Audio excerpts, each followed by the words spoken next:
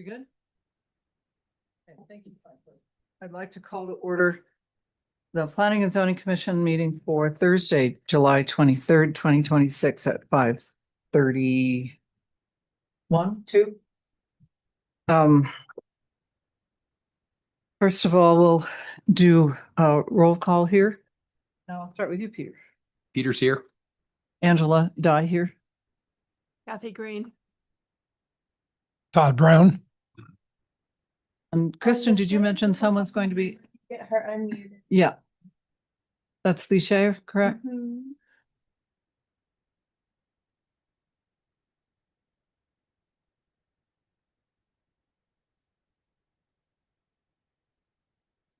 Jay, if you can hear us, we've asked you to unmute.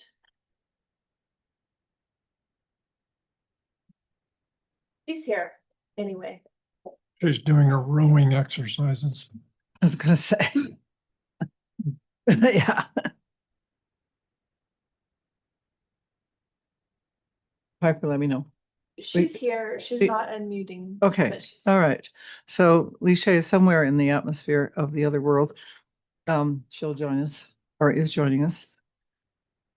In the room, we have Kristen Clothier, our Planning and Historic Preservation Director, Allie Slayton, Assistant Town Attorney. In the back, we have other staff, Lance and James, and our liaison, Dan, and Assistant Town Manager. oh, sorry, Assistant Town Manager. Hello, Patrick. Piper as our clerk, and we have public. We have our consultant or a consultant design workshop. Is that correct, Becky? Yeah. Yes. Okay.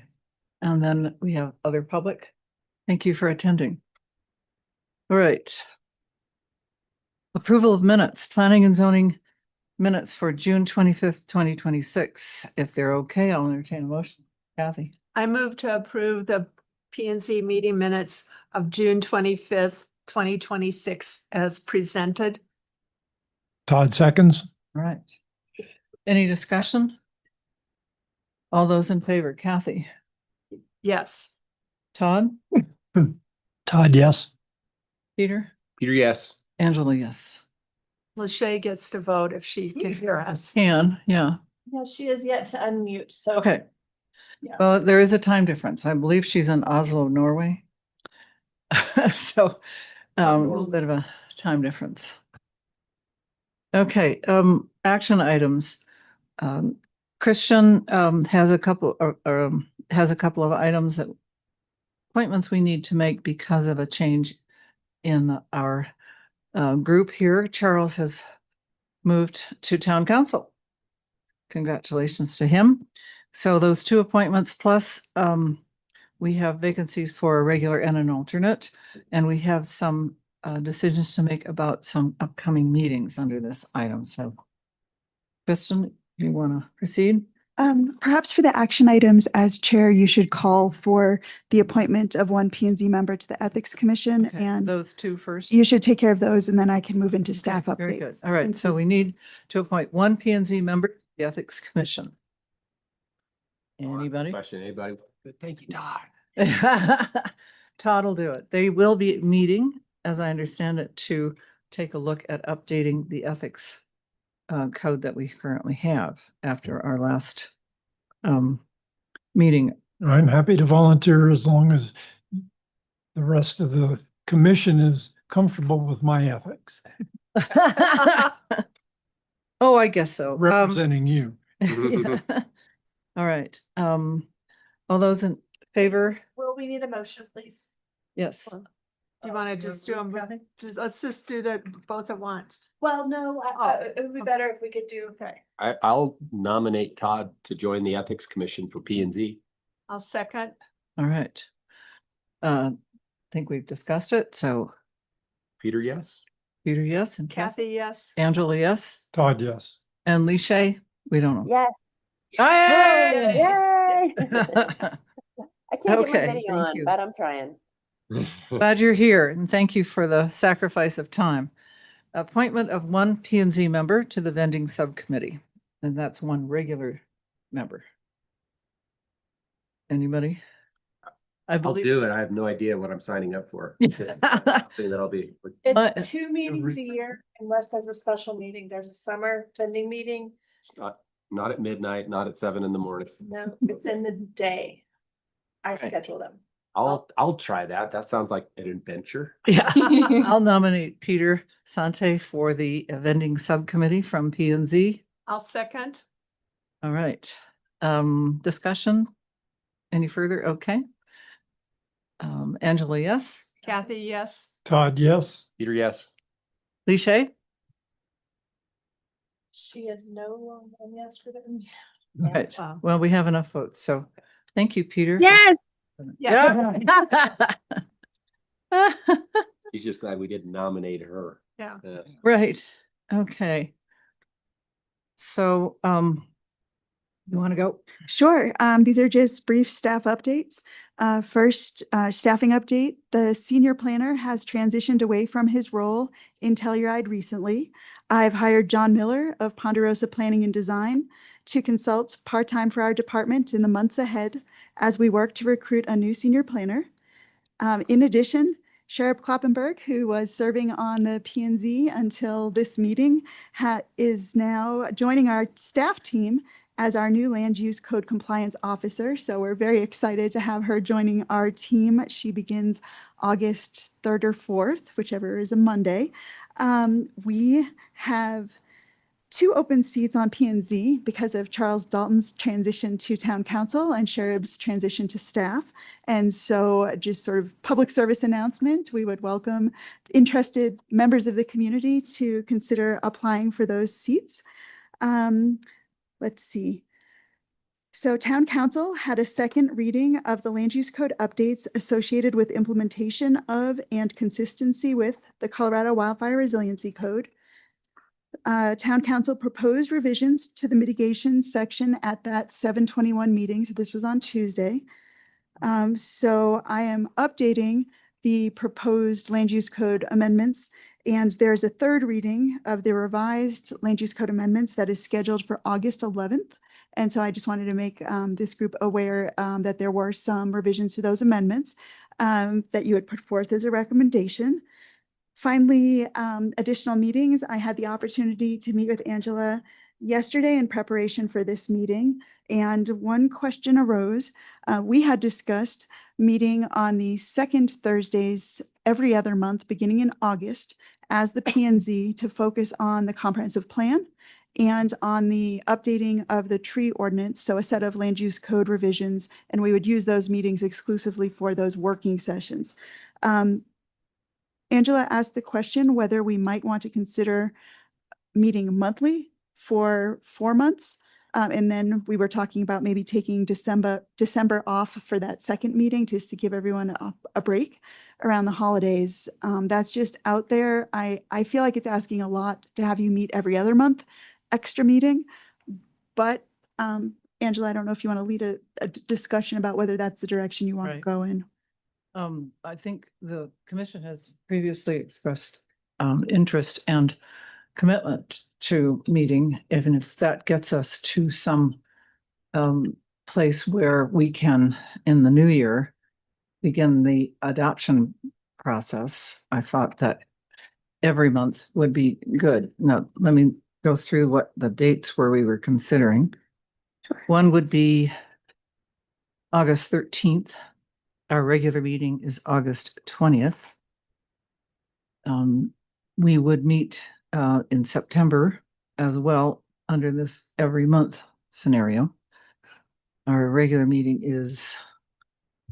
The extra meeting is September I would 10th. not be here for that second meeting, the 17th, I think it is. And the following, the 24th is our regular meeting, if I recall.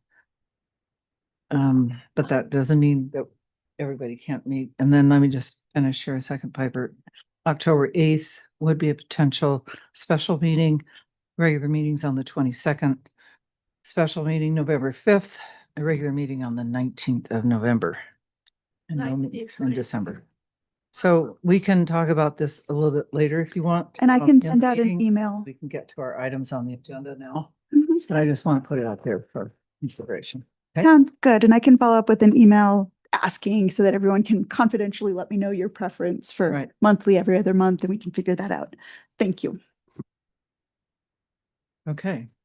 So we've taken care of action items and staff announcements. Is that correct? Yes. Nothing else on? We Yeah. can move our August meeting earlier. 'cause Yes, okay. to the 20th. The day after Hark. Okay. Lucky you. Is there a But thank you, copier everyone. box? Thank you, everyone, for doing that. Since I would not have been able to make the regular meeting. Okay, public comment on non-agenda items. For those of you online, raise your hand on the function for the and actually in the building as well, but if you want to speak, please raise your hand with the Zoom function. And if you need telephone dial in, let us know. We've got some instructions here. I'll call on you individually and please come to the podium so we can record what your comments are. Otherwise, everybody's muted. Do we have anybody for public comment? There are no hands raised. Okay, anybody in the room? Okay, we'll move on. Let's see. We have had some changes to the agenda. I want to make sure everybody realizes that we have item number 1 is still on the agenda. Item number 2, however, Carhenge redevelopment project has been removed from the agenda. Item 3, the Shandoka lot redevelopment, will be heard. And item 4, project title is 238 North Pine Street, will be continued. So that will not be a comprehensive discussion. So, I want to reiterate the public hearing process and got something on that's actually shared, I think, on everybody's screen, hopefully, if you're online and here. And I think it's always good to have the rules of the road expressed before we start these. We know we have a lot of public comment. We always encourage public comment, don't always have it, but when people want to speak up.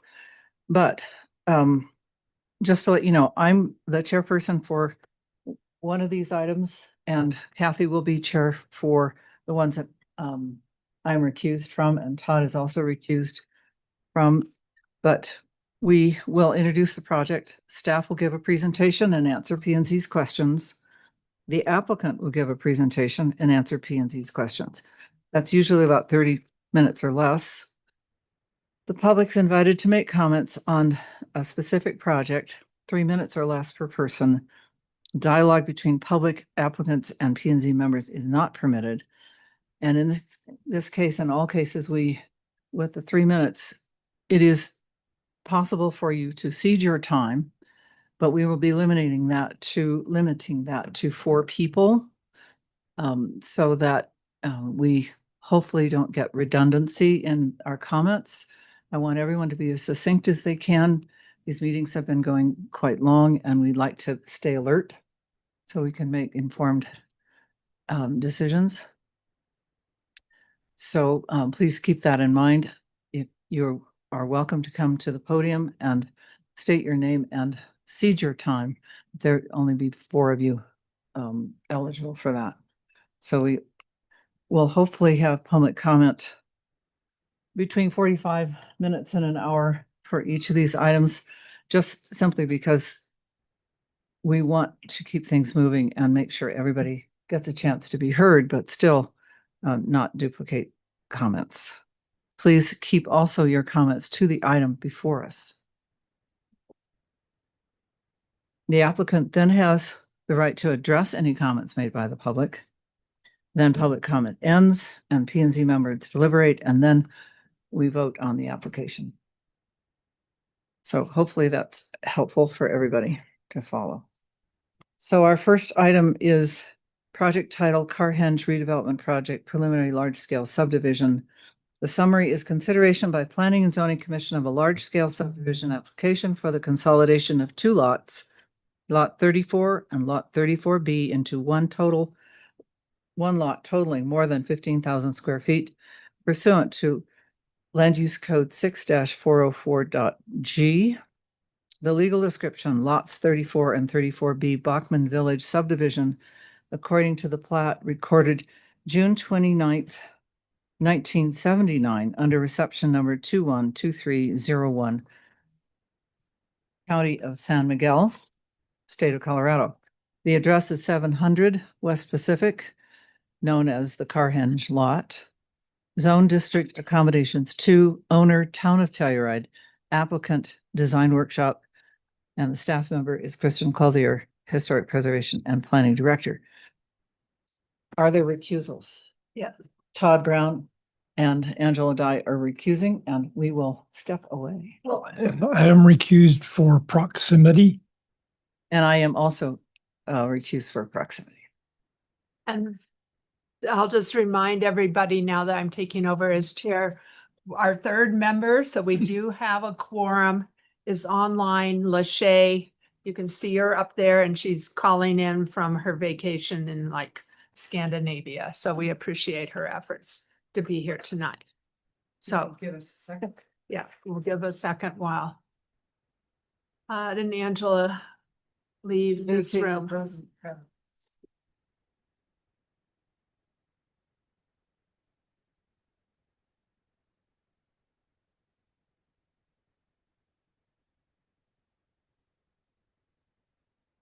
And I can just start with the standards for review, just an overview pursuant to Land Use Code Section 5206D, the action by this decision-making body after the Planning and Zoning Commission hears evidence and considers the comments of all persons interested in a matter.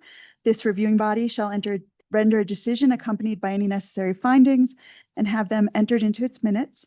And it will report the facts found, its conclusions, whether the development application is approved with conditions, recommended for approval by another body, tabled, or continued pending receipt of additional information, or denied. And this group is not required to take final action on a development application during this same meeting at which evidence or testimony from interested persons has been taken, and they may continue the matter per the land use code. So I always start with that. Project overview. The applicant is proposing to consolidate two contiguous lots, Lot 34 and Lot 34B, into one lot by vacating a lot line. Since the resulting lot will total more than 15,000 square feet, the application is reviewed by the P&Z through the large-scale subdivision process. The project site is comprised of those two parcels owned by the town of Telluride within the AC2 zone district. The parcels are currently primarily a large parking area, public parking area. The applicant is proposing to vacate the existing property line, combining Lot 34, which is 2.949 acres, and Lot 34B, which is 1.177 acres, into one lot totaling 4.119 acres. So the P&Z review process for a large-scale subdivision, this consolidation meets the criteria for large-scale subdivision per Land Use Code 6402A, which involves a two-step review process. We are currently in the preliminary review, during which the preliminary plat is reviewed and approved by P&Z at a public hearing, and that is followed by the final review, where the final plat is reviewed by town staff, and if it conforms with the preliminary approval as granted by the P&Z, the final plat shall be approved by the planning director and the P&Z chair. If that final plat does not substantially conform with the preliminary approval, it will be remanded to P&Z for a new review and preliminary approval at a public hearing, after which it shall be subject again to final review. So the P&Z will make a determination, as I mentioned, as to whether the preliminary large subdivision is approved with conditions, tabled or continued pending receipt of additional information, or denied. And should the preliminary plat be approved, it constitutes authorization for the applicant to prepare and submit the proposed final plat in accordance with the representations made by the applicant this evening and any P&Z conditions. So the preliminary plat approval will be effective if approved for a maximum of 12 months unless P&Z grants extension, and the preliminary plat does not constitute a site-specific development plan for purposes of vesting a property right. So now I'm going to go straight into staff findings and analysis. I'm going to try to keep this as brief as possible, and then the applicant will share a lot more about what they're proposing. So Land Use Code Article 6, Division 4 outlines the purpose, procedures, criteria, and requirements for subdivisions. The preliminary plan submitted by the applicant meets all the requirements as outlined in Land Use Code 6405C. Since the application specifically to combine two existing lots into one by vacating a lot line, a number of provisions of Land Use Code 405C do not apply. There's no new development, no dwelling units, no public utilities, no streets are proposed as part of this large-scale subdivision application that the P&Z is reviewing this evening. The two existing lots are in the AC2 zone district, and the combined lots will remain in the same zone district, and the anticipated uses will be those permitted within that zone district. Existing river park dedications and conservation easements along the San Miguel River will be maintained. So, proposed subdivisions must comply with the subdivision design criteria, Land Use Code 6408, as applicable. And I'm going to walk through those briefly, and the P&Z members have a copy of these provisions before them. So 6408A, steep slopes. The applicant submitted a slope study, and the site is relatively flat with steeper slopes along the southern portion. Approximately 18% of the site has slopes of 30% or greater. The application is to combine two lots into one. No development is proposed as part of the large-scale subdivision application. That said, based on the documents submitted, this proposed lot is a buildable lot, so it's compliant with 6408A as applicable. Next, 6408B, site requirements. B1, building lots must meet the minimum size, setback, and frontage requirements and all other applicable dimensional limitations of the underlying zone district and all applicable architectural review criteria. The applicant is proposing to create one conforming lot based on the dimensional requirements of the AC2 zone district. The consolidation of the two lots brings the site into greater conformance with the AC2 zone district, as currently lot 34B does not have frontage on a town right-of-way. The resulting lot conforms with the AC2 zone district standards for lot size, which is 2,500 square feet, minimum lot frontage, which is 25 feet, and the proposed lot has at least 25 feet of frontage on and safe access to a public street. So they're meeting B3, B4, and B5 with those statements. Finally, the proposed lot 34AB has adequate space for off-street parking with appropriate intersection angles and grades, meeting B3. The proposed combined lot respects existing town patterns, and any project proposed for the site is anticipated to also respect existing town patterns, which is B2. The other provisions of 6408B do not apply as regards the large-scale subdivision application, as no development is proposed as part of this application. Moving on, 6408D, floodplain areas. The 100-year floodplain is indicated on the preliminary plan. The estimated flow rate is 1,280 CFS. Since no development is proposed as part of this large-scale subdivision application, most of the provisions of 6408D do not apply, so it's compliant with 6408D as applicable. Geologic hazard areas, the applicant provided environmental maps pursuant to Land Use Code 6405C7, inclusive of a preliminary geotechnical evaluation and geological hazards map. Since no development is proposed at this time, these maps and studies will serve as a reference for any future application reviews. So it's compliant with 6408E as applicable. And I'm getting close to the end of these. 6408F, environmental protection. The applicant provided environmental maps, inclusive of an existing vegetation map and a wetland study.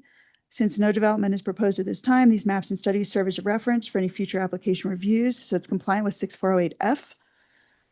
And finally, survey monuments, 6408U. Survey monuments have been set by the surveyor. So since no development is proposed at this time, the following subdivision design criteria were determined to not be applicable to this large-scale subdivision review.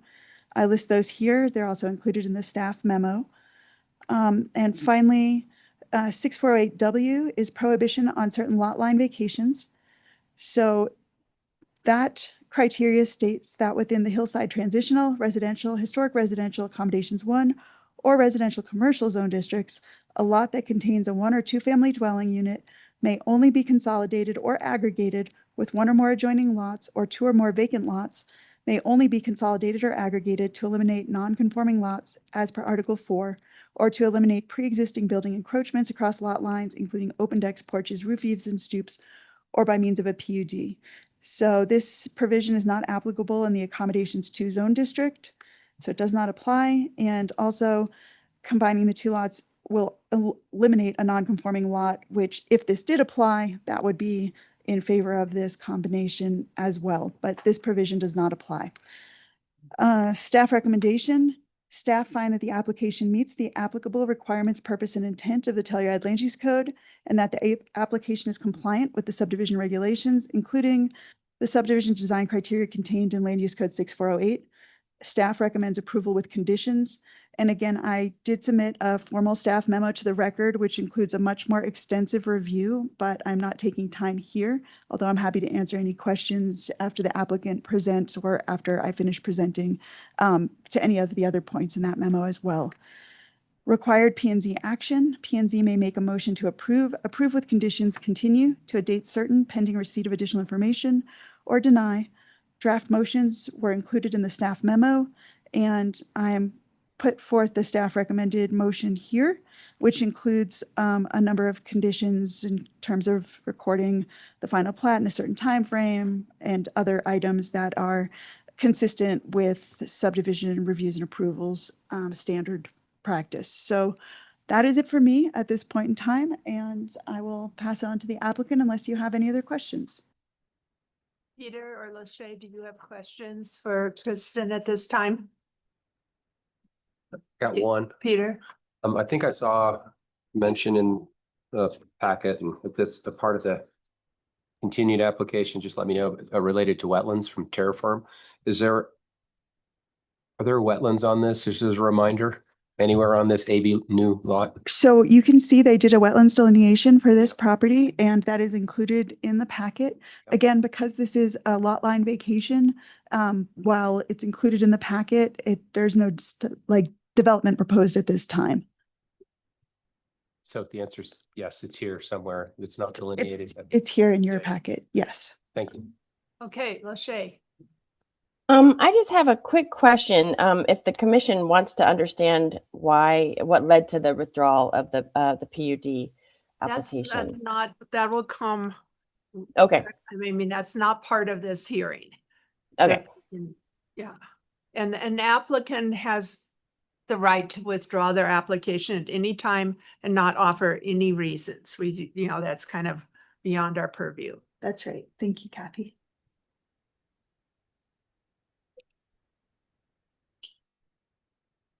Okay, so now we'll move to design workshop and Becky. And I don't know if you have more people online with you or not. Get loaded up here.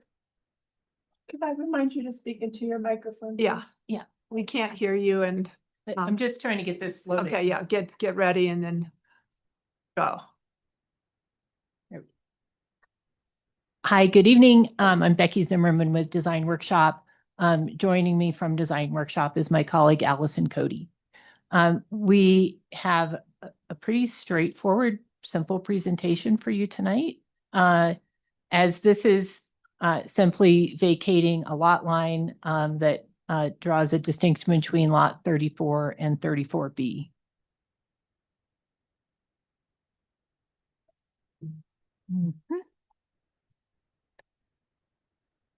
So this is a diagram that shows these parcels in context of this part of town, the southwest part of town.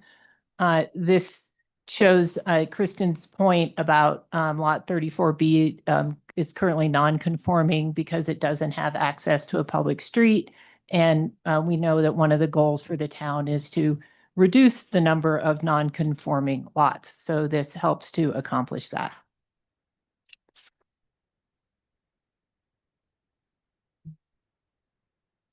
This shows the two lots on the left is 34 and on the right is 34B. You can see the dashed line represents the lot line between them.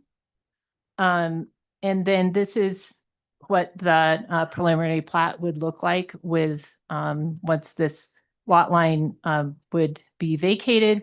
And I think it's important to note, as Kristen had stated, that there's no proposal for a specific building, that any future building is going to be subject to Hark's review. This does not change the zoning. This does not change the allowed uses on these parcels. It doesn't change the density. In fact, it probably reduces it a little. And the maximum site coverage is actually reduced when these lots are combined versus them as separate. And there are no changes to the river corridor or the river trail. This was the question that was asked about the wetland study. So as is required for a subdivision application, we did the wetlands delineation. It's noted on here. It doesn't really have an impact on the large scale subdivision as there's no specific building being proposed.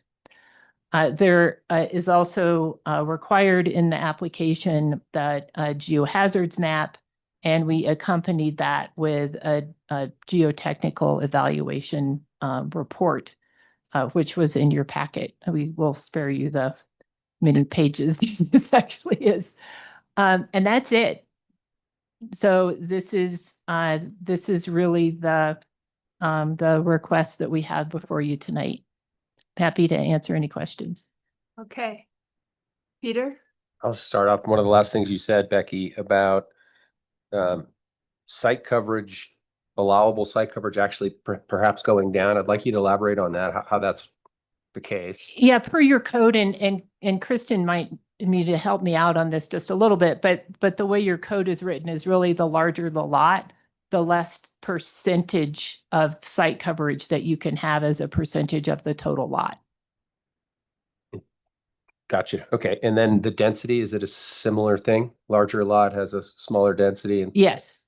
thank you. Okay. Lachey, you have anything?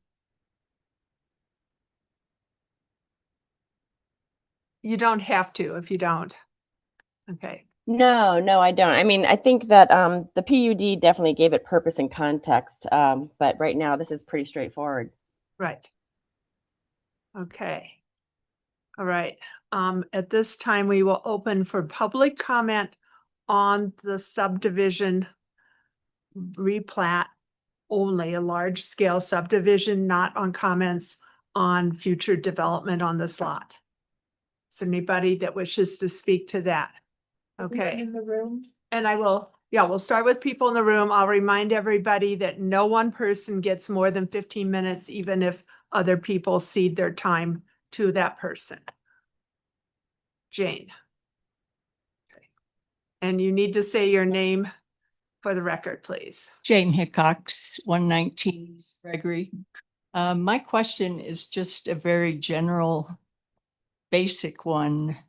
If we're not discussing what's going to be on this property, I'm not sure why we're changing property. Unless, if the general procedure is being followed here, it seems appropriate maybe that it be conditional on the final approval of what's going to be on the property. So if this is a step that is appropriate before discussing the development, I would request a conversation about it being approved or disapproved, whatever, based on the final on the review of the design for the building on the property. Okay. Now, any more public comment in the room on this subdivision? And are we able to speak after listening to more public comment? I'll come back to okay, the room. thanks. Okay. All right. Now we'll go online, and Piper, you're going to have to help me with this. I'm gonna ask Karen Lawrence to unmute. Hi, can you hear me? Yep. Yes. Yes, I would like to cede my time to Diane Wolfson. And my understanding is that John Lehman and Morgan Smith also want to cede their time to Diane Wolfson, the Chair 7 Community Coalition attorney. Okay. Thank you. Next, it looks like, are we going to have John Lehman? Yeah, if he wants to cede his time, he'll have to do it verbally as well. John, you need to unmute, please.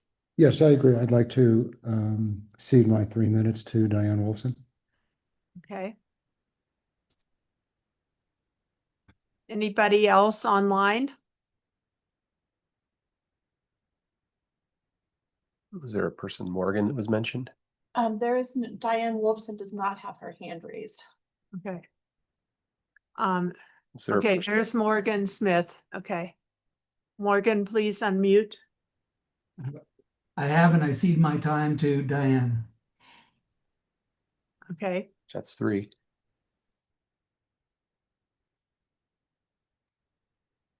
Okay. Diane, if you wish to speak on this matter, you need to raise your hand, please.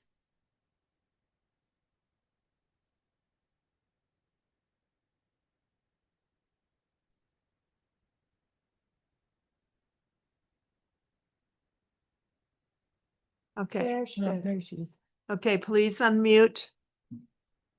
So she gets 12 minutes. Right now you have 12 minutes to speak.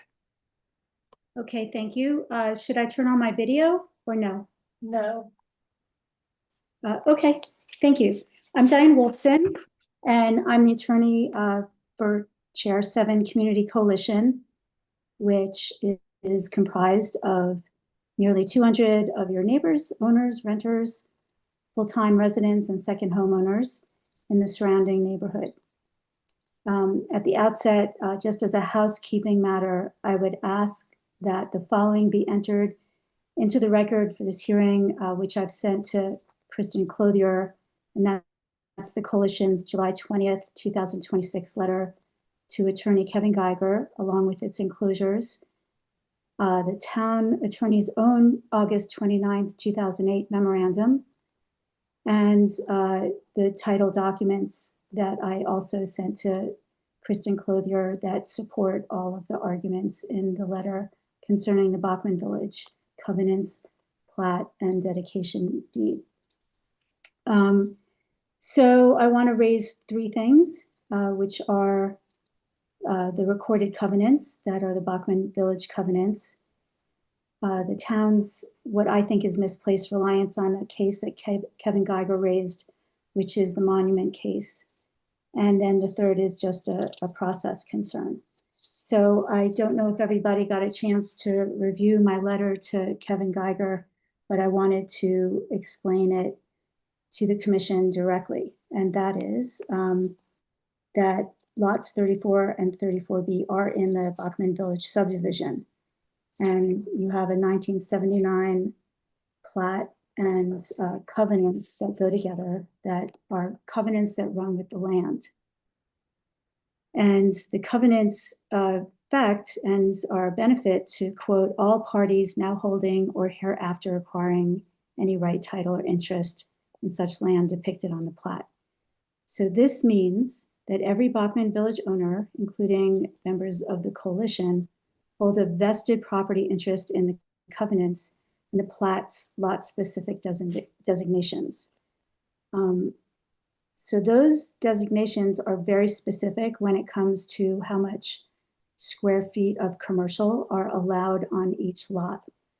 And those lot-specific designations cannot be changed and put together in one consolidated lot unless you have an amendment to the plat. So the application itself proposes roughly 10,000 square feet of commercial across the combined site, but it doesn't allocate that commercial between the 2 former lots. And it seems that through the lot consolidation process, the applicant is trying to combine the 2 commercial allowances so that it doesn't even have to designate which lot its 10,000 square feet go on. And that cannot be done without a plat amendment that's recorded and approved by all of the Bachman Village owners. So when we raised this last meeting, which was in June, Kevin Geiger, as a town's attorney, raised a few issues. He said that section 23 of the covenants, which requires consent to amendments by the Telluride company in the town, is all that's needed. And I respectfully disagree with that interpretation, because those two parties can't take away everybody's rights. And all of the owners in the Bachman Village are now successors in interest to the Telluride company.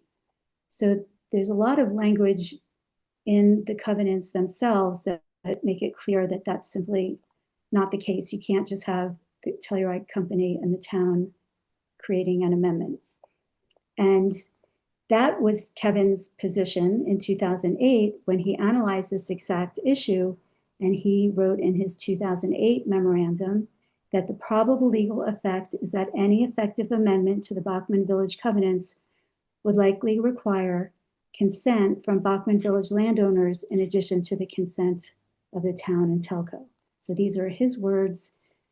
This is in the 2008 memorandum that is now part of the record and that we've submitted to you to review yourself. Then there were additional amendments to the plat where the parties behaved consistently, and they got amendments of all the owners who were affected by the plats. And that was a March 2020, that was a 1982 replat that was signed by all the affected landowners. And then in March 2024, just 16 months ago, when TSG wanted to develop Tract Y, this owner consent to amendments question came up again. And again, Mr. Geiger took the position that he believes that all of the owners would be required to consent to an amendment if Tract Y were going to be developed the way they wanted to. And in response, TSG's council went through a lot of trouble to get a title commitment to show that Tract Y was not part of the Bachman Village subdivision. And the premise that everyone accepted at that time was that in Bachman Village, owner consent is required for a plat amendment, period. No one disputed it. And then in terms of the monument case that Mr. Geiger raised, he basically presented the monument case as one in which, by virtue of being a town owning the property, the covenants didn't apply. And that just literally is not what that case says. Rather, in Monument, that town wanted to build a water tower on property it already owned in a subdivision with a residential only covenant. So the town specifically filed a formal condemnation action to extinguish that residential covenant. And as a result, the Colorado Supreme Court held only that when a government formally condemns a covenant for a public purpose, the neighbors are not owed money damages. And the court went on to say that the covenants were not voided and were still enforced, and the owners could still enforce those covenants as to other owners. So here, Telluride has no condemnation action pending, and this is in a question of a condemnation of a covenant. So until the town files a condemnation action, the covenants bind lots 34 and 34B, just like any other land in Bachman Village, and the monument case doesn't change that. One last argument that you may hear and that Mr. Geiger raised is that Section 5 covers all this because it permits lots to be, quote, further subdivided or replatted in accordance with applicable laws.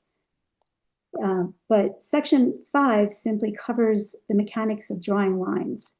Amending recorded covenants is a different act entirely. A replat that stays within each parcel's covenant limits can proceed, but a replat uses a vehicle to combine two lots' entitlements and exceed the plat's commercial ceilings is an amendment, and that requires the consent of all the owners. And again, there were two replats in 1981 and 1996 that proved both points. Both stayed within or narrowed the permitted uses, neither expanded them.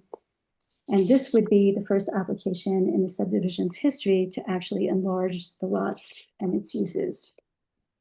And then lastly, just a final word about process. And it's offered constructively. Your review of this application is quasi-judicial, and so you sit as judges and you apply the land use code, and you are supposed to be an impartial tribunal.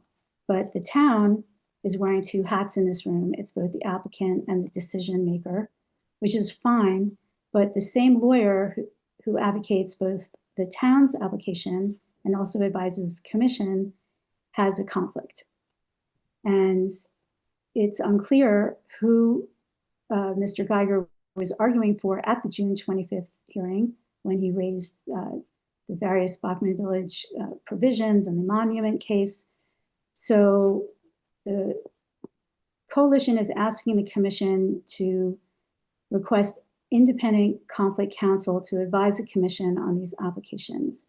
That way the town attorney can be on one side and the commission would have independent counsel advising it on the other. So that is our,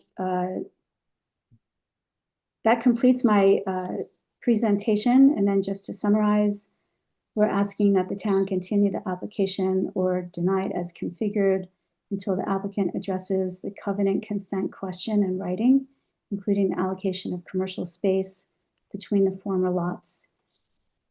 And two, that the commission require independent legal counsel for the commission going forward. Thank you for your time. Thank you. Okay, Cami Nichols. Faster to unmute. Yeah, please unmute. Just did. I think we got a little crossways there. Yes, Cami Nichols. I'm a resident of Telluride. I live in Cimarron Lodge, and I just wanted to, I appreciate the points that Diane Wolfson just made. I think those are important, and I think independent legal counsel is probably a critical step. Also say that constructively. I also wanted to reiterate the points that Jane Hickox made earlier. It just seems odd to proceed in this posture that there is no planned development when in fact there's a development plan before HARC right now that was continued with several with conditions. So I mean there is there has been a planned development submitted, so it's very difficult for the public and probably a lot of other folks to separate the two from their mind. This, you know, this land merger versus what's going to be on it. It seems disingenuous to try to remove consideration of one from consideration of the other.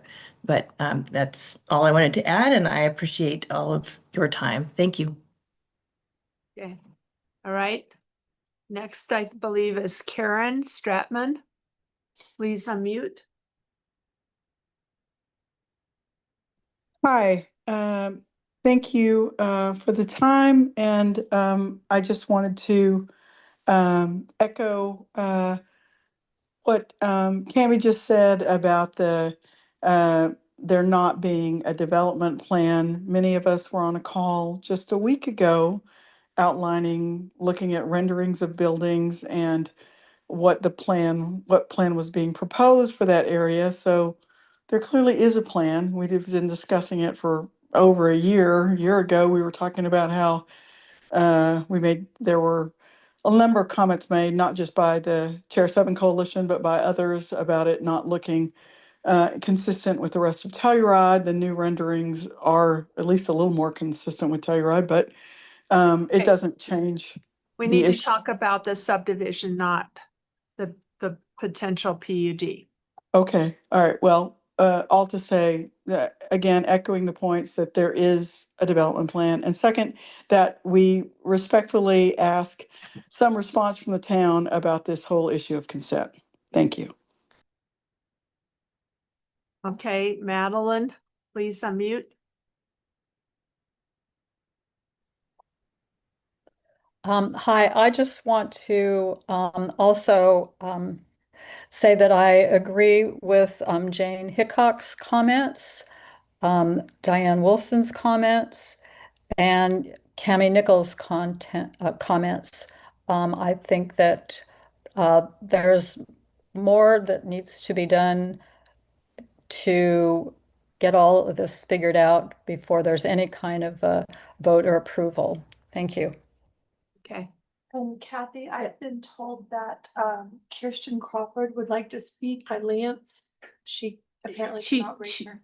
She's part of that applicant team.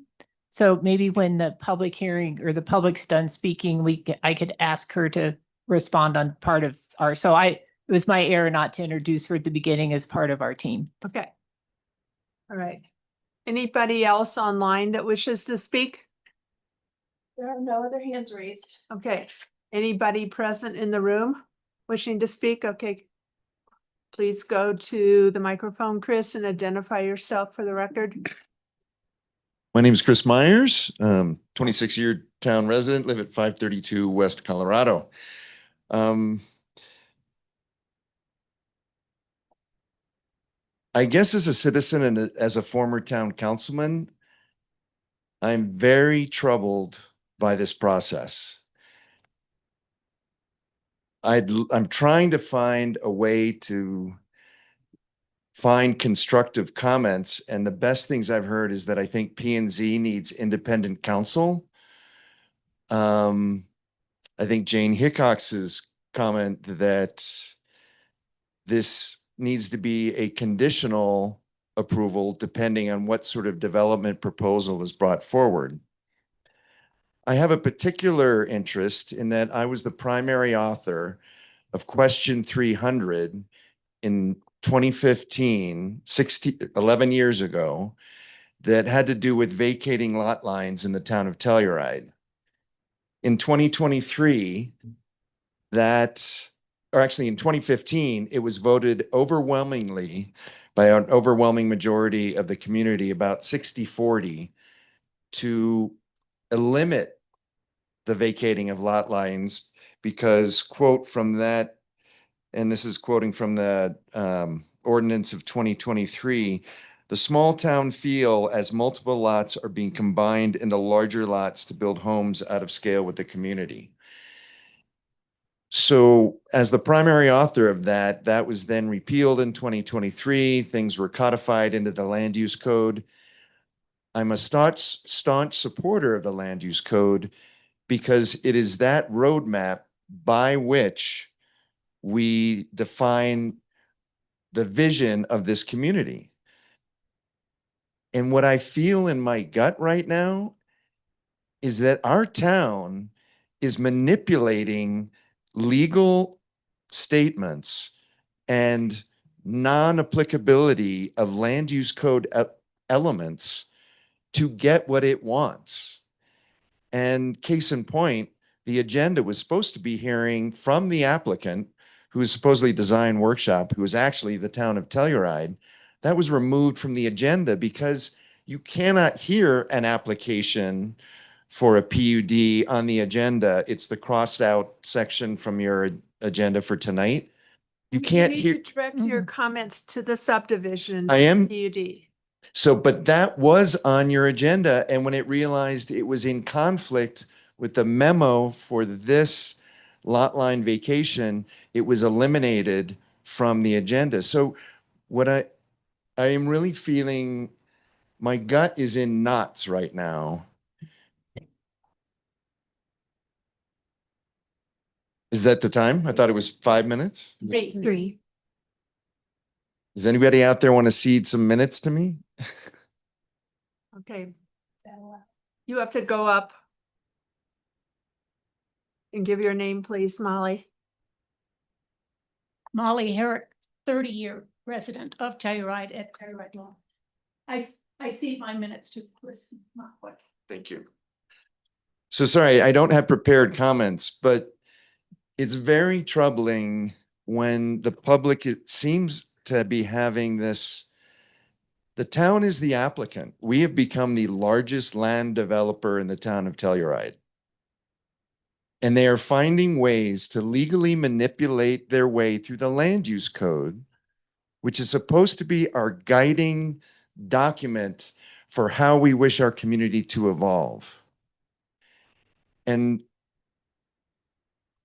it doesn't feel good right now that we are manipulating our own documents, which we subject other applicants to.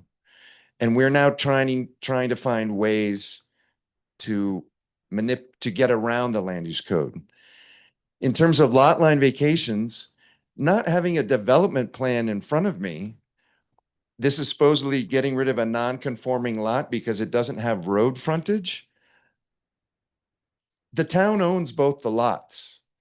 They can figure out a way to connect the two lots and get road frontage for it.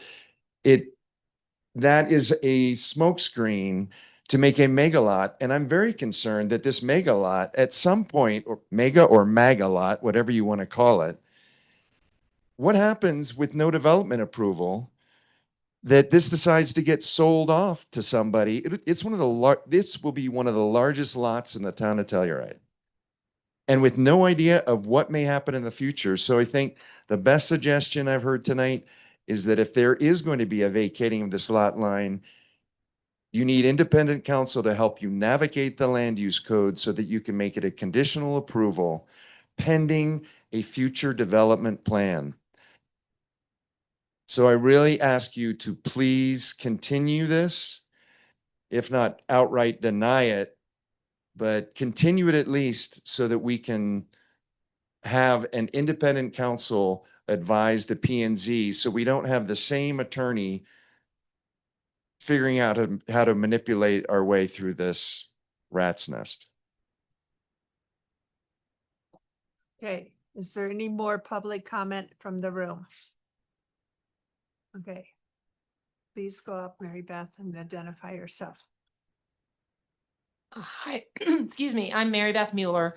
I am a resident outside of town on the spur. I'm a property owner in town as well, but as such, I am not a voting member of the community. I do pay a lot of taxes to the community. And my concerns are myriad, but I want to try to stay on topic of what you all are hearing this evening. And I also have been trying very hard on my own time to try to capture what those specifics are, what each commission does. For as long as I've lived here, I have to say some of that is still confusing. And I try to follow and I try to keep up, but I also have a lot of other stuff to keep up with. I am aware of the lot line vacation issue in town. I also have, like many of you, observed the change of character, such as it is, often for some beautiful structures that have had lot line vacations permitted. This is somewhat different, I realize, and I wasn't really aware of the necessity, or in the master plan, the desire to have the town, any lot accessible by a road. But I do agree with what you just mentioned, Chris, that could be managed or figured out in some other way. I was very struck by the site walk, which is not what we're talking about right now, but the kind of oddities of that part of the parcel and how it was included in the plans. And the story poles really tell a story, or told a story, and it's a bit hard to forget the projection of what was going to be in that area. But I think that this should be continued at best or denied. That's my personal preference. I think that there's too much liberty in a lot line vacation here for the eventual use or the eventual planning of the lot to exceed what many people, I'm speaking only for myself, but what many people I've spoken to would like to see down there and what they envision for our community. And thank you. Thank you, all of you, for your work and for being here. It's a lot. Thank you. Any more comments? Okay, at this time, I will close public comment, and I will let the applicant address the comments made by the public, including other members of your team. Great, thank you. So yeah, I will ask Kirsten Crawford if you can unmute her. Good evening. Here she is. I am not able to turn my camera on. If there's a way to do that, that would be great. My name is Kirsten Crawford. I'm from Kaplan Kirsch. I'm a partner in our land use and real estate practice. And I feel it's very critical to respond to both some of the comments that have been made tonight about legal advice, as well as Ms. Wolfson's letter today that was sent over about the impartiality of the comments around the monument case made by the town attorney. First, the town attorney, and I'm speaking from many years of experience, having served in-house for most of my career, is not serving in a partisan capacity. He's providing legal advice. We have been retained by the town to be serving as the advisor to the applicant. And this is probably one of the few times that I've heard people asking for more attorneys, but I think that this is set up in the best practice where we have an attorney advising the board, we have an attorney advising the applicant, myself and my team, and the town attorney, of course, represents the town as the entire organization. The Ms. Wolfson misconstrues some of the law around impartiality. Mr. Geiger is not a decision maker, as you know, so those rules that are set forth in her letter today about how you can bias a tribunal actually applies to the tribunal itself. And so I think that it's important to disregard that statement. And then as a final comment, I don't think it's probably prudent to go back and forth about the meaning of the monument case. However, I think there's a misunderstanding about the scope of the holding. While it was a condemnation case, it very much stands for the proposition that was put into the record on June 23rd. If you have any questions about my statements in this regard, please let me know. And thank you very much for letting me weigh in. Thank you. Any more, Becky? No, we don't have any other comments. I would also like to speak on behalf of P&Z too. Do you want to make your comments first? Perhaps if I could, just very briefly, I just wanted to, while we're in public comment, confirm that a number of public comments were received via email. And they were distributed to the Planning and Zoning Commission prior to this public hearing. They have also been added to the Document Center for reference by the public. Any public comments that come in after the packet is posted are distributed in the manner I just described. And I just want to take a moment to have our 3 seated members of the P&Z affirm receipt and acknowledge having reviewed said public comments for the record. Yes, I have reviewed all the documents that have come in. I got more than a dozen emails with attachments to them. Some were redundant. So there's it was quite a lot that I did receive and have reviewed it. Thank you very much. Lachey? She's muted. Yeah, I did. I actually read them all, and we also got some very late documents as well at 4:45. So I read those as well. Okay. Thank you very much. Okay. All right. Now, Allie. Yes, and I am Allie Slayton, Assistant Town Attorney. I advise the Planning and Zoning Commission as it comes to process. And I just want to clarify for the record, for everyone in the room listening, that at the June 23rd meeting, Kevin Geiger did come to specifically answer questions that the Planning and Zoning Commission had posed with respect to the private covenants. However, I want to reiterate for everyone that private covenants are not an issue for the Planning and Zoning Commission.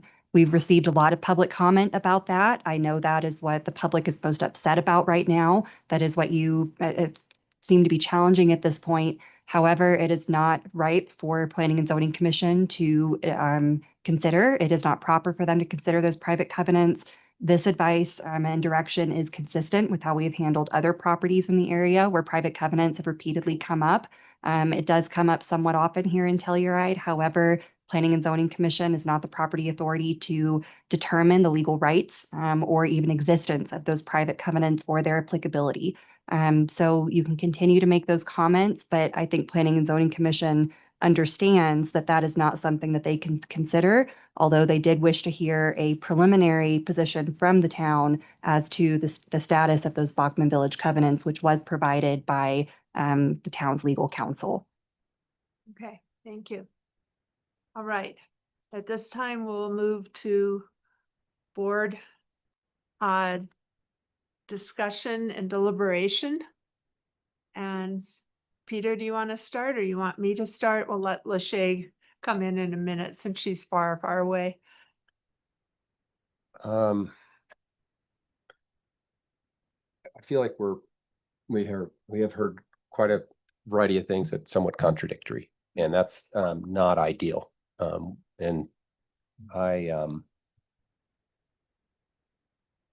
don't know, but I'm not unclear on private covenants not being our purview or our concern.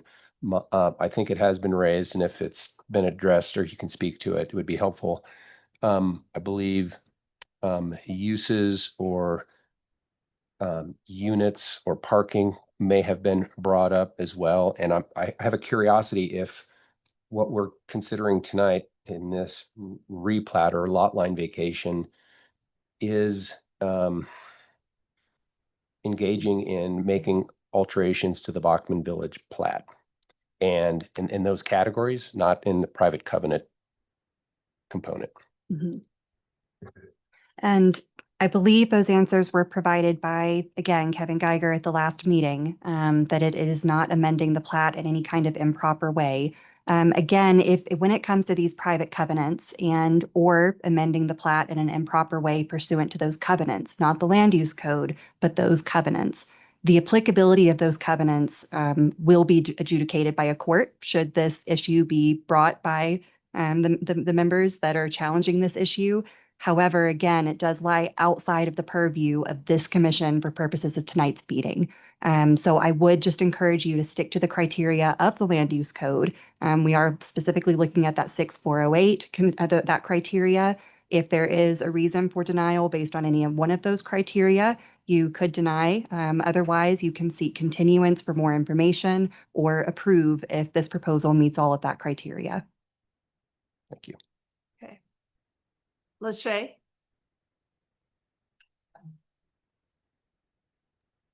Okay.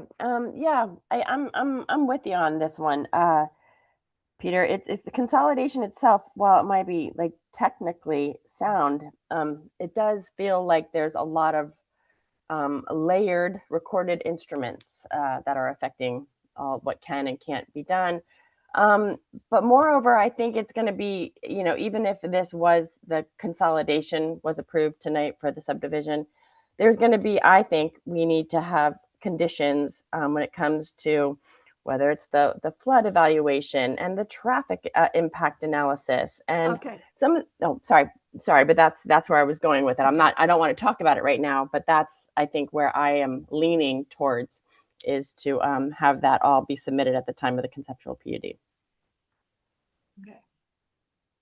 All right. I think the private covenants and all the Bachman Village overlay is, the giant in the room, but it's not part of our purview. Diane said we're judges. Yes, we're judges at certain times, but not on things like that. I think the sooner we make a decision and then we'll see how everybody reacts on both sides. And if there's a lawsuit or how it gets decided about whether all of Bachman Village needs to vote on certain aspects of this or not. Some of the traffic studies, some of the things Lachey just brought up are either they're not at this level. There are other lots in our town, both privately held and government lots or town of Telluride lots that are this large. To me, getting rid of the non-conforming lot is really important. You would not expect somebody to provide, a public road across their lot to get to the next lot. Every other projects that I've ever seen on these lots before the town owned them was going to include making it into one lot. So this is not a new idea. This goes back to the Lexer Pyramid era of this lot. And so I support going forward tonight with approval of this subdivision, preliminary large-scale subdivision, and then that should trigger some things that are not planning and zoning issues that will have to get decided. And I think if people feel like planning and zoning needs independent, separate legal counsel for this, they need to ask town council for that. We don't get to request or demand that.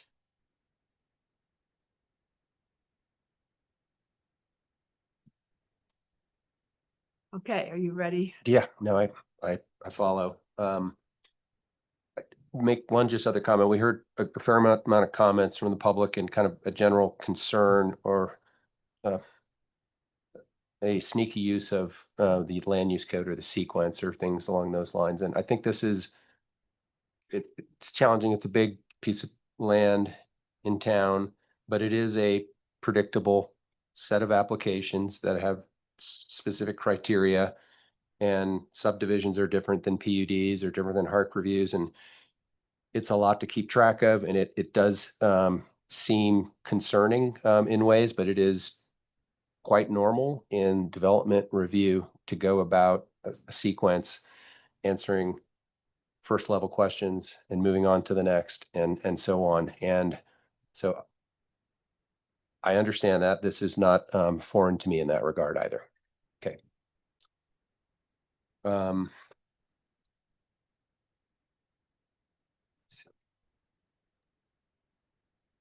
the right Page 4. Back.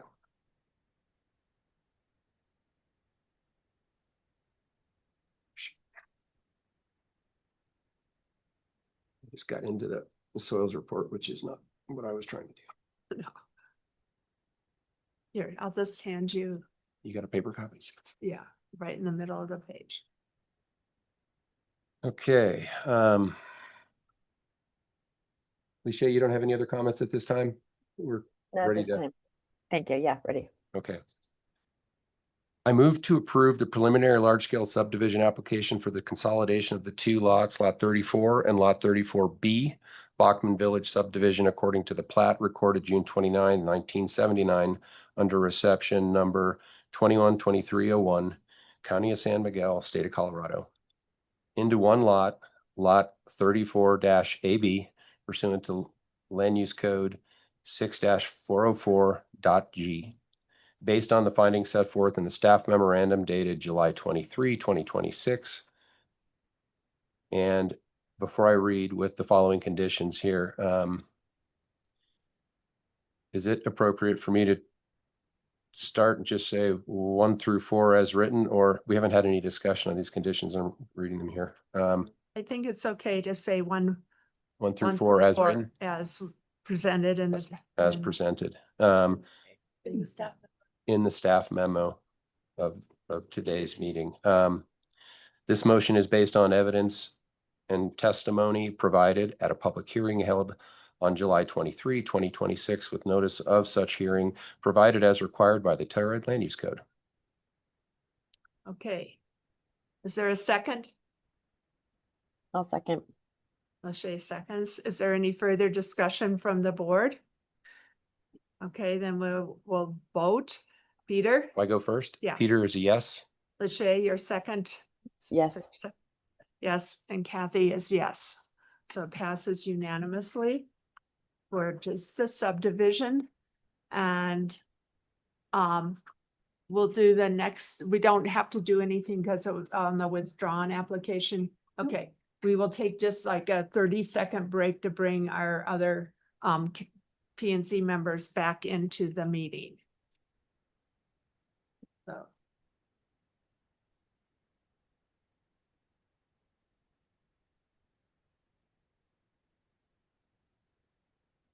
We still have some big things. You guys can go home, but also stay for more.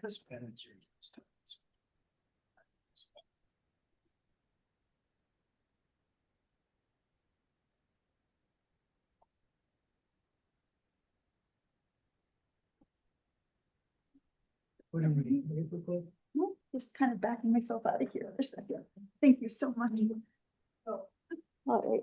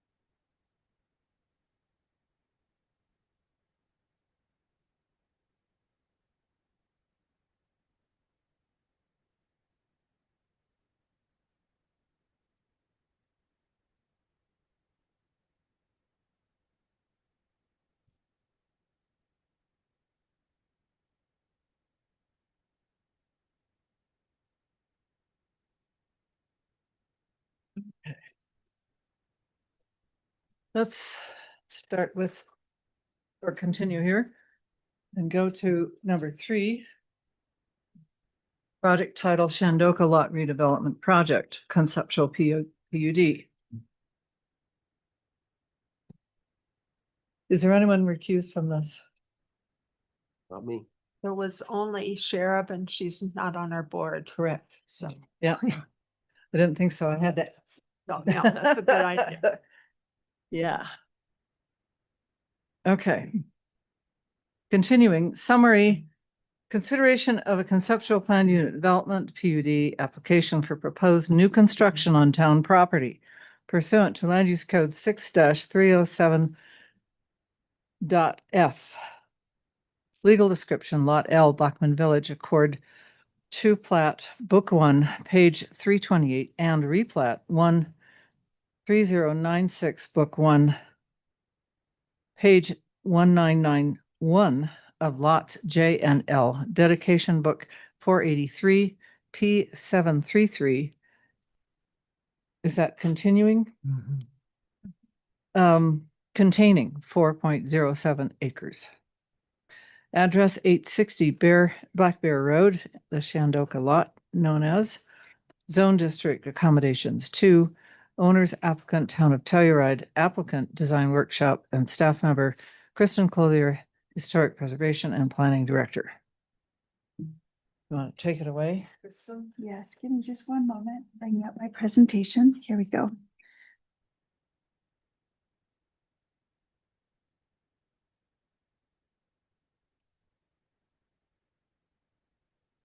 Okay, thank you very much. Here is the project site. Proposed as a mixed-use neighborhood hub integrating public parking, transit-oriented infrastructure, affordable housing, neighborhood serving commercial uses, childcare, public open space, and improved pedestrian connectivity. The P&Z review process for planned unit developments, because now we're at Shandoka, and that is our focus. I'll go over the process again for PUDs. The PUD review process results in a detailed plan that is the basis for development of a particular property. PUDs encourage innovative and flexible site planning aligned with community values per Land Use Code Section 6301. This project meets the criteria for a large-scale PUD, which involves a 3-step review process: conceptual, preliminary, and final. We're currently in the conceptual phase. And so in this conceptual PUD phase, the project is evolving. The applicant proposes significant public benefits through this project and is seeking approval from P&Z specifically for variations to dimensional limitations for maximum site coverage, maximum floor area per structure, and maximum building height. During their review, P&Z will not be approving specific buildings or the specific site layout. The project is undergoing concurrent HARC review for substantial compliance with the design guidelines and standards for building in Telluride. So P&Z is holding a public hearing this evening on the conceptual PUD. After hearing evidence and considering public comment, P&Z will render a determination to approve with conditions, continue or deny. Conceptual PUD approval constitutes authorization for the applicant to prepare and submit a preliminary PUD subject to any P&Z conditions of conceptual PUD approval. Conceptual PUD approval is effective for 12 months unless upon application P&Z grants an extension, and the conceptual PUD does not constitute a site-specific development plan for purposes of vesting a property right. When granting a variation to the requirements of the underlying zone district, P&Z must find that the PUD meets applicable PUD review standards, and that's Land Use Code Section 313, and all other applicable Land Use Code requirements. So I'm going to first go through the proposed variations to dimensional limitations. So P&Z may authorize said variations identified in Land Use Code 6304A when you, as the P&Z, determines that granting these variations will enable the applicant to accomplish one or more of the public purposes outlined in Land Use Code Section 6304C. So granting these requested dimensional limitation variations for the project will enable the applicant to achieve the following two public purposes. Standard C3 is the provision of land for affordable housing purposes and provision of affordable housing consistent with the Telluride Affordable Housing Guidelines or contribution of funds for affordable housing, but in this instance, it's the first provisions. And then standard C4, provision of public parking facilities, public recreation facilities, or community facilities, or provision of land to be used for such public facilities, or the contribution of funds. Again, in this case, it's the first part of standard C4 that the applicant is proposing.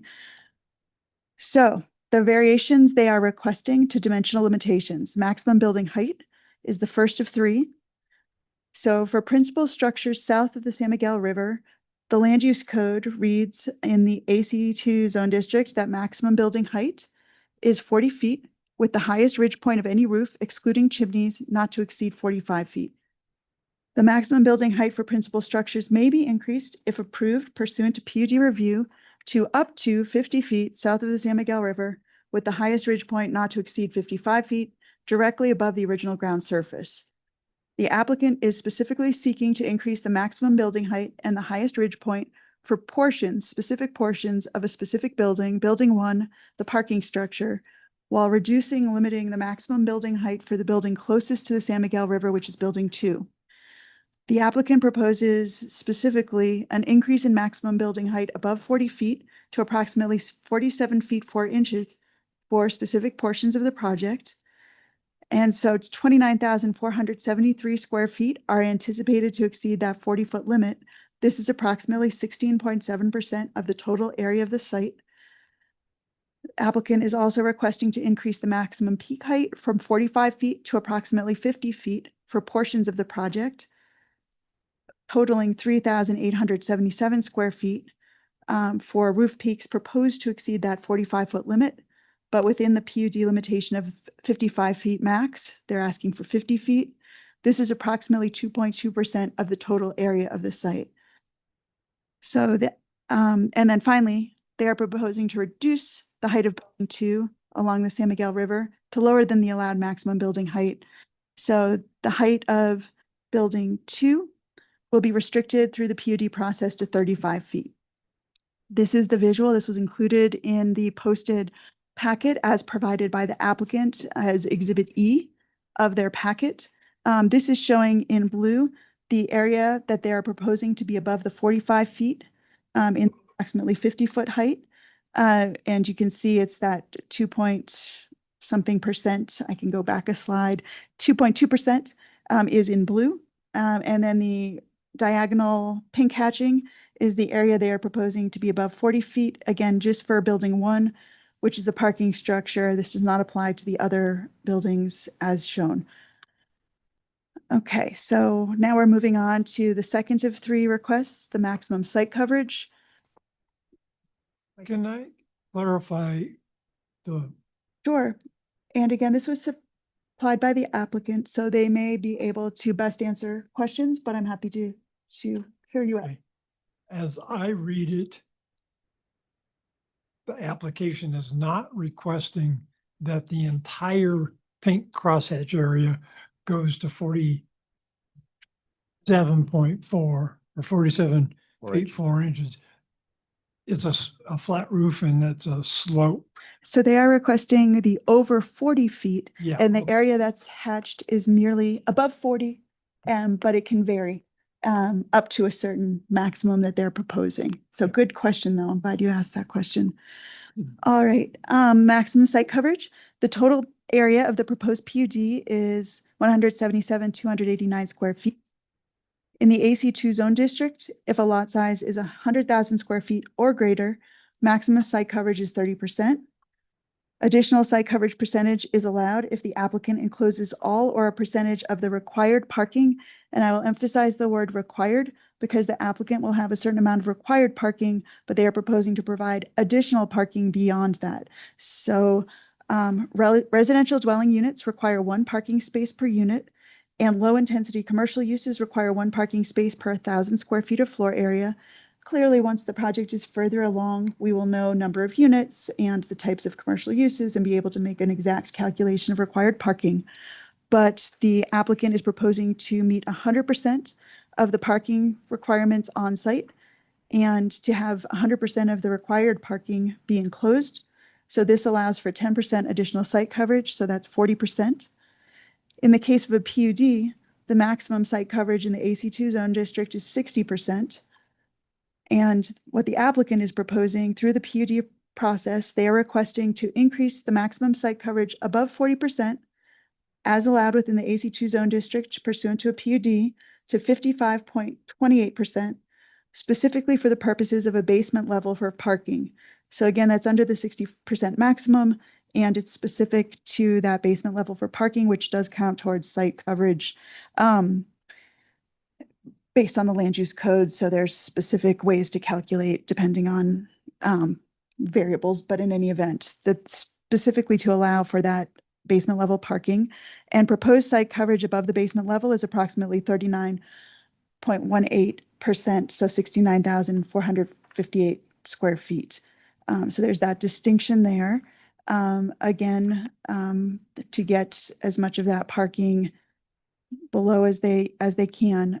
I requested this from the applicant, and I'm going to distribute it now because I requested it subsequent to have it posted. This is a document that is illustrating, and for members of the public, this will be posted online in the document center following this meeting, so everyone can refer to it. But I wanted some clarity just on site coverage, square footage, and building dimensions. So this just gives you some of that. Now, again, we're in the conceptual PUD phase, so things are evolving and may change, but it just helped me to orient myself to the site and have some clarity on what we receive this evening. And that's in my presentation as well, but it will be in the packet. And I'm handing a copy to the clerk for said packet. All right. So proposed variations to dimensional limitations. Finally, the third item they're requesting is maximum floor area per structure variation. So in the AC2 zone district, the maximum floor area is 30,000 square feet per structure. The land use code notes that this maximum may be increased through the PUD process or as modified by HARC.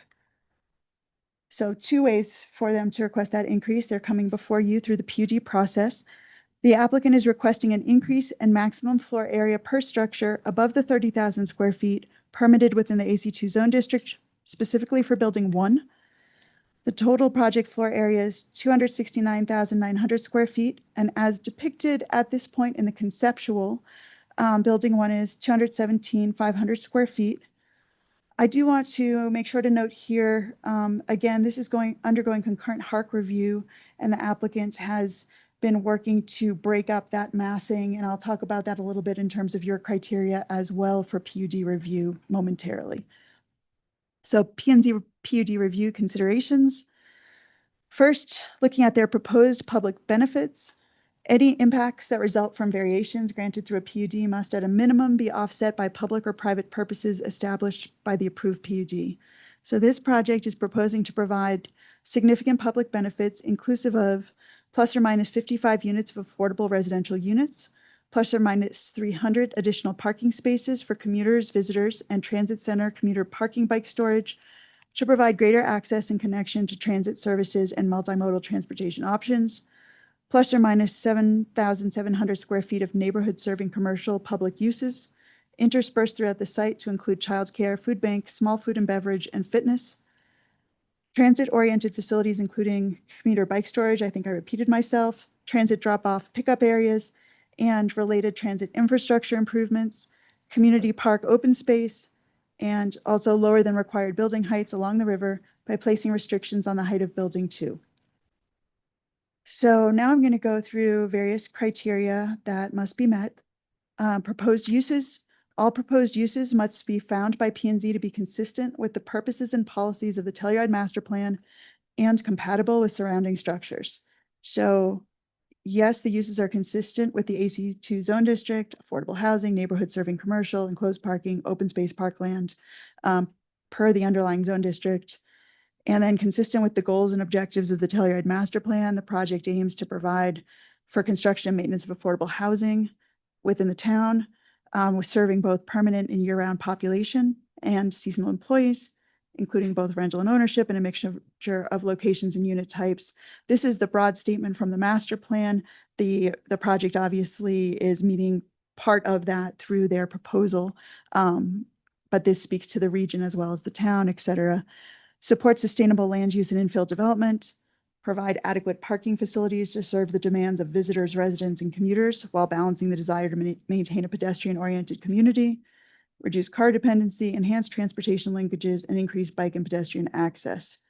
Finally, ensuring an adequate and well-balanced supply of neighborhood-serving commercial facilities to serve the existing and proposed permanent and visitor population of the Telluride region. So these are high goals from the master plan.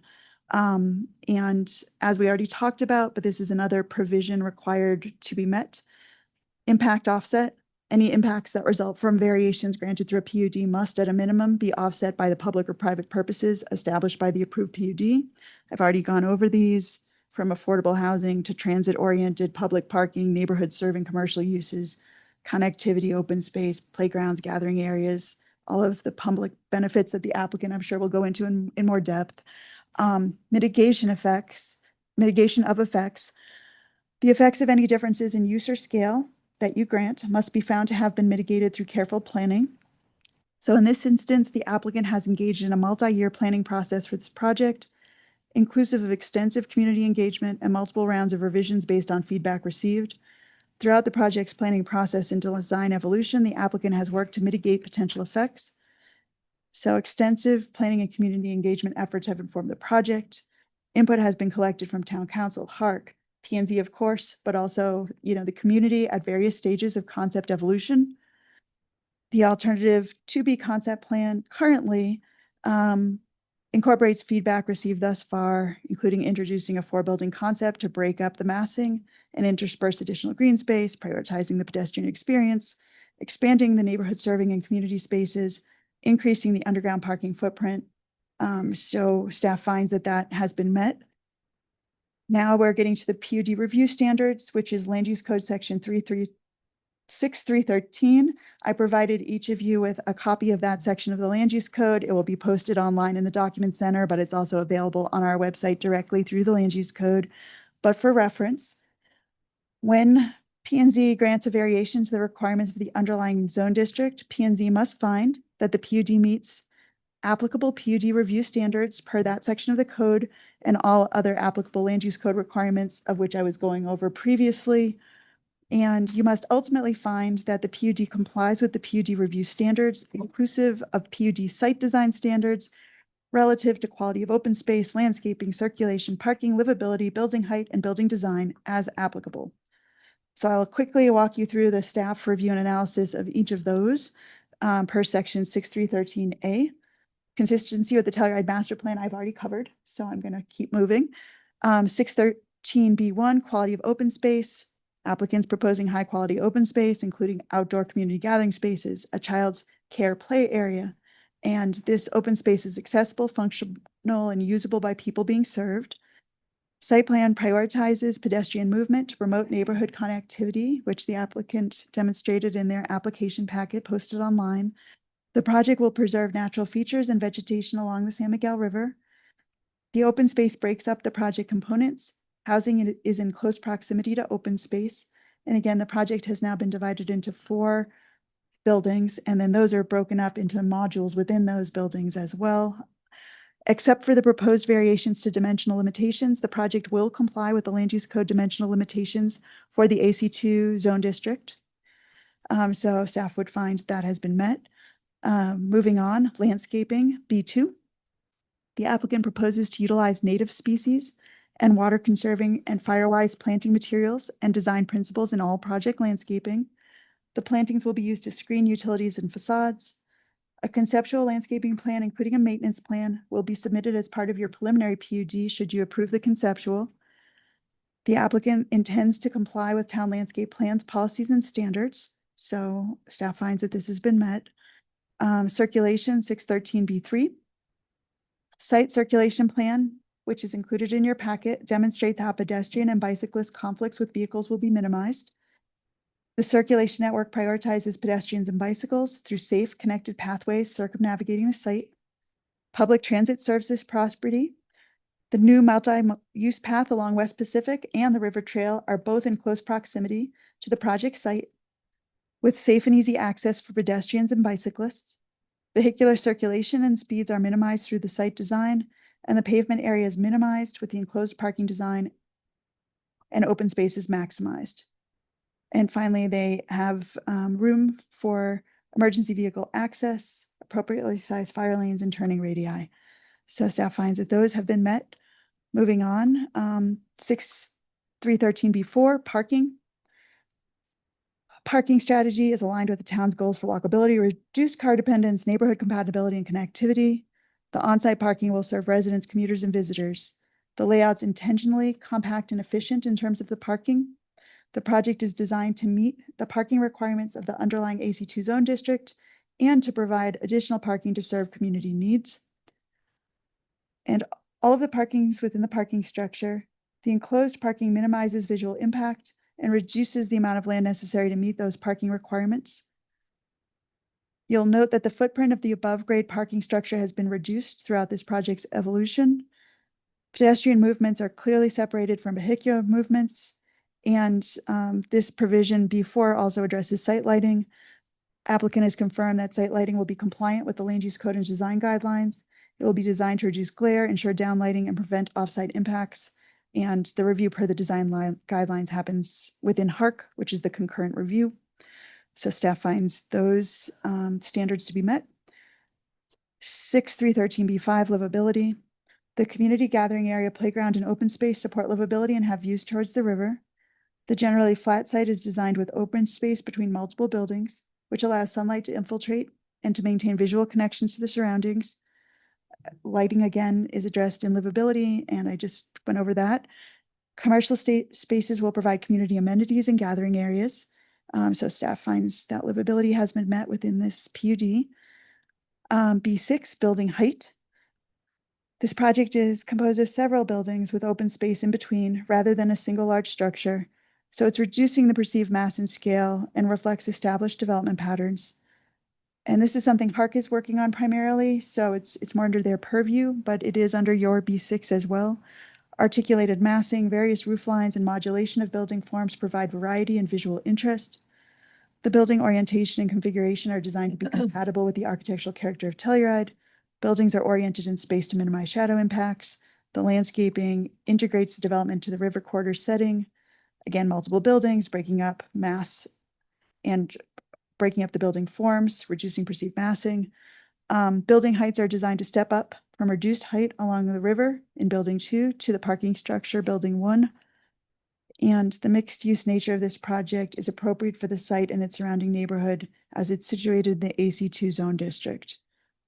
And additional community gathering space, playgrounds, and open areas have been added, and they're in balance with the built environment. So finally, with the exception of a small increase in height requested at the parking garage structure, the project remains within the by right height limitations, riverfront setback, and applicable bulk plane standards. Again, a lot of these are reviewed in more depth by HARC during the concurrent review, but covering them here as well per your criteria. The surrounding buildings are of comparable height as well. So finally, moving on, this is the last one, B7, building design in relationship to surrounding area. Again, lower buildings along the San Miguel, stepping up to the parking structure. Again, project is organized as multiple discrete structures, allowing light, air, and views through the site. The buildings are designed and evolving to be complementary to the character of the area. Proposed increase in building height does not result in an increase in allowable above grade square footage or building volume beyond what could reasonably be developed under the underlying zone district because of the way they're putting forth those increases in dimensional limitations. Unit configuration, circulation requirements, light and air considerations, and applicable building code requirements have been considered in determining building volume. Again, several structures, appropriate siting and orientation, breaking up mass and scale, concurrent HARC review. So that is a brief review of compliance with your standards for PUDs as the P&Z, the staff recommendation. So P&Z will either approve with conditions, table or continue pending receipt of additional information, or deny the proposed conceptual PUD. Based on the findings and analysis I just provided, staff recommend approval of the conceptual PUD with conditions. Again, that approval just allows the applicant to move to a preliminary PUD, which you would see again in another full review further along. I did provide a proposed motion. I actually provided you with frameworks for all proposed motions, but this is the staff recommended motion with conditions, which I spelled out based on what the applicant is asking for to narrow their ask. So just to look at those conditions briefly, as they're requesting to increase the maximum allowable height, I'm specifically stating in these conditions not to exceed the 16.7% of the total area of the site as they've specified. So not just a broad increase, but a condition on the percentage allowed, as well as their increase in maximum peak height from 45 to approximately 50.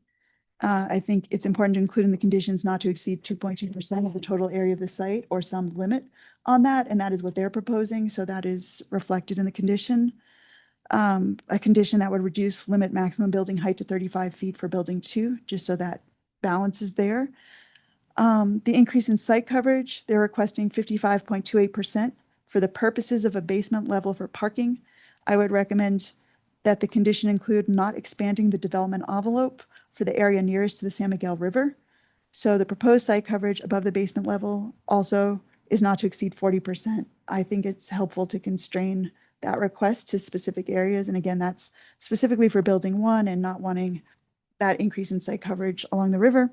Condition 4, they're requesting to increase the maximum floor area per structure above the 30,000 square feet permitted within the AC2 zone district for building 1. And I wrote here with the maximum floor area as approved by HARC. So the HARC is in their review, so they will be considering what that max is. But I think it's important to state that, and then it will be passed on to HARC for their review as they're working through the design guidelines. And finally, condition 5, the applicant shall submit a conceptual landscaping plan, including a landscape maintenance plan, as part of the preliminary PUD for your review. So that's all I have. And I will pass it on to the applicant unless you have any questions. I think we should take a minute to look at what you've handed out for just a second. Oh, certainly. And it was in my presentation as well, and will be available to the public. Again, I'll state that. I just wanted more information as I was preparing my presentation. And so I requested it and wanted to distribute it to you as well. We can look at it, in more depth. This is evolving. So things might get refined by your next round of reviews at the preliminary stage. I have a question. Yes, Peter. I may have misheard, but I think 0 to 55 deed restricted units. Or could you sort of Nope, minus 55 plus or minus. So not 0 to 55. I think it's like try and close to 55. get on And the public benefit and how is it described here more Yes. clearly? Yeah. You know what? Let's have the applicant address that, and you may want to refine that down. I think that's a really good point. I So- do have a question here. Hang on. So you're saying the must find of meeting the review standards for landscaping, for instance, is strictly to plants and not to other kinds of site infrastructure? I think it's broad in your provision. So I was trying to address all the different aspects of the elements of the They code. did include some materials and some plant palette in here. Is that did. something we can question them on about? You certainly this? can, and then they will come back with a more expansive landscaping plan because landscaping is under Part your, of the second. under your Is that- PUD review standards, B2 landscaping. So yes. Great. Hang on here. And then, let's see, that's. Okay, I think we can move on. Anybody else? No. Okay, Lishay, is she still on? And is she still a voting? She was done. with us for Carhenge, but Right, he wasn't strictly. feeling well, so she helped us out when we needed Okay. 3 for that Just review. wanted to verify that. Thank you. Okay. Becky, you're on. Okay.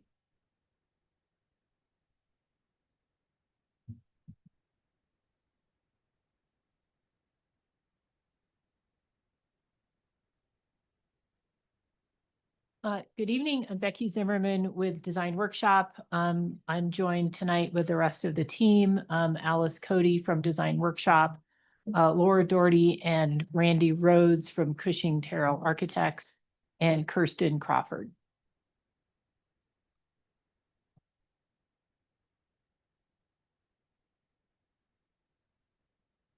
So this is, I think such an, so weird looking around, you know.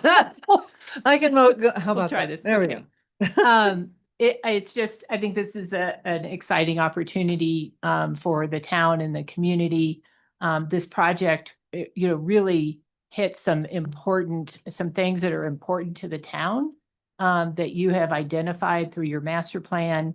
And just 5 years ago, when the Southwest Area Plan was adopted, it really addressed the things of specifically cited intercept parking, garage, and affordable housing.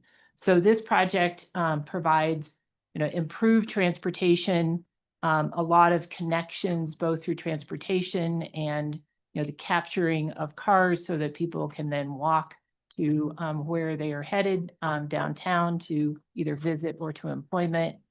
It increases affordable housing, and it adds some neighborhood serving commercial that we've heard through some public comment that they're really looking for in this part of town.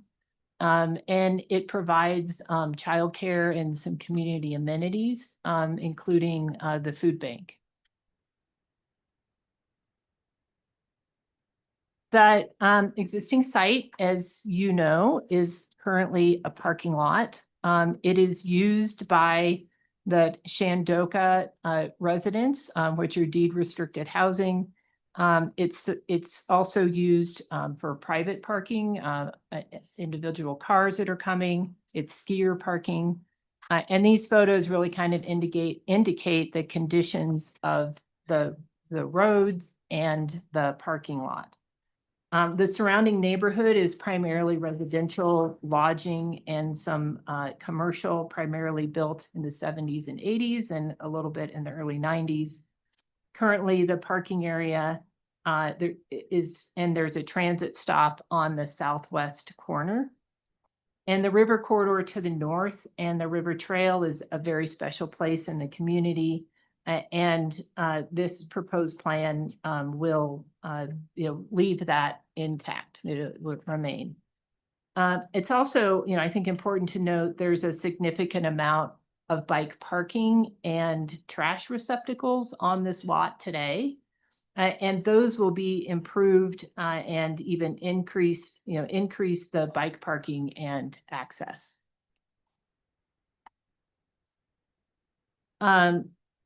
Kristen covered these specifically, but I'll go through this as well. So I think it's important to note that the PUD requests that we are making are all within the approved land use or they're part of your PUD. They meet your PUD requirements in your land use code. So this increasing that building height above the 40 foot midpoint, increasing the maximum ridge height above 45 feet just on portions of building 1, which is 2.2% of the total site, increasing the site coverage above 40%.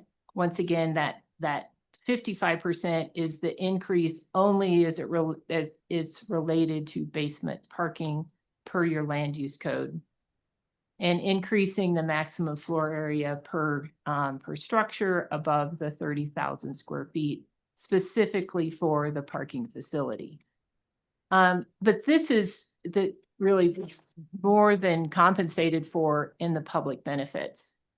So we have here 300 additional parking spaces. So once again, this will replace the current parking spaces that are currently used by the Shandoka residents. It will also replace the parking spaces that are at Carhinge. And then this adds approximately 300 more spaces, which is made up of some requirements, which will be as a result of the new housing, and the neighborhood serving commercial have parking requirements. But the remainder of that is really for commuter parking, or visitor parking, and in the winter skier parking. It adds approximately 55 affordable housing units. We're using the word approximately because the plan is still evolving. So it's, you know, I would say, you know, Peter, it's order of magnitude 55 units. But, you know, it might come back a little less or a little more. And similarly, we're using the word approximately for the 7,000 square feet of neighborhood commercial. And that currently includes childcare, the food bank, and fitness. And then we have committed to lower than the maximum building height along the river.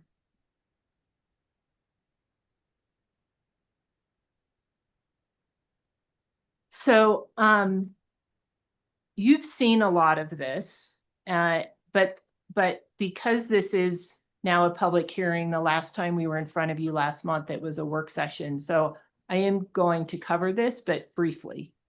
So as you're aware, this plan has evolved, I would say pretty dramatically in the last few years. So in 2022, there was a feasibility study. It was really what we would call a test fit. Like how can we get the parking and some affordable housing on this site, and what is wanted? Does it actually, like, what is called for in the master plan and the Southwest area plan? Can it fit? And the answer is yeah, it fits.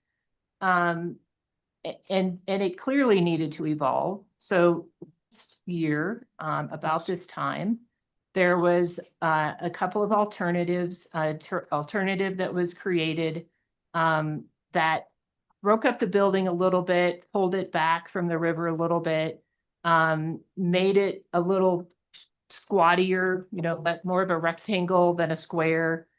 But then we got, you know, some additional input and got some, well, more creative. And so we came up with alternative 2, which took some of the parking below ground. And that allowed for more ground level uses. And that's where we were able to start to get parks and some open space and some better circulation. But it didn't stop there.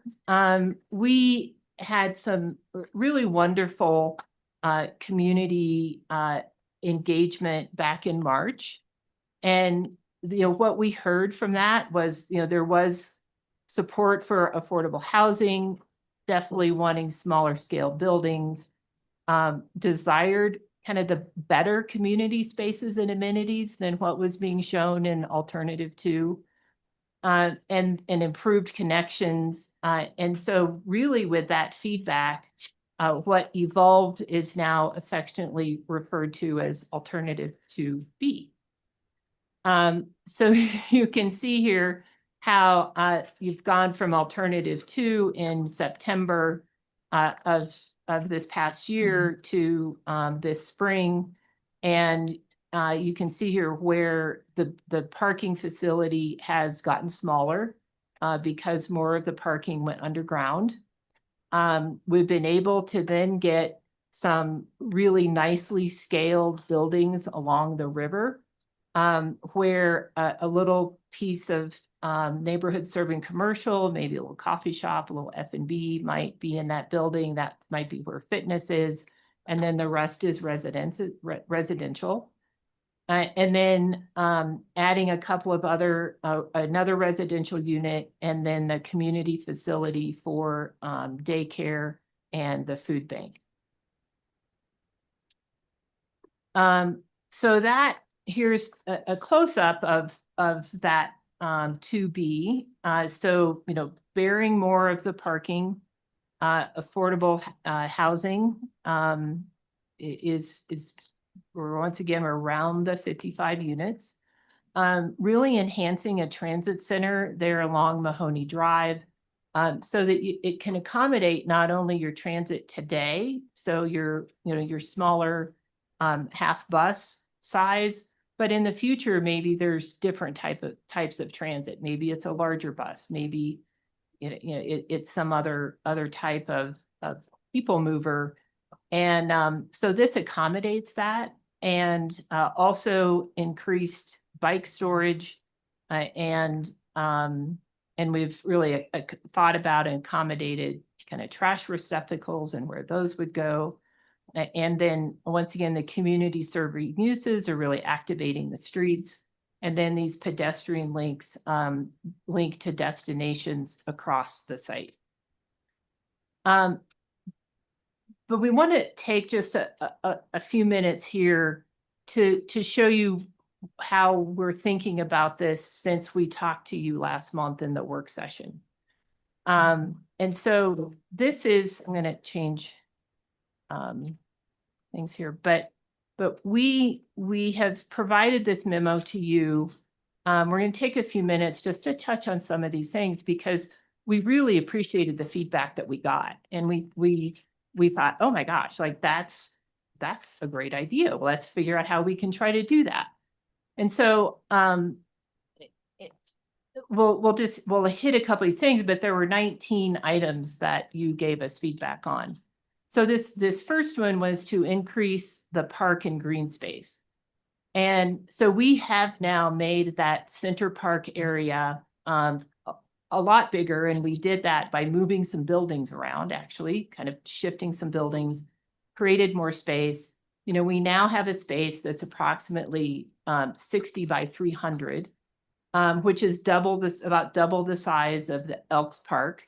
And it's about the right-of-way width for a block on Main Street, just to help you kind of visualize how big this space is. And then with these proposed changes, we were able to increase the green space from the plan we showed you last month. We've increased that green space by 20%. And it now looks something like this. I don't know if I can get this all on one screen. So we've like I said, we got here by moving some buildings around and changing a couple of the uses. The a second comment was exploring the design ideas for the alley as an activated space. And so we took that to heart, and we've really redesigned that greenway between buildings 1 and 2.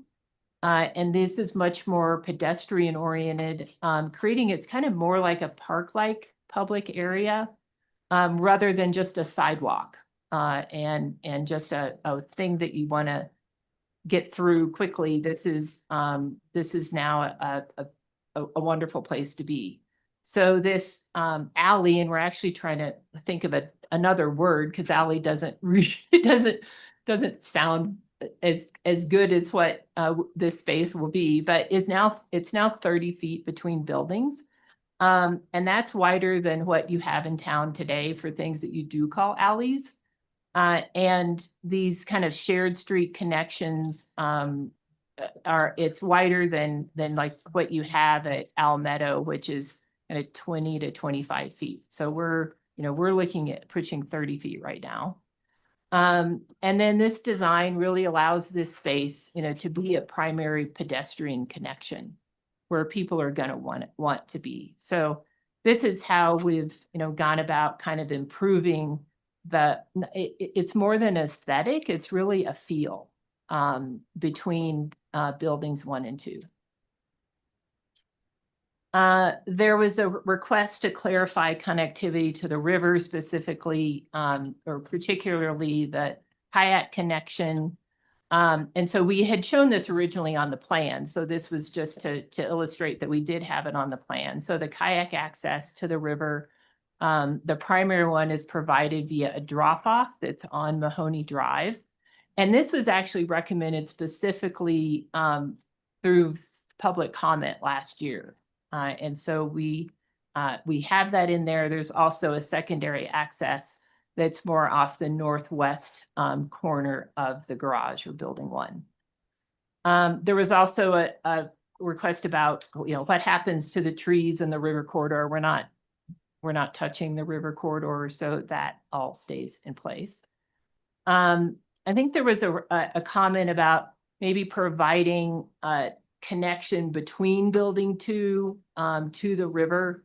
And we explored that as a design team and really felt like it maybe wasn't the right solution in kind of this mid-block connection. And so we have not changed the plan to accommodate that. But we do have this additional access point we've really thought about on the northwest corner of the garage. There were maybe more from the public than it was from P&Z, but questions about traffic and level of service. And so this is really just more to present the facts of work that has already been done. So a traffic study will be required as part of the preliminary plan PUD when we submit it. And we're in the process of developing, this report now. But we can provide you with information from the traffic study that was completed as part of the Southwest Area Concept Plan. And, that modeled, I think this is really important for everyone to know, it modeled densities for the Shandoka lot, Carhenge, Virginia Placer, and Lot B. And specifically for the Shandoka lot, in the traffic model was 300 residential units, an additional or an increase from the 300 mixed-use parking spaces to 762 parking spaces. It also had already reallocated the 288 Carhenge spaces, and it actually increased commercial space from 30,000 square feet to 75,000 square feet, which we won't even be close to in the plan that we have in front of you now. So there was already a lot of development and uses and programming built into this traffic impact study. So what we're showing today is not in addition to the analysis that has already been done. I could go through specifics. Maybe I'll save this if there's questions about what came up of what was showing as what was the level of service and what happened when you added this development. We do think it's important to note that CDOT says that for collector and local roadways in urban and suburban areas, that level of service D is acceptable. And so I think that's something to really keep in mind. I think we always think, well, A's the only way to go.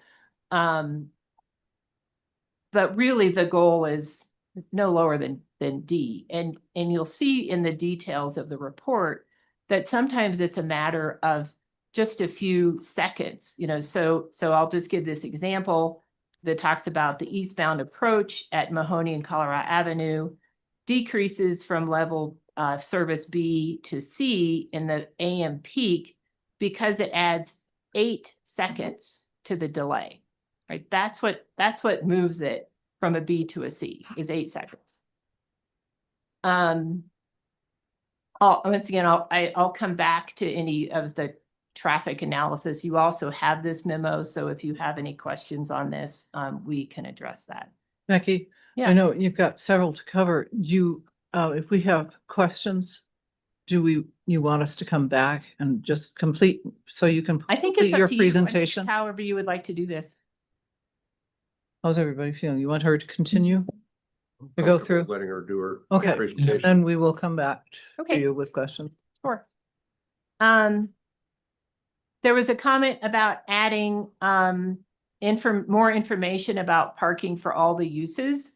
Also some specifics about the size of parking spaces and the height of parking spaces and things like that.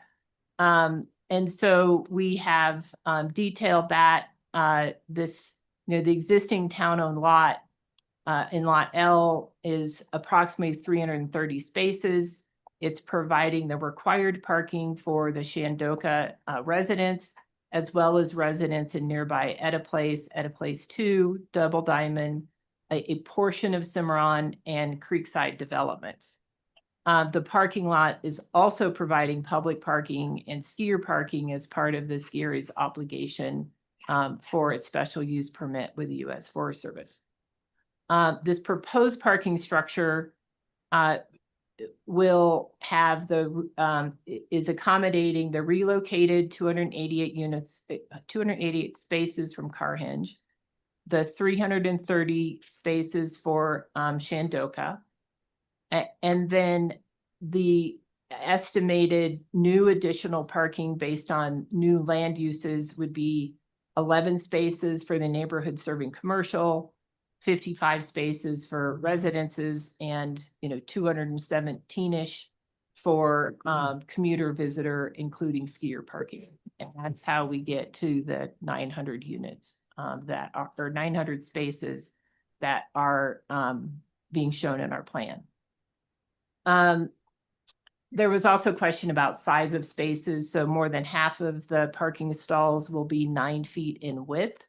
The remainder a minimum of 8.6. In relation to the parking stall height, most of them will be 8.2 8.2 feet in height. And then sorry for the typo, this should have been accommodate a pickup with a construction rack, not a traction rack. I might want to invent that, but and it's not gonna park your Sprinter van, nor does most parking garages accommodate Sprinter vans. But we are evaluating where do they park and how are they accommodated.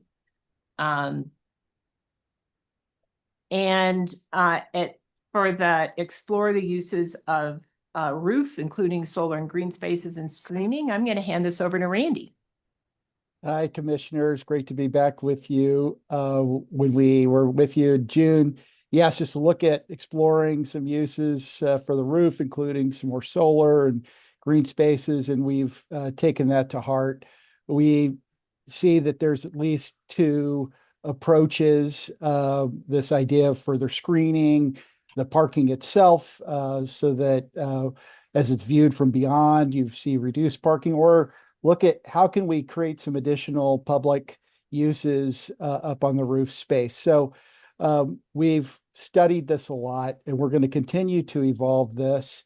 The ideas about getting more public to be able to use and recreate on the roof, and also just reduce this visual impact of parking. We understand that. We've been thinking about that from the beginning of our efforts. When you think about just the amount of visible parking as it exists right now, it's really dramatic. And through the different alternates that we've come through, we've reduced that visible parking, you could see dramatically through those different studies. And we understand that the desire would be to even further reduce that. So we've got, based on your feedback, we've continued to evolve that. And in our future meetings with you, you'll see some additional exploration that gets to the ideas about getting some functional green space up on that roof and reducing the amount of visible parking.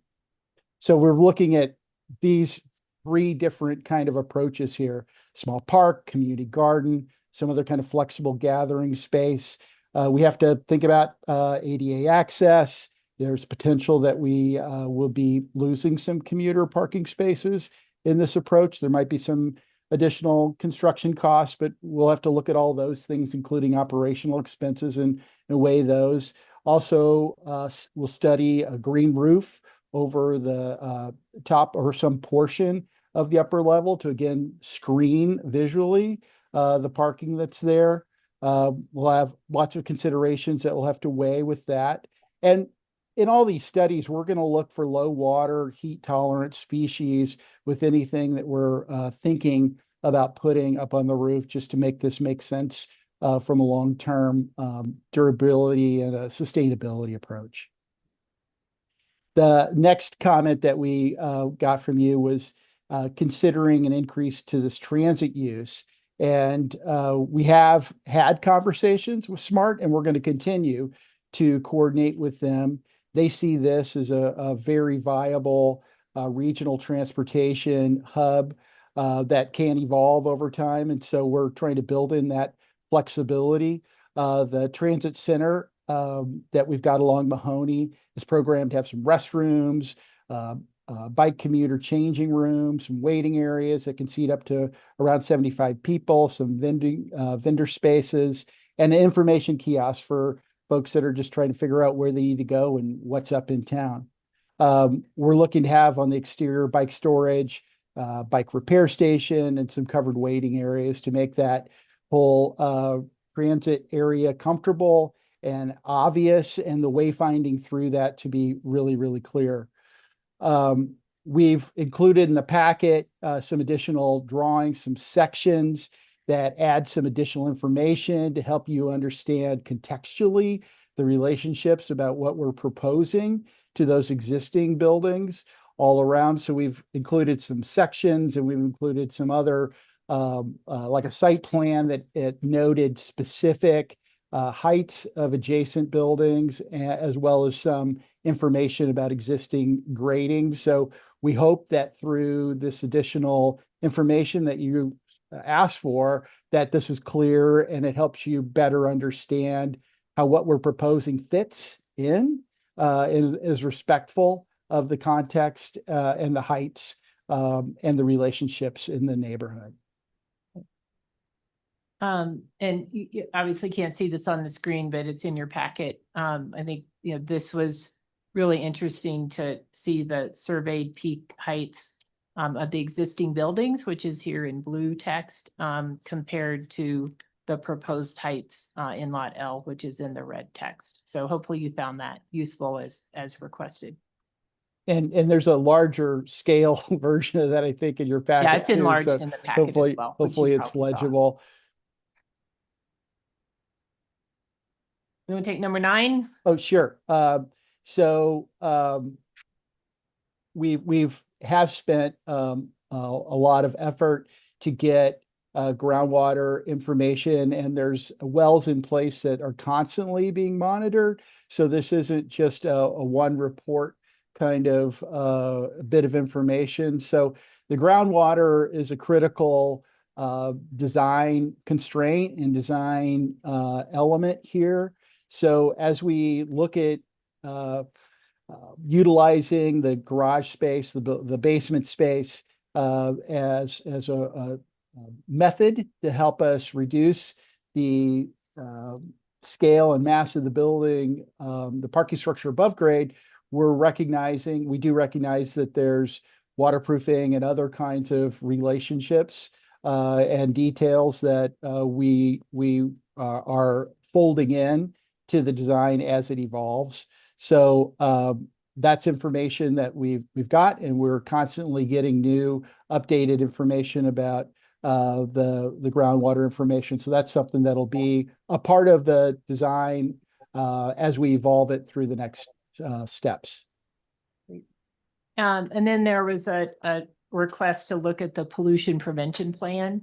And I think this is just such a big win for water quality. So currently the surface runoff is collected in several valley plans and directed to an inlet that's located on the northeast corner of the site. This inlet discharges into existing storm scepter, which then discharges into the river. The storm scepter, it basically is in a manhole, and it removes the pollutants from the stormwater. At this point, we really estimate that the overall stormwater runoff from the project will actually be less than current. And the roof runoff from the proposed buildings will be collected through roof drains and downspouts.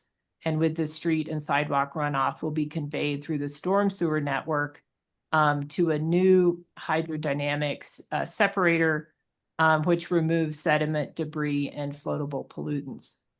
So this vault will be located at the northwest corner of the site and would discharge into the river, similar to the other systems that you have in town.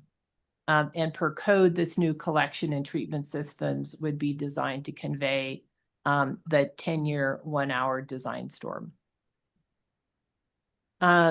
There was also a comment to look at the food bank location, ensuring semi-turning movements for the food drop-off. We met with the Telluride Food Pantry Angel Baskets after our work session with you to discuss their desired program. And they suggested there may be a different location for their food bank slightly. So we're accommodating that in a revised plan. And we've, it was a fairly small tweak, but it was an important tweak to the new roundabout so that it could accommodate a full-size delivery truck. So we're looking into the EV charging question that you had. The town of Telluride's adopted the Colorado Model Electric Ready, Solar Ready code. This code requires that 4 levels of EV charging, EV ready charging be provided based on parking quantity and the building use served by the parking commercial versus the residential.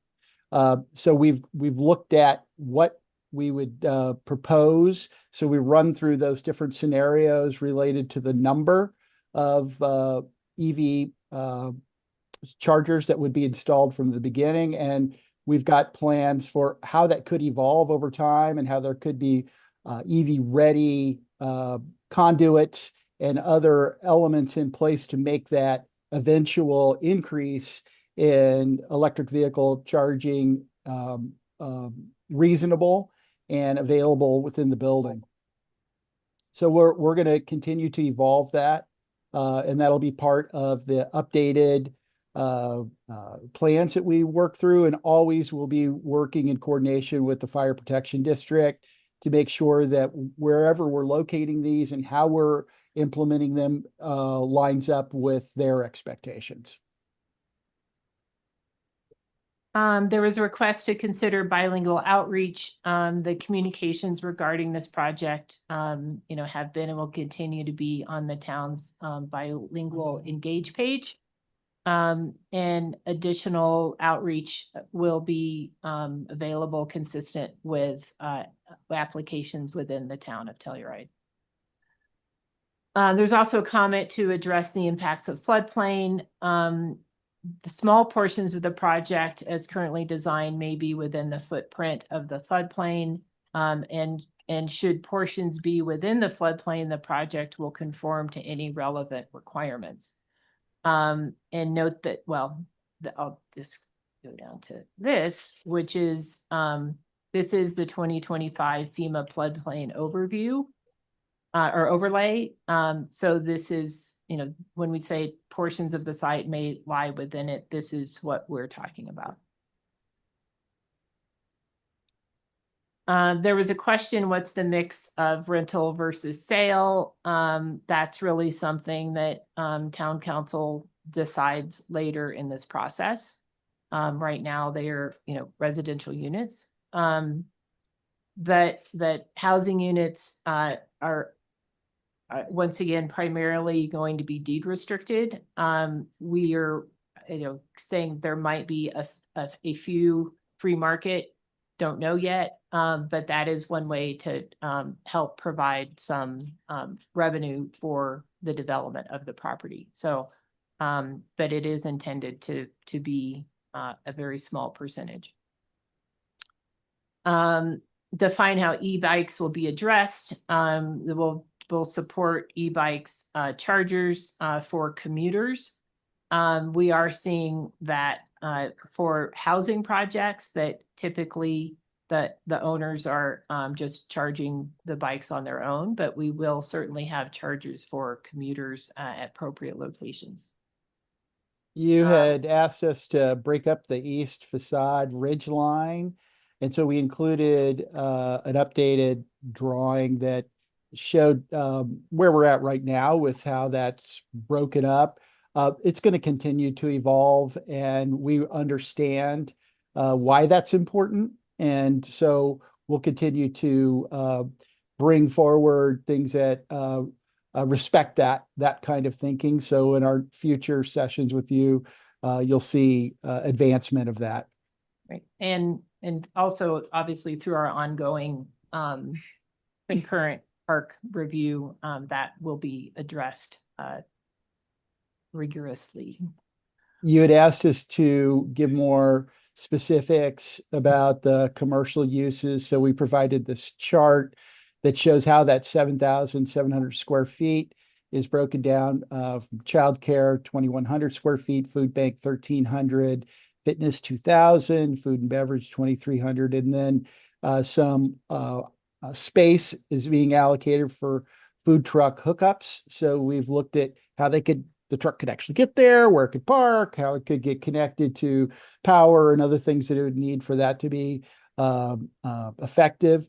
So all these uses are intended to support the neighborhood and the community, including the childcare, the food bank, fitness, and small food and beverage. That all allows these neighborhood commercial resident serving elements to be in place and make sense and be a good neighbor. Randy, do you want this one too? Sure. So you asked us about the solar impacts on the river trail. We are running through more detailed solar studies for the site, and we'll get you those results with the preliminary PUD. The river trail already experiences significant periods of shade due to the existing mature tree canopies that are right along the river corridor and the adjacent hillside. So we included a section, a figure 16, that shows some of that information. We recognize that this is a critical and important aspect of the site, and not only folks that live here, but folks that recreate through, or other residents in the community that connect through this site. So we'll continue to pay attention to that, and we'll advance that modeling and share those results in further meetings with you. But we wanted to give you this bit of solar study information just to directly address your question.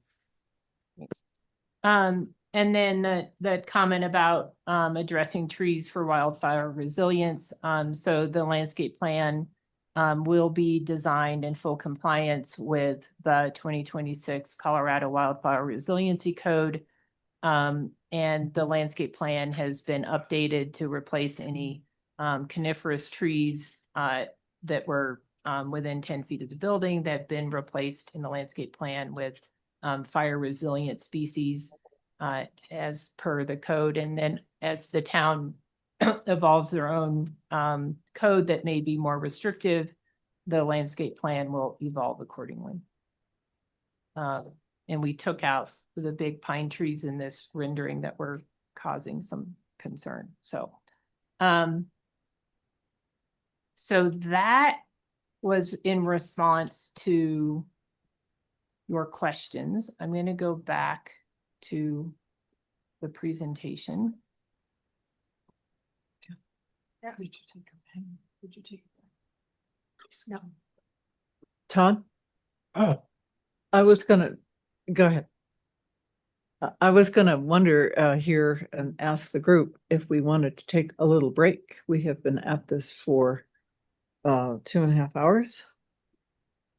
Is this a good time? Finish talking with the applicant and then for a few more minutes. Okay. And then before Yeah, You I- want to we- do questions to Becky, then the Well, applicant? actually, I can finish. I'm not quite done with the presentation. Oh, very good. We weren't So sure. I wanted to just say we addressed, the things that you brought up. And so we want to just kind of touch on this. So, the circulation this has been very purposeful in making dedicated, safe pedestrian passages and walkways and separating them from vehicles. And these, the trails and pathways really get people from where they are to where they want to go. We have the site character. So this helps to illustrate, when we talk about kind of the gathering spaces and maybe a little F&B and what that outdoor space would be, and transit center, neighborhood park.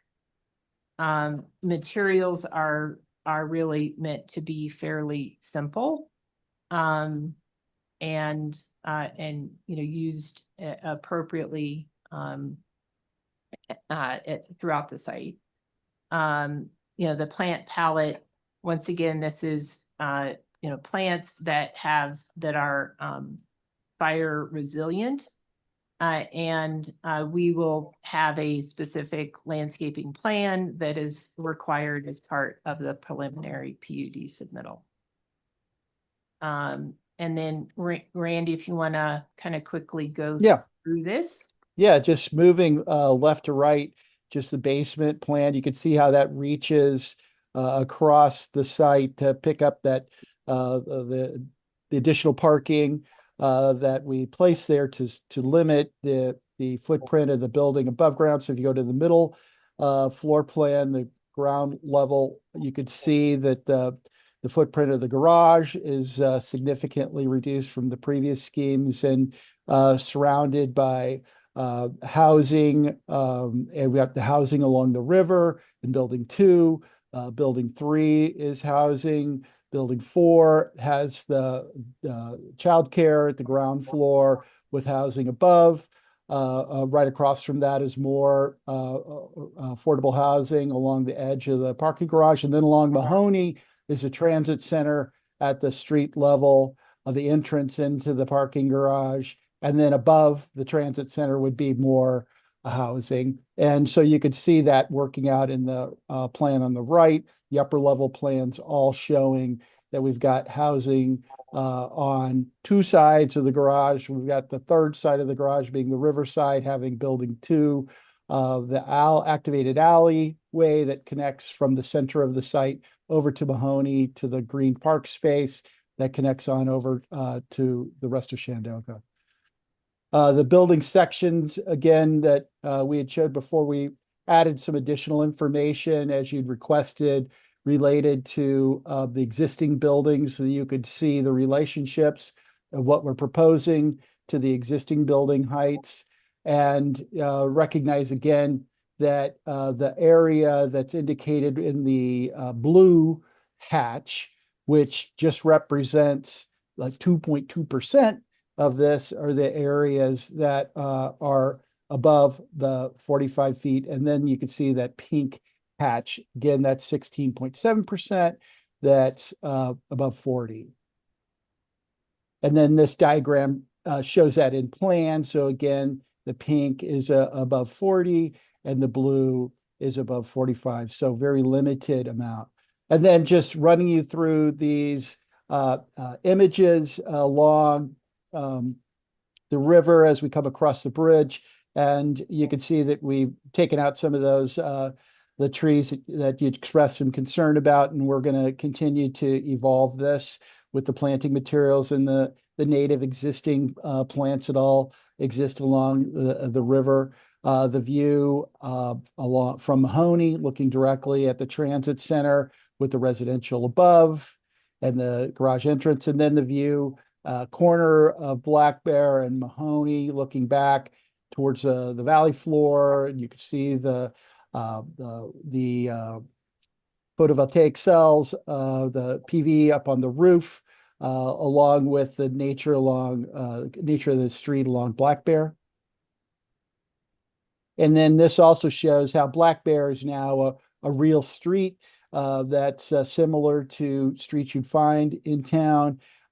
There's a tree line street with some widened sidewalks along Black Bear. That's a new better condition there. Larger turnaround at the child care center.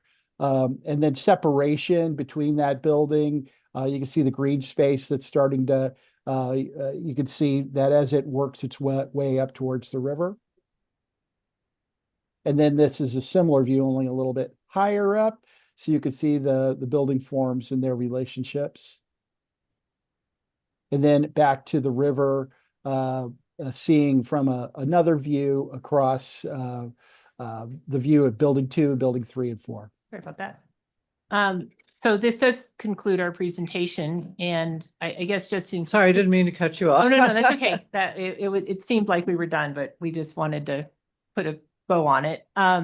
So with that, we really respectfully request your approval of this conceptual PUD to allow us to continue to respond to your feedback and to evolve the plan, which you would see through the preliminary PUD application. Thank you. Thanks, Becky. There you go up for a break. Should we do questions with her, board questions? I Or think there are going to be a lot of them. okay, Yeah. all right, then we can do a break and come back. Yeah, to that. that's the idea. How many minutes? 10. Because we only have 2 restrooms.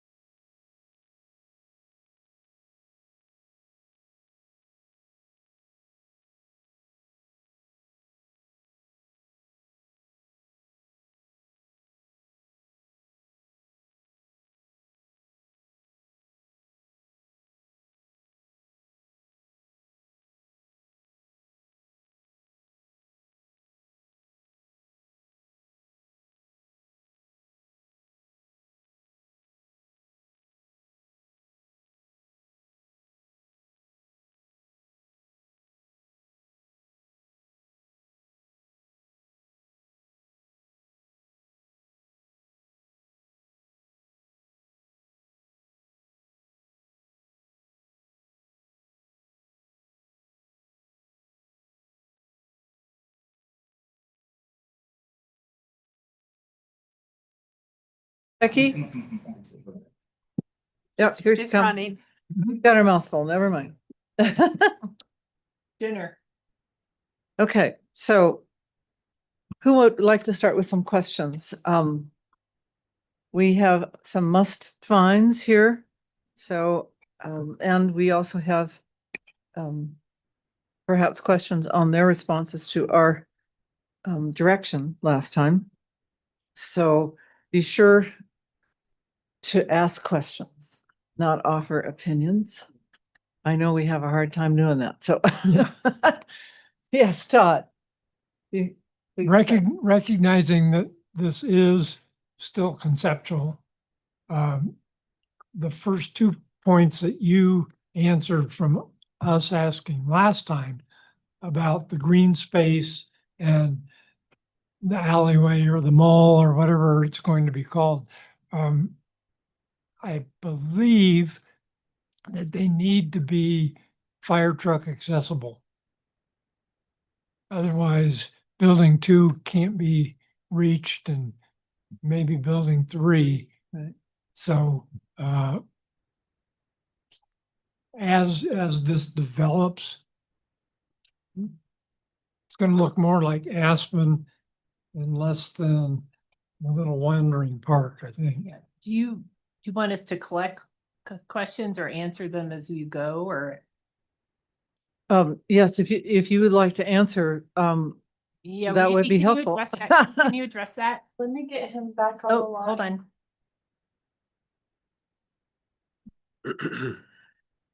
Because we do have an answer for that. Well, it probably comes out in the next stage anyway, but Yeah, but let's hear it now. Randy, can you address the fire access to building 2 And 3. Yeah, you've got another volunteer. or Allison? Yeah, we did meet with fire and discuss this plan with them at a very high conceptual level. And there is grasscrete on the site plan that will allow for fire truck access on both the east and west to the required hose lengths. So as designed right now, we are providing some access for fire on both the Mahoney Drive side as well as on the west side that will meet the requirements. Thank you. As long as we're on Well, their memo. I want to clarify that. So you're saying that what we call the mall or the park does not need to have fire truck access? No, could we pull up the site plan?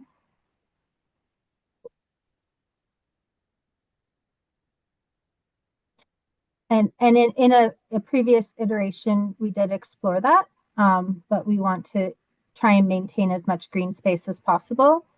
So if you see where the letter E is between buildings 3 and 4, that is actually a fire truck accessible route that they can access. And so that will get interior to the space. And then over by the K on Mahoney Drive, that is also a grasscrete space. The fire truck only needs to pull in that far. And the space between building 1 and building 2 can remain a pedestrian space. So E, the letter E here, as well as over the letter K, those will be vehicular rated grasscrete and allow for fire truck access so that they can run their hoses through the length of the site. Okay. Can I ask you a question while we're looking at this? With regard to the difference between building 1 and 2, that's about 30 feet, I think you said? Correct. And there's a kind of a, right where the K is, where you were just talking, there is a green patch. What is that? That is grasscrete, so it's intended. That is the grasscrete piece. And Yes. is that, I believe that's a brand name, right? It's permeable paving, basically. Correct.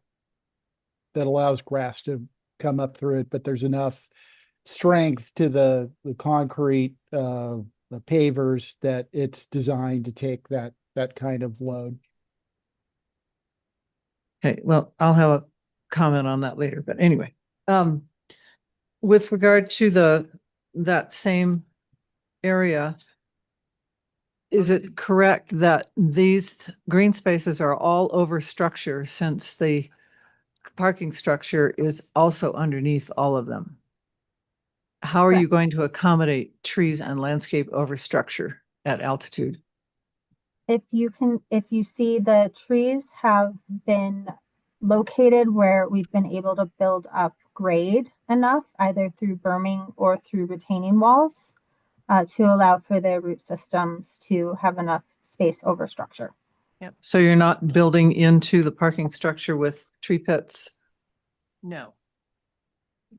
structural It would be tree on top. pits? It would be on top of They'll structure. be on top. I don't know if that's going to work, but anyway. The alley study that you referred to, that is something you're working on for the next submittal? I think that's the way you presented it. Correct. Yes. Yeah. Yeah. And have you considered doing, I know you have a shadow plan further on in your memo here, but have you considered a winter shadow plan from the parking structure? We're going, yeah, Onto we'll the have green, that. onto green spaces. Yeah, we'll have that included as we advance this more detailed shadow study. So we will absolutely include that. I'm sharing my screen. Hold on. Okay, moving on to other comments, anybody? You Kathy. brought up that the Sprinter van type vehicles will never fit in this parking garage. My concern that I tried to express last time was the really long. I know the really tall vehicles don't work, but think about a full-size pickup truck, something that can get a full sheet of plywood in the back, and then it has a crew cab, and then they put one of those bike racks on the back that can hold 4 bicycles. I run into, not so far, it's only been figuratively that I've run into those types of vehicles in the Silverjack garage, and they get in there and they get like stuck. They can't even turn around and nobody else can move. Are you gonna just not let them in? Or are you gonna have a special place where they can go and only they can go there? Because otherwise the smallest car comes in and takes the only spot that really works for the giant cars. Yeah. Randy, do you want to address that? Yeah, sure. So the work trucks, F-150s with construction racks, things like that. That's what can fit. What you just described, I think that yeah, that's going to be tough for that to fit in a surface parking lot anywhere.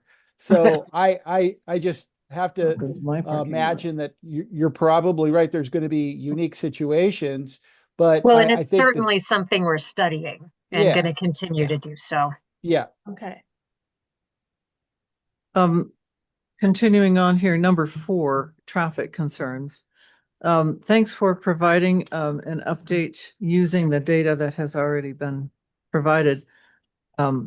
Just so that you know, you've referred to the Southwest Area Concept Plan as SACP. We call it SWAP, SWAP.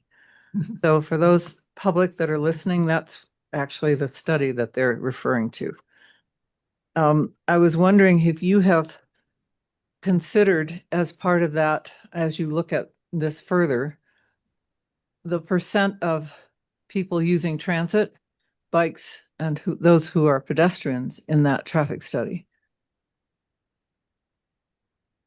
Because as far as I know, this only covers vehicles. Is that correct? Yeah. Because this corridor, as far as I understand, is primarily pedestrian, bicycle, and the goose. And so I was wondering if any of that data is included here, since we're looking at trying to make this a multimodal and an intercept lot. Yeah, I can certainly raise that with the traffic consultant. I know that for this, it was, they do traffic counts, and so, it's harder to do counts because, traffic counts are the thing laying across the road that people are driving over, so they know exactly how many, how many. It's the easy way out. I And- call it. and, yeah, well, you can do that. And so with, pedestrians and bikes, I can talk to him about how do they typically capture that and then make a projection for a future condition. So what I'm asking is, is there a way for you to consider the multimodal numbers here? Level of service is a very tiny piece of what your system is built, your concept is built on. So I'm asking for more data that is more realistic in the way we use our streets, which is everybody all the time. Yes, we will consider and we'll talk to Steve about it. Any more questions about traffic? Yeah. You mentioned that you were like getting the pedestrian, the bicycles away from the motor vehicles or whatever we're going to call them. That's great, but what are you doing to protect the pedestrians from the bicycles? I believe Shandoka was the scene and the scene of one of the worst, but not ultimately horrible, an e-bike running over a 6-year-old child. So, that's a concern, or it can be a non-e-bike can run over a 60-year-old child or a 75-year-old woman. Yeah, I mean, I think it's is true throughout town is bicycles are not allowed on sidewalks, and sidewalks are where pedestrians need to be, not in the street. So I don't think that this site is any particularly different than what you would just expect, hopefully good behavior from people when they don't behave, there's not a lot you can do to prevent that. Yeah, we're working on that. Well, no, I Yeah. guess, I'm not quite done, Go ahead, Angela. sorry. I guess I thought you were trying to get the bicycles off the streets to protect them, and then I was worried about the pedestrians. But so I just need to know that there's a safe-ish place with good behavior and good riding or walking skills for everybody, driving skills. And that you're not going to be pushing the bikes onto the pedestrian ways. No, sidewalks are for pedestrians. So And like they're when you go widened. between building 2 and building 1, that's going to be pedestrian only? Correct. Just as you do through like a lot of the pedestrian malls that you College see, campus? you have Yeah. to walk your bike. And we should add that we're significantly widening the sidewalks throughout the area. Black Bear and Mahoney specifically have a 10-foot wide sidewalk. So ideally those wider sidewalk lifts will provide for more opportunities for safe passage. Okay. On that same, so, I've got questions for the applicant, but okay. it's not on If I- sidewalks. Yeah, if I could continue, the breakdown of parking that you have here, you've allowed 11 spaces for commercial. What are the chances that you really need that? If we, in town, in the core, we don't require parking. And if we're supporting a transit multimodal system, do we need spaces for the commercial space? That's our code. Is that something that can be modified? Maybe Kristen's looking that up. Anyway, my Yeah, point she- being that, looking We're at the following the numbers. code. We're Yeah. following the Yeah. code and just trying to make this so that it's compliant. And Okay, to the degree that there's other direction, we're interested in getting that, but we want to provide something that's reality based. yeah, I understand. Thank you. And then with regard to 1 space per unit and the 55 units, what is the bedroom mix there? That does tend to vary the number of parking spaces, I Yes, think. currently your code is 1 space per unit. Okay, so whether it's a 1-bedroom studio, 2 or 3 bedroom? Right. Okay, And again, I want to verify that these are things that, you've relied on. That's correct. what our expectation would be, but I just had to ask that question. Thank you. That's our code. Yep. We've required more in some of our more recent affordable housing projects. Thanks. So just to remind you, Oh, because yeah. they are not asking for any variations in the parking requirements. So yes, residential dwelling units require 1 parking space per unit, which we knew, but then I'm just confirming that the low intensity commercial uses require 1 parking space per 1,000 square feet of floor area. Yeah. And as I stated during my presentation, we'll have to see what their mix is of low intensity, number Right. of units, and then ultimately arrive Right. at the number of parking spaces. I just wanted that clarified. Thank you. Absolutely. Hey, Peter. Yeah, I'm not sure who wants to take this, but I'm looking at page 13 through 15 in your drawing set, and 15 is the section that goes through the river and through the project. And Is it the, sorry, the, Floor plans? floor plans on I 13. know I changed the order. of Oh. it. Oh, so are you, is it in the memo? Or No, it's the bigger Yeah. set. The big Well, I'll just put this So up that, to get to the, where you wanna. those have been updated in as, within the response memo. In the memo. Yes. Smaller. And those were attached at the end. So we, based on your comments, we updated this to incorporate I will take a additional look. context. I will take a look and hold my questions Okay. if they're addressed here. Somebody else wants to go. Okay. Yeah, are you talking about these? That's the section I was looking at in the larger set, but let me. Yeah, so this is updated in the memo and the larger image is in the appendix where we just took some of the exhibits and made Is them. that on page 9 of your memo? This particular larger image is on page 20 towards the back. Oh, okay. Because it's just the image, the exhibit itself, Right. so you could This actually guy, read it. right here. Okay, so At 8.5 by 11, it's kind of similar tough. enough. I'm gonna ask Yeah, you the it's question. also on page 9. Yeah. So the plans that preceded on the prior 2 pages, the lower level, which we know to be below ground, and I think the plan's a little misleading, whatever, it doesn't quite show it as below ground, makes it appear like it's above ground. There's like the other plans next to it, and it should read like a figure ground, like it's down in the ground. Just so that's clear, I'd say. But there's a ground floor, and I'm looking again, 13 in the bigger packet that's been updated.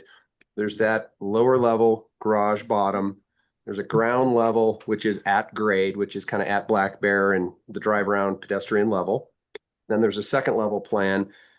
And I think then there's what's labeled as site plan roof plan is your like 3rd level above ground. If I'm following, I'm just trying to get to the number of levels, which aren't really indicated in the big section, Right.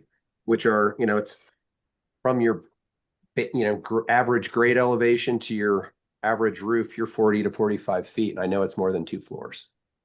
So I think it's 3, but I don't know. And I'm just trying to, and I know this is conceptual PUD, but I'm just trying to get to the correct number of floors, which I think is 3 above ground. That So, yeah, the way Building this, one, specifically building one. big guy. Yeah. yeah, Sorry. the way this works is that these are levels as opposed to kind of floors because everything's sloping. So there's 4.5 levels above ground, above the street level, above the existing grade. And Do you so, have plans that sort of show all those levels? I mean, it's a, yes, we do. okay. Yes. Right.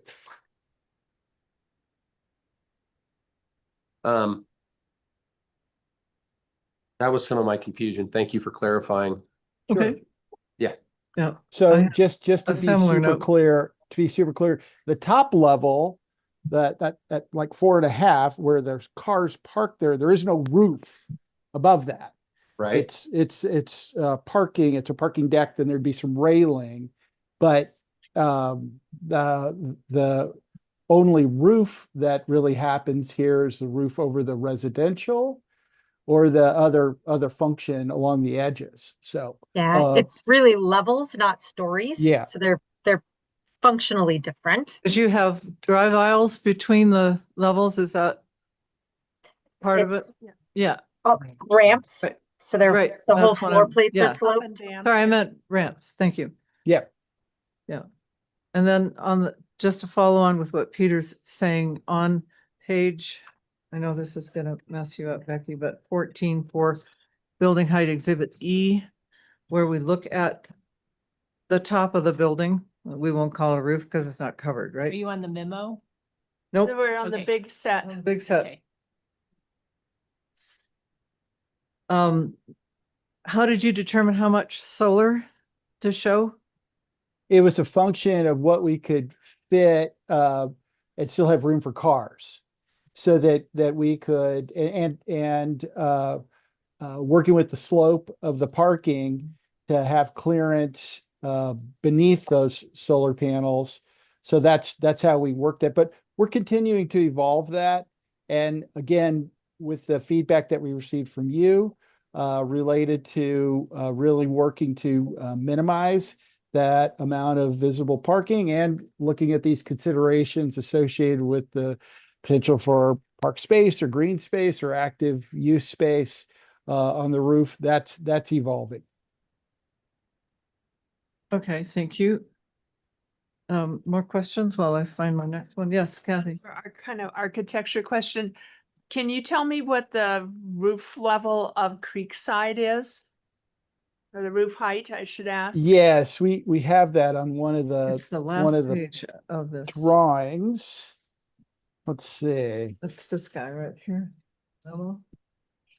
That shows spot elevations, right? Is that Yeah, the it's a best? known thing. I'm sorry that I don't have it top of my head here, but it's, I It's got it. 8768. Yes, thank you. Point Oh, it's two. in the memo.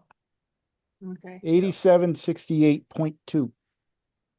And that is about 2 feet higher than the adjacent proposed building 3. Okay, that's what I was curious. Except building 3, but not right at the river is like 1 foot less or 2 feet less. Yes. Two, yeah, two, And then you step exactly. down You're more reading for it. building 2. Yeah, Continue, you're, yep. And at a place 2, is that correct? Is Uh-huh. 8778, you got it. which Yeah. is 3 feet higher than the top of the deck Correct. That's the, at one end at least. yes, at that corner.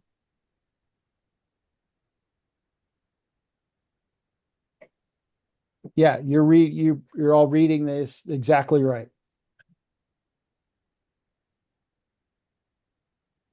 Okay.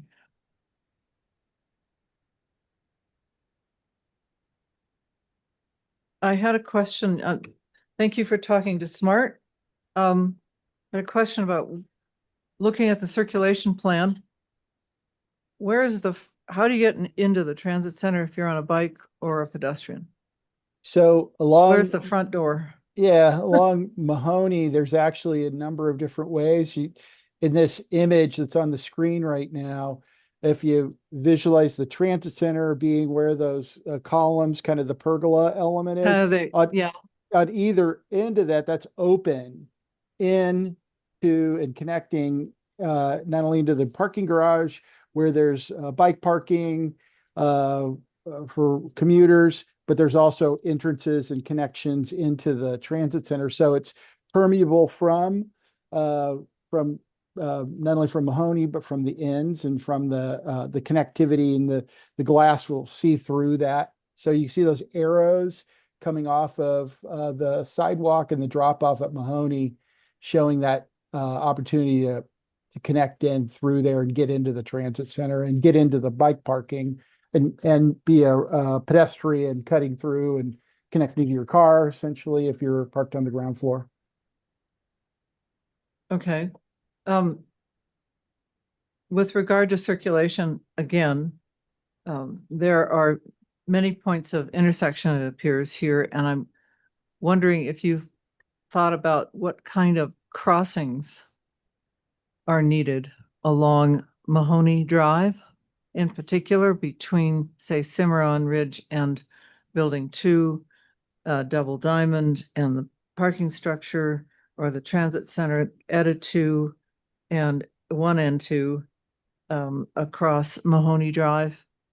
Is that part of your circulation plan to For sure. provide crossings? Yes, for sure. And developing that, advancing the character and nature of that is something that we'll be advancing here, and we'll look forward to sharing the details of that with you. Yeah, I think, I mean, we have spent an extraordinary amount of time actually analyzing this, and you can see once you get past the entrance to the garage, I mean, that the vehicular traffic is actually pretty low on Black Bear. Except for dump trucks carrying snow. Yeah. And it garbage. was, it's interesting when we were just consensual, we didn't run a full study on it, but if we would have made this major crossing to pedestrian crossing to the north of the parking entrance. Is that where your cursor's at? Yeah, Sorry. again, if Okay. it would have been up here, Yeah. then like that is a really a high conflict, pedestrian vehicular area. And we said, oh my gosh, like, do you do a stop sign? Do you have to do a high frequency bleaker thing? And it's like, well, then you're going to back up traffic on the bridge. So it was, really the solution was you moved the main pedestrian crossing so that you got the vehicles out of the way first. So we have studied, we'll continue to do so. And that location also aligns with where the elevator comes down. So all the vertical circulation, stairs, elevators come down to that point. So puts pedestrians in a very visible location, gets past the garage entrance. And then down along Black Bear, those clearly identified breaks in the street trees with some, whether we look at different paving colors or materials or something that helps define those crossings so that it's very clear that that's where people should expect folks to be crossing, because it's not just about people coming from the parking structure, but folks that live at Shandoka will be going across to for their bikes, because the bike storage will be along the base of the structure. Trash will be there as well. So having clearly defined locations for folks to cross is a real important part of safety and just circulation. So thanks for asking about that. Todd? It's not your issue, it's town's issue, but where you have your primary pedestrian and bike circulation exiting this whole project across the Mahoney Bridge, we also have all the Shandoka and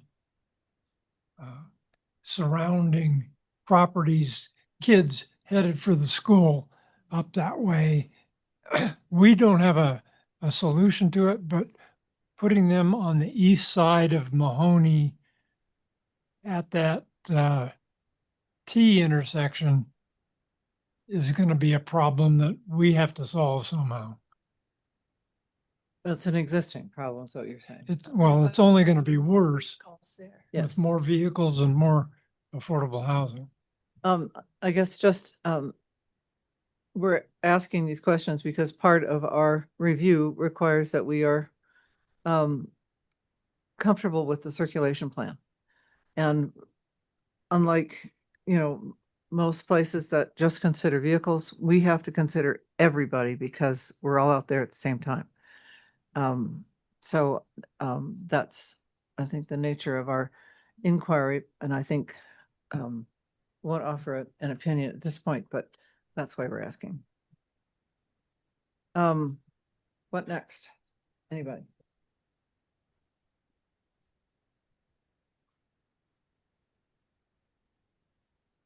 With regard to the top deck, is that the better way to refer to it than the roof? Yes. That's a good Okay. way. The green space alternatives that you've offered, have you thought about play area space? And I mean, like maybe solving our pickleball issue. And that, Yeah, we're looking desire at- for more.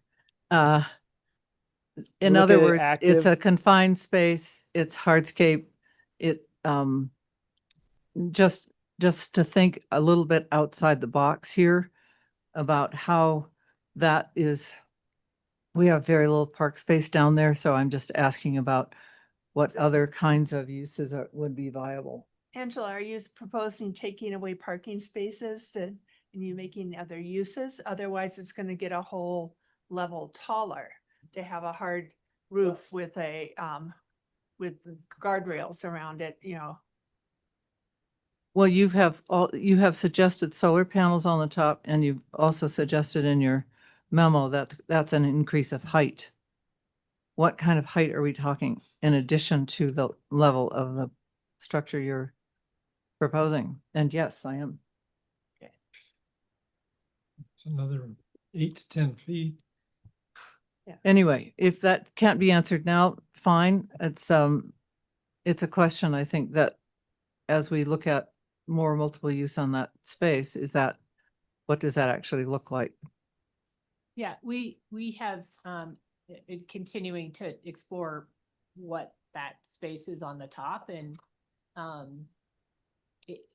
appreciate your comment about pickleball. We talked about it. We I'm being actually a little facetious. joking about it, but we are, I would say, exploring a pretty wide range of things right now, and we'll be narrowing that down to the next plan with a rationale for why we concluded what we did and why we'd be showing you what we are in the preliminary PUD. Okay. Any questions about water table, FEMA, stormwater? Any of the other comments?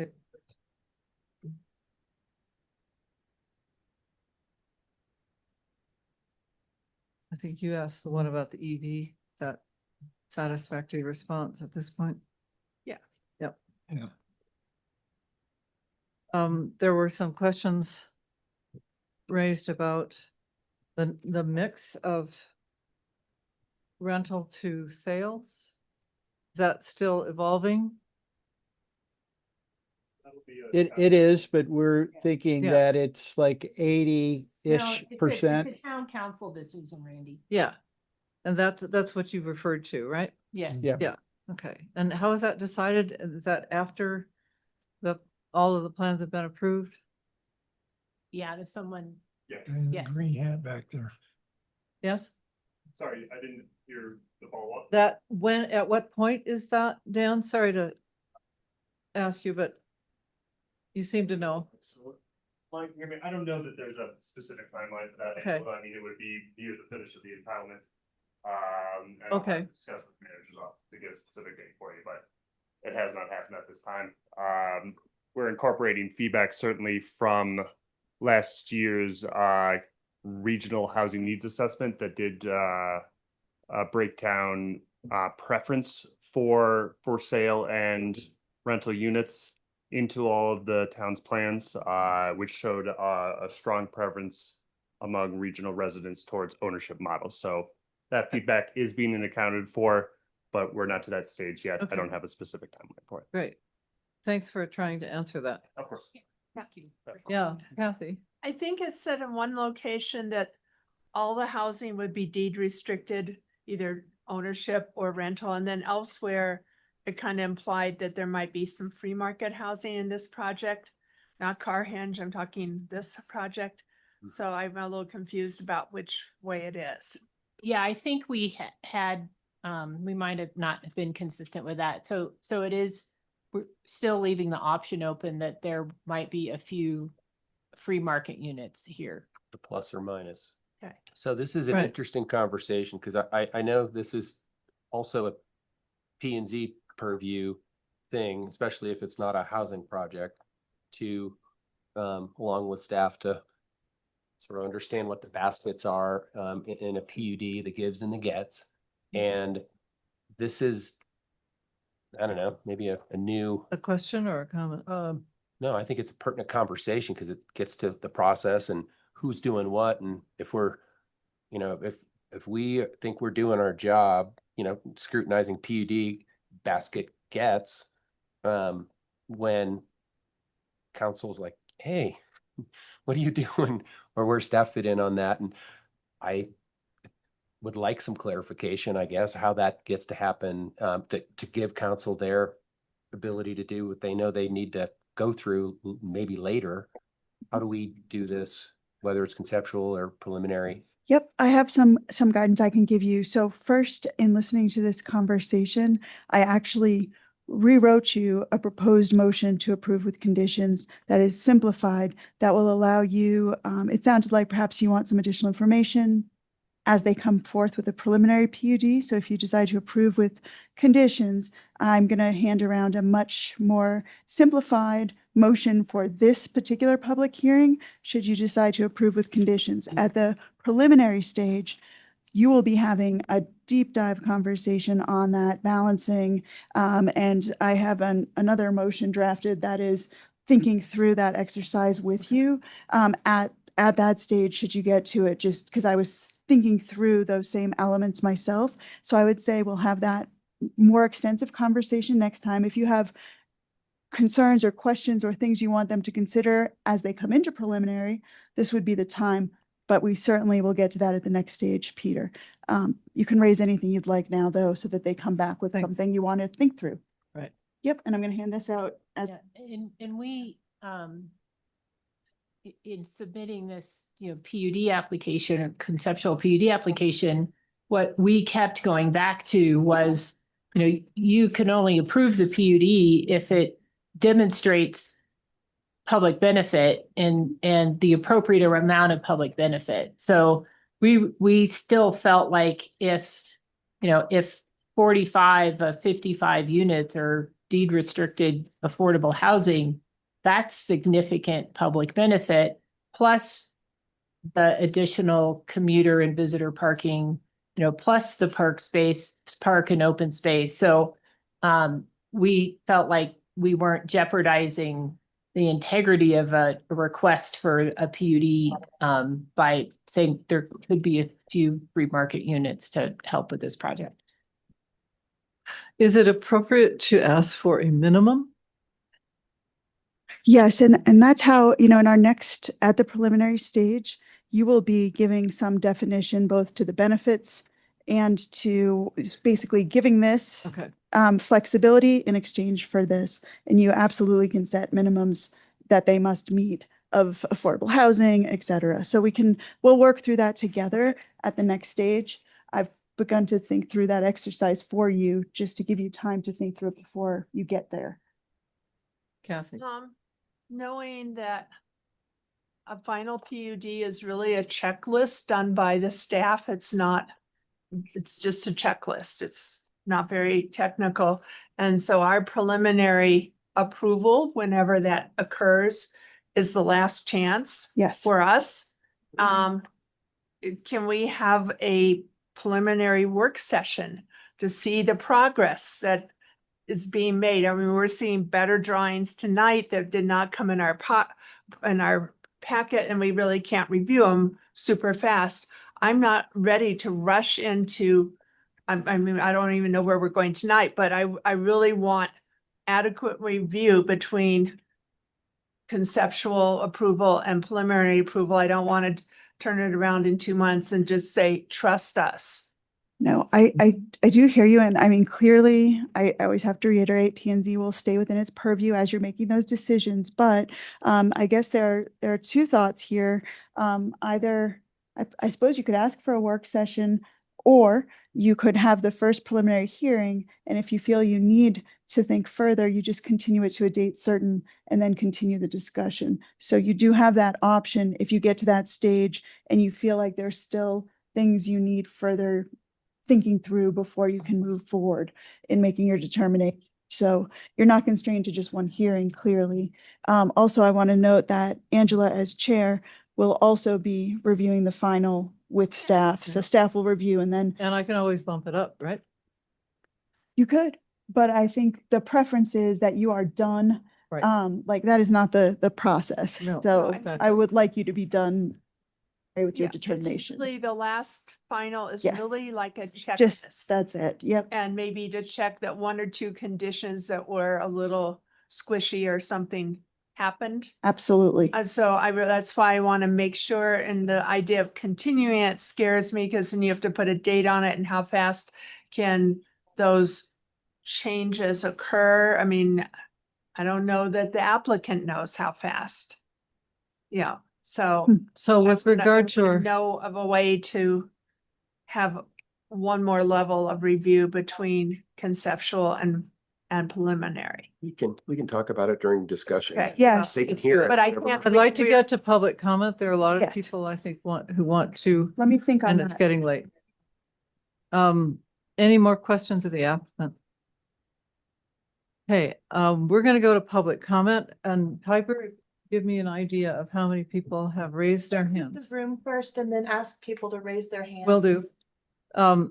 Again, we want to have succinct comments here.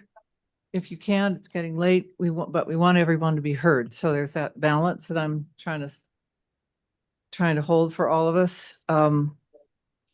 We have received lots of written comment.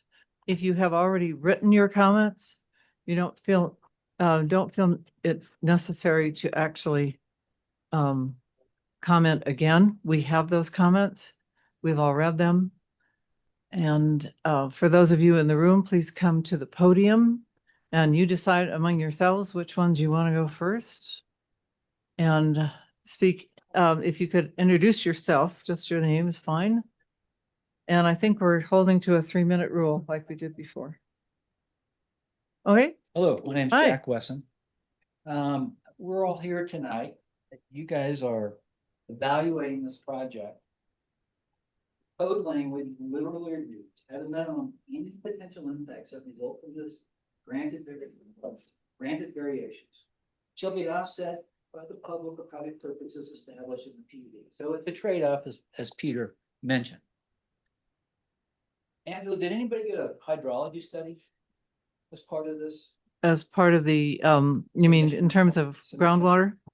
Yes, part of this. It was addressed in the memo and I have not seen it physically, but there is a reference to one. I believe that's been done. That you cannot perform your responsibility without that, because you're here to evaluate impact.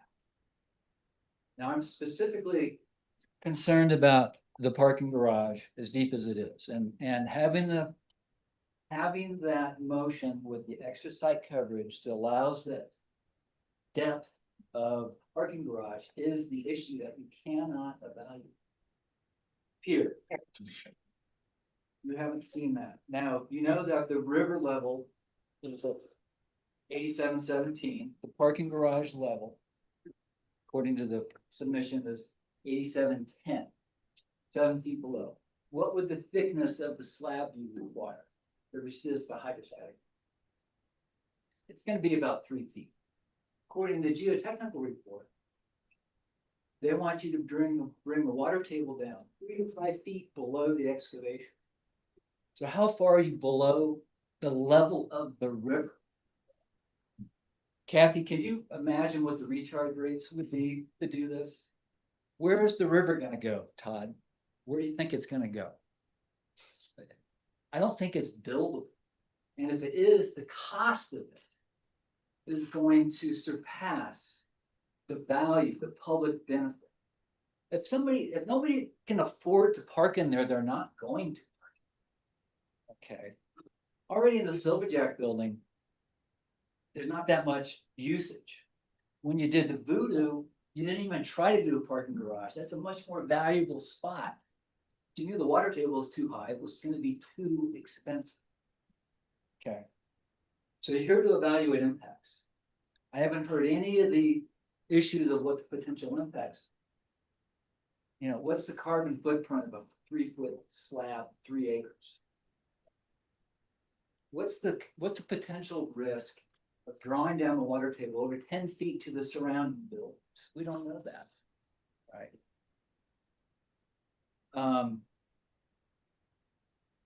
what happens when, well, I think I'm done with my 3 minutes.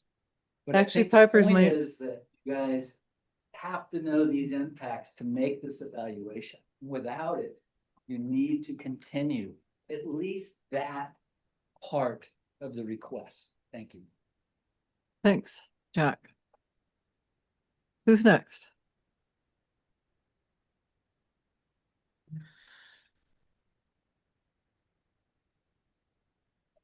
Hi. You can move that down. I can move it? Yeah, oh yeah. Thank you. My name's Emily Masson, and I would just like to concur with Jack and then also say that you're only netting 217 spots. And so those cost a lot. If everybody has to pay for parking, that's not really a public benefit, where 600 people or spots are free. Right now, 600 spots are free unless I'm incorrect. I'm not sure about Shandoka. But Plus or minus. I'm sorry? I said plus or minus, yes. Plus or minus 600 free spots. We've heard a ton in the village about people who have to come to work and now they got to pay for parking. So you're really jacking up the cost of living for workers in that regard.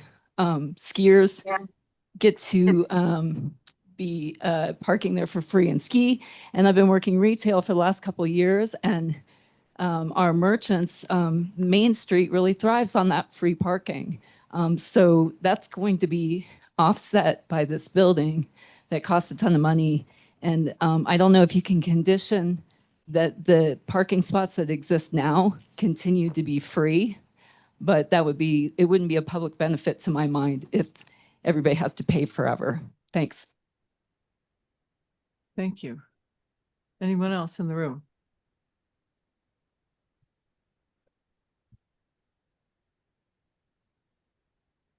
Chris Myers, 532 West Colorado. Whoops. Let's see here. It's come a long way. I'm actually impressed to see. I went to the Hark meeting the other night. There has been an evolution in this process. It needs a lot more evolution before we can approve it as before I believe it's approvable as a conceptual plan. And I think Kathy, you had a really good point about maybe having a work session to try and flesh out some of these things, but there are a lot of unknowns. I'm still struggling with the language used in this hearing. The applicant for this project is the town. Design Workshop is the consultant or the presenter. They are taking direction from the town. Again, as I mentioned earlier, our land use code is our guiding document for creating a built environment. The town is giving direction to the presenter and the consultant to deviate from our land use code.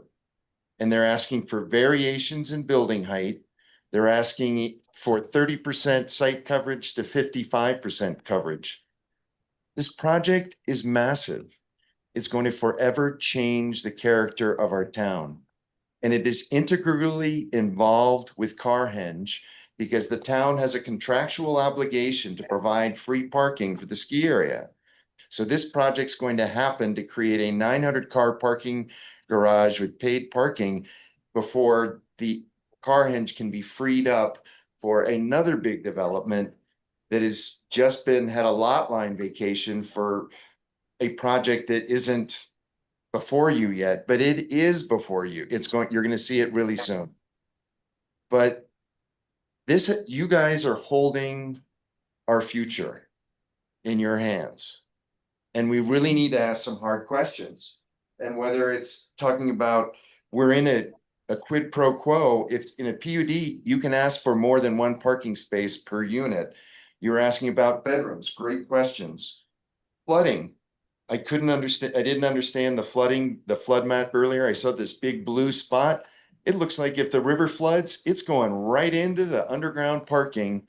And we just had mudslides the last 2 weeks. That doesn't look like great planning to me. Hydrology plan, I concur with Jack.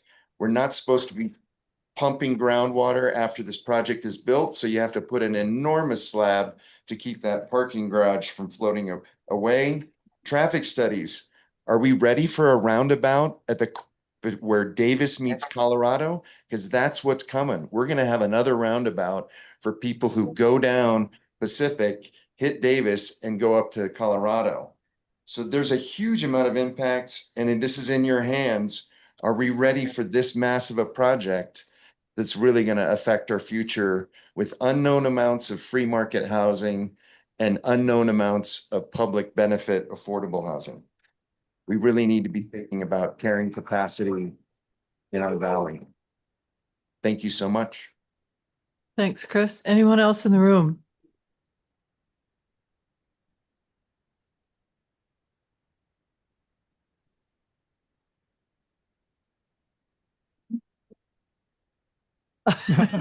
Somebody Uh-oh. twisted it. That's good enough. Jane Hickox, thanks. I'm feeling like I missed a meeting or something regarding this project. You know, you listen to Jack's comments. We talked about a hydrology study months ago. And how can we be talking about anything further unless we have some sense of, can this be built? Why are we talking about sidewalks and trees when we don't have, you know, learned people interpreting a hydrology report? Is there a budget for this? Who's paying for it? You know, I'm really encouraged to be hearing the talk about, you know, the decider here is, does it pass the test for public benefit over mitigation of impacts? The impacts are enormous on that neighborhood and in this town. And if we don't have a budget, we don't know if the parking's going to be free. We don't know how many bedrooms to Angela's point. We have land use codes that are constraining us from doing something that makes common sense. Part of the problem with parking in this community is that land use requirement for only one parking place per unit. Okay, the other day I was here at a town council meeting and the housing authority folks said 80% of their deed restricted need is single person occupancy. Okay, are we talking 51 bedroom units where you're paying for a kitchen as opposed to the cheaper expense to build a 3-bedroom that nobody wants? Those questions have to be, here's what's required, and then we'll see if we can do it. Not let's keep tweaking it and we'll decide later if we're going to have trucks able to go in there, if we're going to make people pay for parking where now it's free, if we're going to have families in there.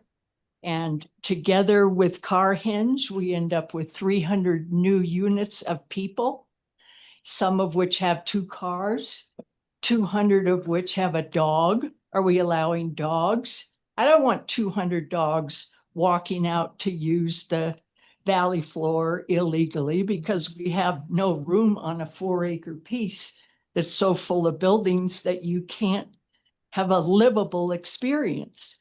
This project is nuts, and you're not asking the questions in the right order.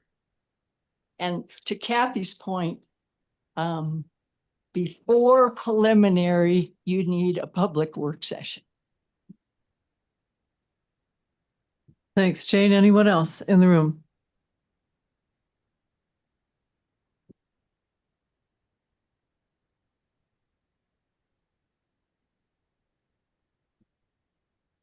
Nancy Landau, 542 West Galena.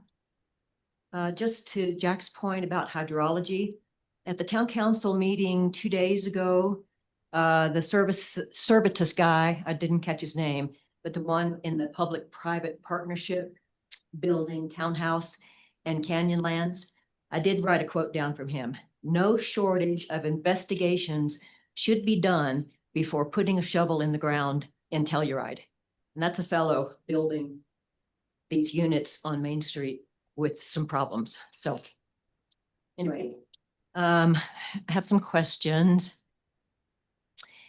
One is, where will the water come from for the Shandoka and the Car Hinge additional population? I mean, I think that's huge, and I think it really is a question we can't quite answer, but I don't think we should overbuild and then run everybody short from being able to drink water. And what about the sewage that's going to be generated by the density there? Another question, how will this project be paid for? What happens when these units are not fully occupied because they're too expensive for local workers? We can look at Voodoo right now as a guideline, I guess you could say. Costs of this kind of project, because of our remote location with high building costs, expensive building materials, high cost of labor. How can we believe that you can build a project of this size that's affordable for locals to live in? We can point to Voodoo on that. What about the vehicle exhaust generated by that concentration of cars in that huge garage? Would you like to be the one that lives against the parking garage? I don't know, it's got concerns for me. And how in the world would residents in that densely populated area evacuate in case of emergency? And no wonder current residents are nervous about their safety with the idea of hundreds of cars added to that confined space with one road in, one road out. Thank you. Thank you, Nancy. Anyone else in the room? Okay. Hi, Mary Beth Mueller. I've actually been attending and following meetings about this for quite a long time, not religiously, and I'm not sitting in the hot seat like you all or making the plans like you all here in the back. And again, I really appreciate the deep thought and the expertise that's gone into this and will continue, I believe. I do hope. I also am interested in a lot of the answers to the questions that were posed from the work session or whatever that's called a month ago. I think that's been very helpful. I am in this immediate area almost every day. It's not my residence, but I spend a lot of time there. I also was one of the first residents of Shandoka, Building B, whenever it was built in 1991, 90. Thought I was gonna have to leave town, but I got a place there. As far as currently, I see a big change in the traffic patterns and the congestion. It's working out, but ever since the incorporation of the Virginia Placer and boarding house and the bus route and everything, it's working out, but it's really different. This is going to be potentially a massive change in that scale. Also, having lived down there and working down there, I see the dearth of sunlight in that area. We all know that's up against the hill. I think that affects quality of life. I think these large buildings will further compromise that for anyone who already is down there. And I have real concerns about that component. Looking at the scale of this main building, even I can see that it would be really taking away, I mean, it's developable land, I realize, but it would be really taking away and compromising the sort of valley, the open view quality from looking to the west for buildings that are on the east side of Mahoney, and considering just the problems of greater density, as Emily mentioned, with air quality, or I think maybe Nancy just said that, air quality, the just more noise through construction and living also. This problem of less natural light is going to be an issue. And I love what y'all have done with the green space discussion and some of the images, but it's a shady and cold place in town for much of the year. So it's snowy, it can be icy, it depends on the weather, but it's not exactly welcoming when you're in the, up against the hill in these green areas. I realize that this is hewing to the land use code on parking, but I think all of us are living the fact that the land use code does not adequately provide for the parking that our community members need. And until we have some massive shift in cultural paradigm, which I would love to lead the charge on, but I don't know how to do it, for using cars and having independence and living with convenience, we are not going to see a shift in that. And I think that the plans that we have in our land use code are inadequate, like the requirements for people's vehicles. And to Kathy's point about the length of vehicles, I've also wondered about the height and the length. Y'all kind of addressed that, but it also is going to hinge somewhat on the ramps going in and out and what can accommodate the dimensions of these actually ever larger vehicles. Again, speaking of paradigm shift. It's kind of going the other way. So in terms of practicality, I do wonder About 3 about the minutes? access on that. That's your 3 minute. Thank you. That's why we've been listening to this alarm. Yes, thank you. Thank you. Thanks, Mary. Okay, I think we satisfied everybody that's in the room. Let's go online. Let's start with, let's see, Molly was up there. She's no longer. Let's start with John Lehman. I have a feeling they're gonna cede their time to Diane Wolfson again. Okay. Let's let them do that. Okay. I'm gonna ask Good. John Lehman to Is there anyone else on that list? Yeah. Yeah, that's what I figured. Okay, John, we'll start with you. Okay, I see to Diane Wilson. To Diane Wolfson Yes. as your representative? Yes, as a representative. Thank you. Just trying to get that clear. Anyone else in that situation? ask Karen Moritz to unmute. Okay, Hi, yes, I cede my time to Diane Wolfson also. thank you, Karen. Madeline? Yes, I also will cede my time to Diane Wolfson. Thank you. So we have 9 additional minutes and yeah, for Diane. Hello again.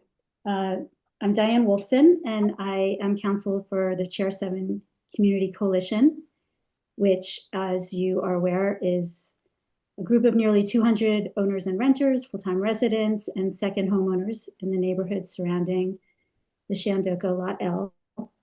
And including Diane, let me ask Piper a question. Is there a reason why we can't see her? Oh, I can ask her to turn her video on just a moment.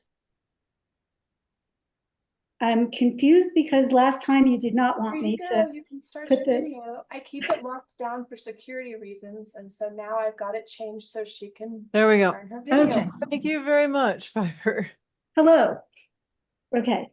So I just want to make sure that we have for the record my July 2026 letter to Kevin Geiger, town attorney, with its enclosures and title documents submitted in support of the letter, and also 3 letters I submitted today as the coalition's public comment covering affordable housing, parking. We've and received those, right?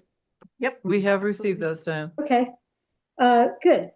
I do want to ask one question about the Engage Telluride website, because I've been checking it leading up to this meeting for both Carhenge and Shandoka, and there's no mention of this meeting on either of the Carhenge or Shandoka pages. So it's not being updated, and if that's supposed to be the place where the public can be engaged, it's not being updated. So I wanted to point that out.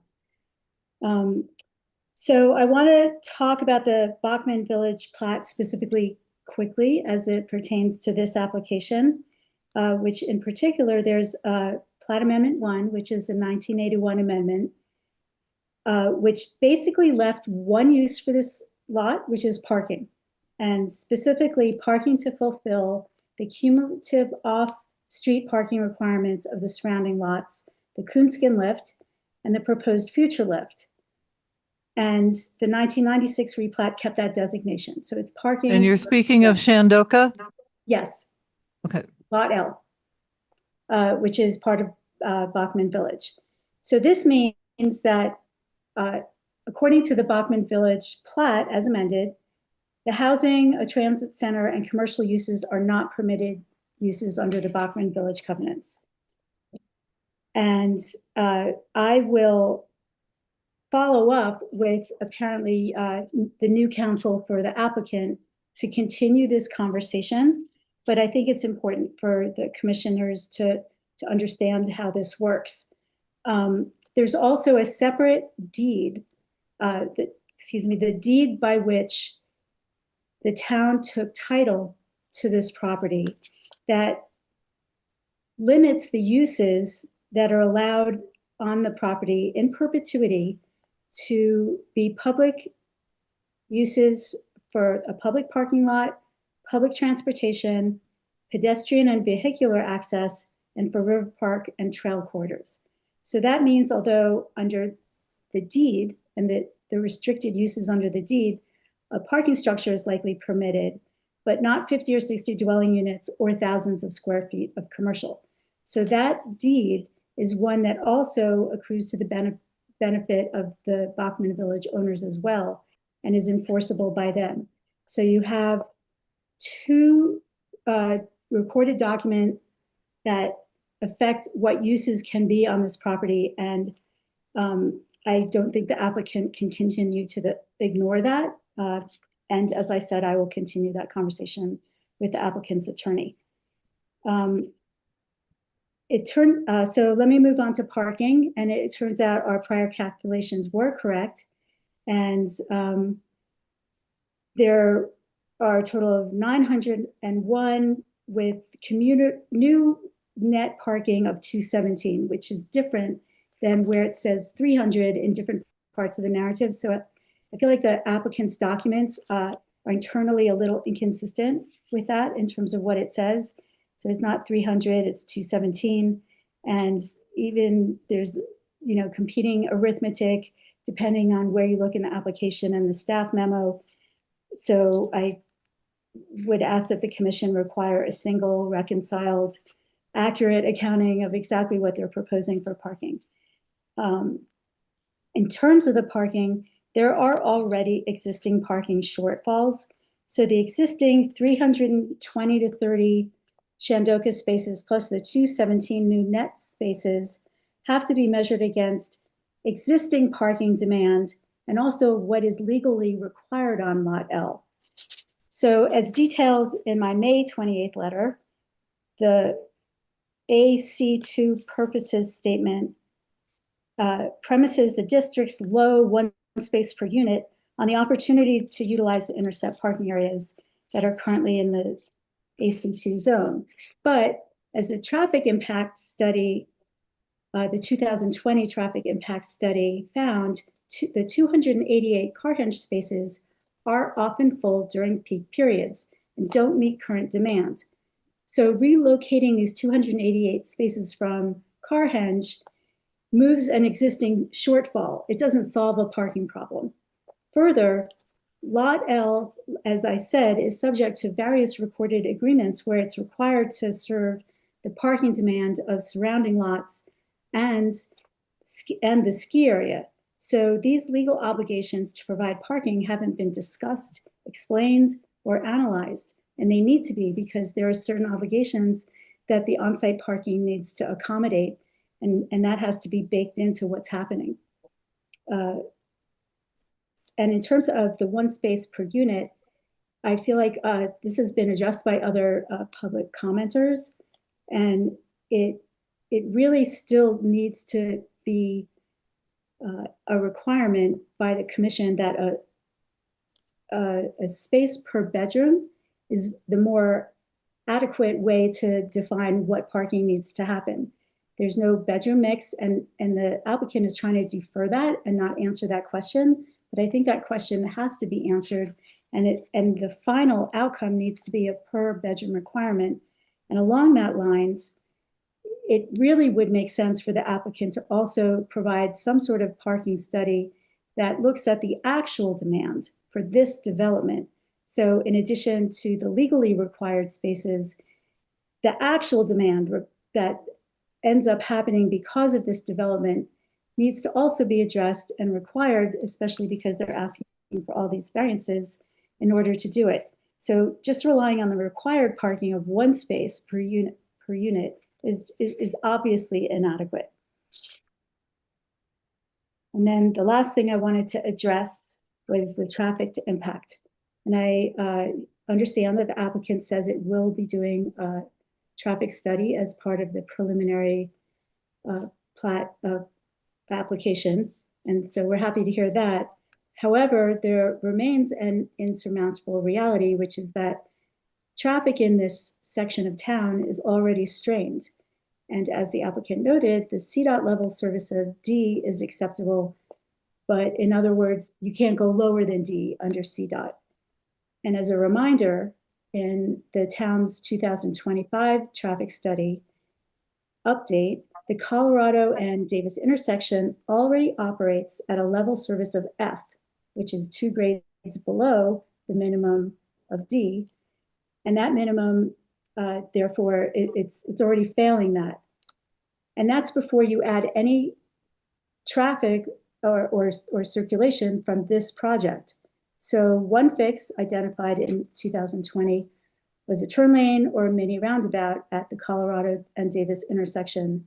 But here we are 5 years later, and it's still not funded, it's not designed, it's not built, and there are no commitments to build it. And additional mitigation recommendations from the 2020 report, such as crossing guards, adjusted start times for school, a grade separated crossing, all of those also remain unimplemented. But most importantly, out of all of this, the study itself admits that it's far, far from a given that any of these recommendations for mitigation will even work. So I wanted to suggest that, as the Buddha says, all pain in life comes from not accepting reality. And the hard truth here is that it may be literally impossible to mitigate traffic impacts in this area of town. And for that reason, this simply might not be the right location for this amount of parking, housing development, and a transit hub. And that concludes my comments, and I thank you again for your time. Okay, we have one more person with their hand up. Cami Nichols, do you want to speak? Yes, thank you. I just want to add that I just want to reiterate what others have said. I agree with everyone that's spoken tonight, but it is within your purview to consider public benefit versus the detriment, to consider the impact on the community that these things have is squarely within your purview. And I'm glad that Ms. Hickox and others reminded you of that. And I think it's important to note that it's unclear how much affordable housing will come of this. Obviously, affordable housing is important, and how affordable will that housing be?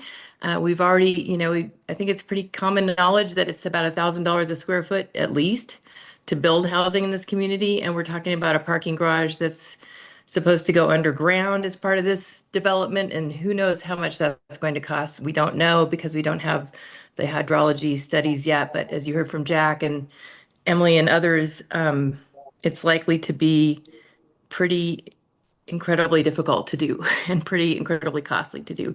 So it seems that there's a lot of questions about public benefit versus cost and detriment to the community. All the other issues people raise, traffic, et cetera. And I think they need to be answered more plainly before proceeding. So I like the idea of another work session. I think it's premature to do anything else at this point. But thank you for your time. Okay, Michael Saffler. yeah, we have two more here, Michael Saffler and then Ryan Witt. Or Vitt, excuse me. Good evening. Michael? Good evening. Can you hear me? Barely. Yes. Okay. Can you hear me now? That's better. Better. I don't know why this microphone doesn't work any better. But thanks for the opportunity to talk. I agree with the vast majority of the comments that have been made this evening, and generally, I'd like to point out that the Southwest area plan is may just be impractical. I understand that the town council came up with it, and that's what our consultants are using to try to use as the basis for this design that they're coming up with. But it probably, as Diane said, it probably is not realistic. The traffic impact study doesn't seem to be adequate. The water table considerations don't seem to be very realistic, and to use the CDOT evaluation giving us a grade of D, and using that as appropriate or acceptable doesn't really sit well in the acceptable department in my mind. But in any case, I think the community should weigh in a lot more on this. Now that we've come down to all these details, and I hate to say go back to the drawing board, but it might be time to go back to the drawing board. Thank you. Bye. And Ryan.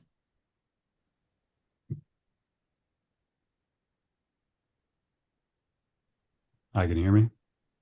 Yep. Yep. Yeah, I would just like to echo all the statements by all the public comment today. And I think from like a P&Z standpoint, I definitely think there needs to be, like some type of revision on that one spot per unit, as has been said multiple times. It seems like one spot per bedroom should again be a minimum standard. Like if you were to, I don't know if there's been a survey done in town of the number of units that are a one bedroom that have two cars, or a two bedroom that might have four cars. There's a parking problem because there's not enough parking areas, and there's too many units. So you got to fix, I think the parking per unit is a big one. Thanks. Okay, that appears to be all of public comment. Kristen? Sure. I was going to formally close public comment first. Yes. So I do close public comment at this point, and our applicant has the choice to rebut, I think, about 30 different comments here, but Kristen, Would you like to go first? You can go first. Okay. All right. I just want to make sure that I clarify some points for the public and for the P&Z. First, clearly we're at the conceptual PUD phase. So this project is evolving. The application requirements, the minimal submittals for conceptual PUD are very minimal. When they come in for the preliminary PUD, many of the things that have been discussed this evening are required to be provided to you. That includes the fact that they're in zone 1, so they will need to provide a groundwater study, and that is just part of what comes next. So I think part of this is timing of things. We're in the early conceptual stages.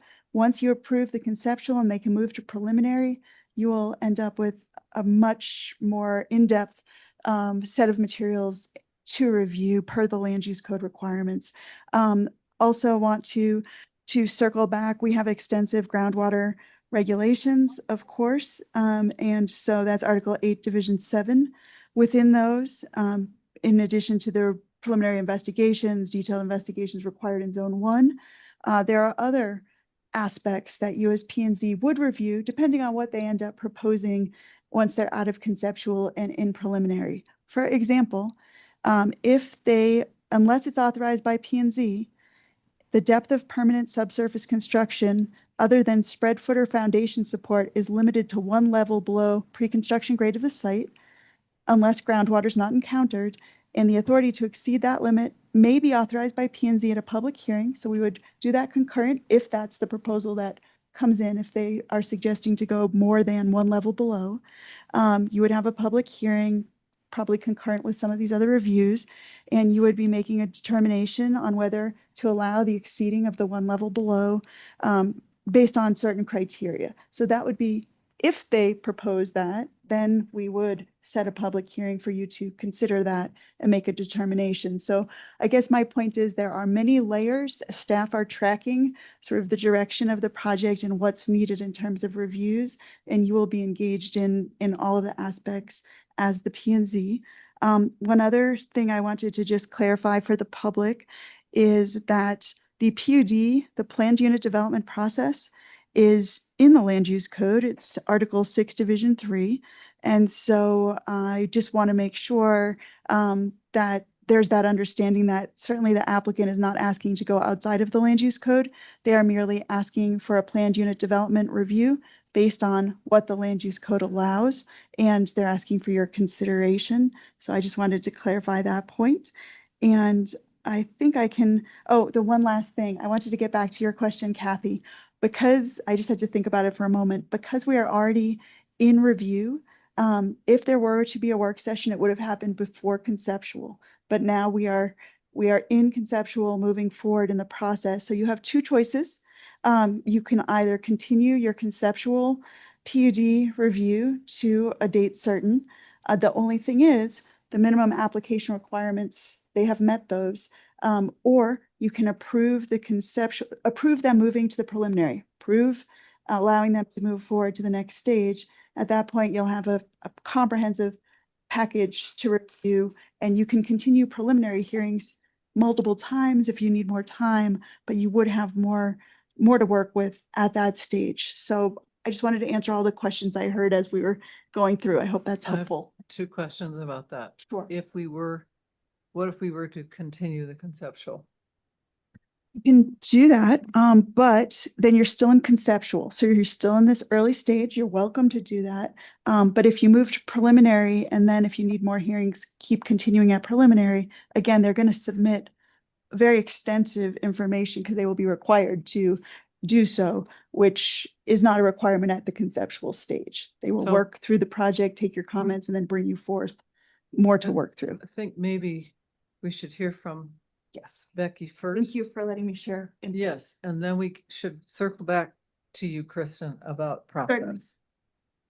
Yeah, well, you actually hit 2 of the 3 things I was going to comment on. So just briefly, it was just more to maybe correct an error of fact. So we are not deviating from land use code. We are within the PUD provisions of the land use code.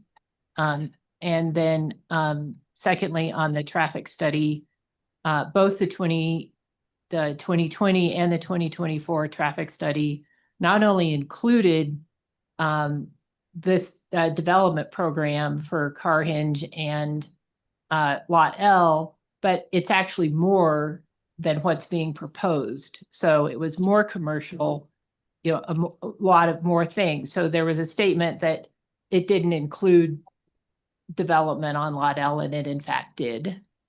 And then the intersection at Davis and Colorado, it's in that low level of service in the PM peak. It's not AM and PM, and it's not all day.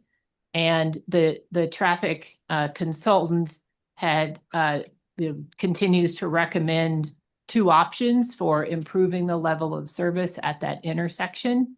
And one of them is just designating a left turn lane on Davis Street to receive that left turn pocket lane on Colorado. And that improves that level of service from an F to a D. So two levels up just with a left turn lane.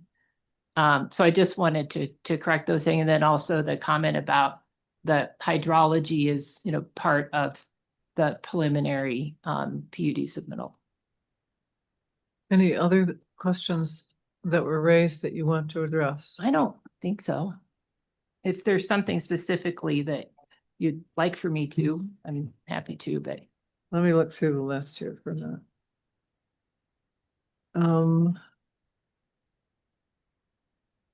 With regard to, there was a lot of questions raised about the water table.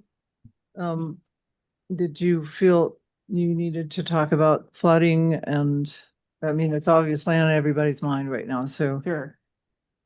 Yeah, so we showed you the 2025, FEMA map.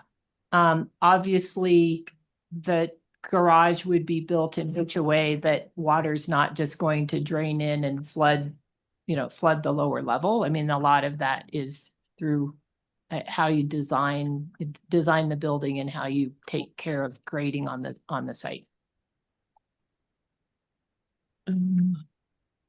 Anybody else?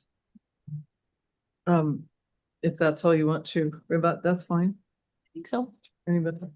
Are we in discussion? Where are I we? think we're going to move to discussion, but part of that is Kristen explaining again, if you wouldn't mind, the difference between these 2 motions you provided us. Sure. So as I was listening to your discussion, I think I would suggest going with the simplified motion that I handed out. Just basically, if you decide that you are moving from conceptual to preliminary, I think that would be the appropriate yes. You are approving and basically allowing them to move forward with a full application for a preliminary PUD. If there are certain things that you want that are not already required by the land use code, you could put those in as conditions, and that would allow them to proceed. So for example, in addition to the groundwater studies, when they move to preliminary PUD, they have to give you the full environmental conditions, similar to a number of the things you are actually seeing in the subdivision application. So you'll see soil types, geological hazards, groundwater, deepness, flood-prone areas. You're going to see a lot more depth to the materials you will review. They will address traffic. Many other things are required per the code when they get to preliminary. So that is the only reason I was suggesting perhaps keep it simple, give them the okay, yes, it's compliant, they can move forward. There are certain things you need beyond what's stated in the code, ask for them. Otherwise, I would say the preference may be to have all of the information before you and then continue the preliminary hearings as much as you need to finish your review. But that's just a staff recommendation. You can go in either direction. Okay, so the original motion we were given was specific to maximum building height. And I'm approval. simplifing that. I Interest think I would saying recommend those going with the other motion. references are not. I would say at necessary. this stage, you had a lot of questions. I think it's best to get to that next stage before you finalize what your recommendations are for the What PUD. kind of conditions are appropriate then? It's very comprehensive in the land use code in terms of what they are going to provide. So I don't know that you will have any per se. It could be just as simple as that first paragraph. Here's the finding. Basically, yes, it meets these criteria. They can move to preliminary PUD.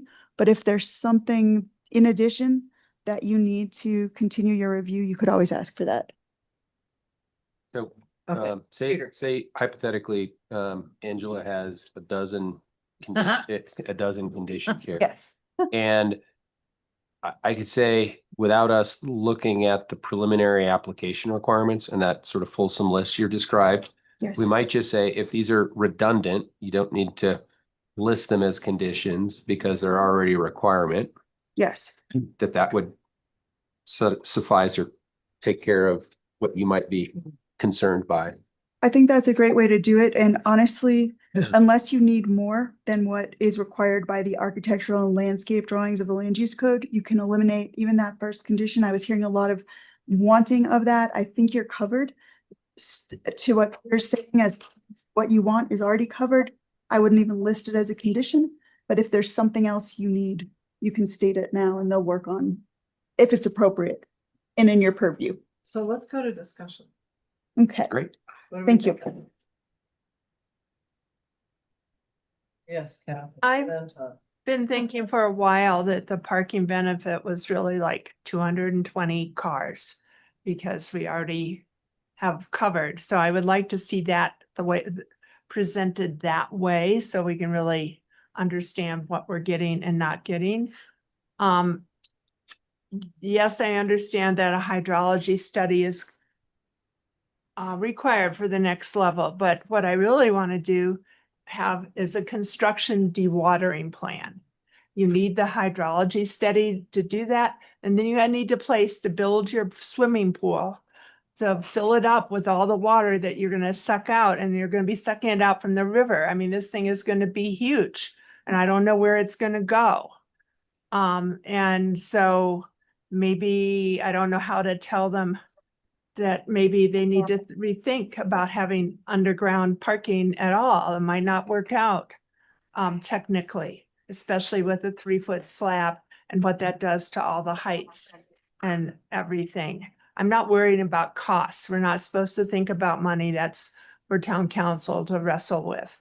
But that's really troublesome to me. I've built only residential underground parking below water tables with varying success. It's really hard to do and it's really expensive.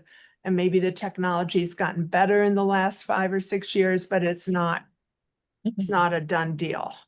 So I'm really concerned about that. I would love to see something that has consistent numbers, not one number here and a different number here. And I also want to appraise how it's evolved from long ago to just within the phase they're designed to be. We got to 2B and now it's even getting better. But it's like, is this buildable? Is what I'm thinking. The other thing, yeah, the parking requirements for the town of Telluride are not right. I asked for them when I first got on this board, that we should be realistic. And I was told it was too late. That was 1983. I don't think it's too late. I think we should have done this 20 or 30 years ago. And because we're not, and something I would like to know is like a lot of or I guess all of Shandoka parks on Lot L right now. I would like a very specific survey that would tell us how many vehicles each Shandoka unit owns. It's different. When you're poor, you don't have one brand new car that always works. You have several cars, so one of them can be at the repair shop and one of them can be working. And you might have several people living in a unit that each need to drive to jobs on a different schedule. We're not talking, oh, you can jump on a bus. We're talking you're going to a construction job. So I think we're, it's really unrealistic. I want to know those details before I go forward with all of this. I also think that it's essential that the food bank is in phase 1. They're going to lose their space soon. We have a lot of daycare. We don't have enough daycare, but we have some daycare. And if some daycare needs to wait till phase 2 or till, some different project, that's fine because we can get by, but we can't not have a food bank. And unless somebody has a great idea of where else on town or county land it can go, we need to make sure that it happens here as fast as possible.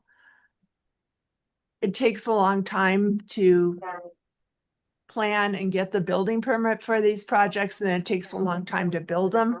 And by the time you're done, whatever the last housing survey showed the need for is wrong. The kids have gone to college that were babies.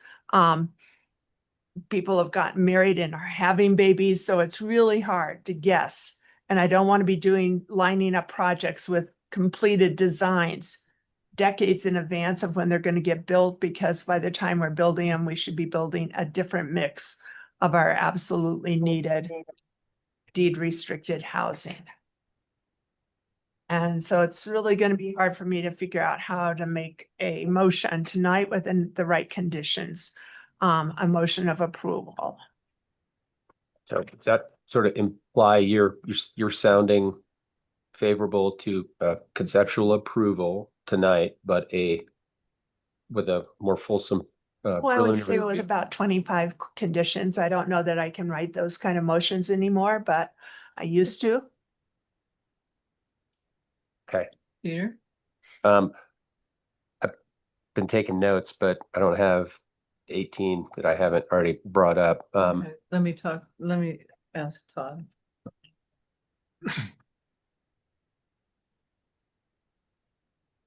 Taking us back up to 20,000 feet and looking down, our job is to determine whether or not this project meets the PUD requirements well enough that we can put it to the next level, where we get a whole lot more detail about a lot of these things that we've been talking about. What I don't feel I have is the balance between the benefits and the costs. And we never get that.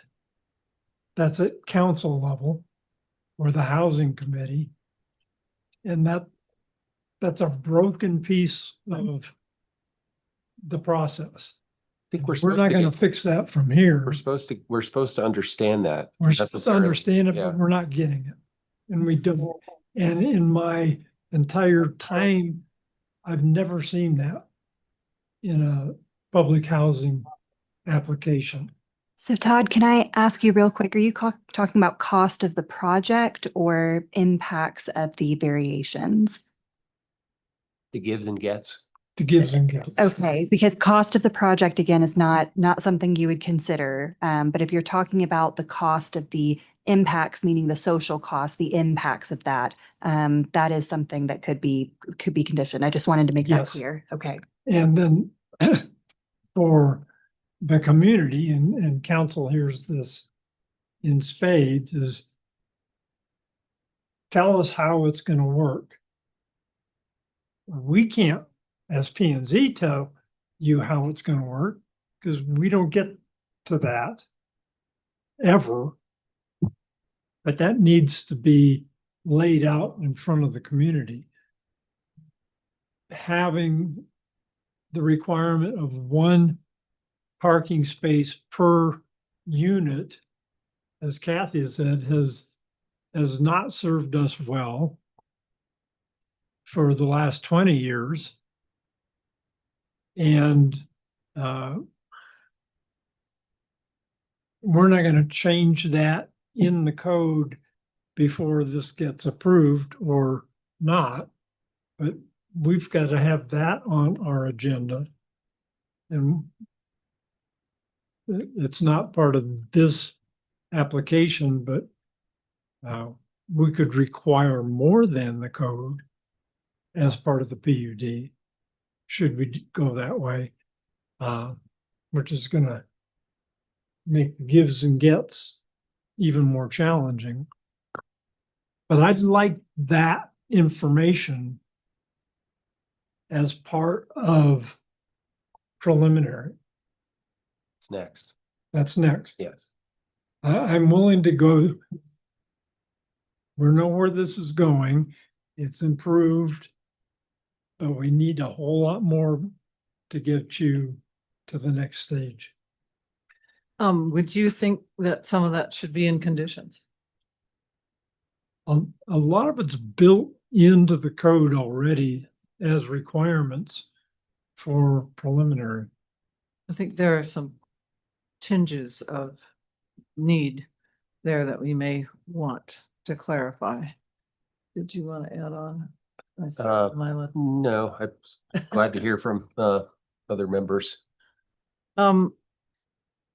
So assuming we go with the simplified proposed approval to move forward with conceptual PUD because it meets the 6-1313 list here, and I think we should go through and make sure everybody's comfortable with those. I have some other considerations that we might want to consider just in terms of discussion here.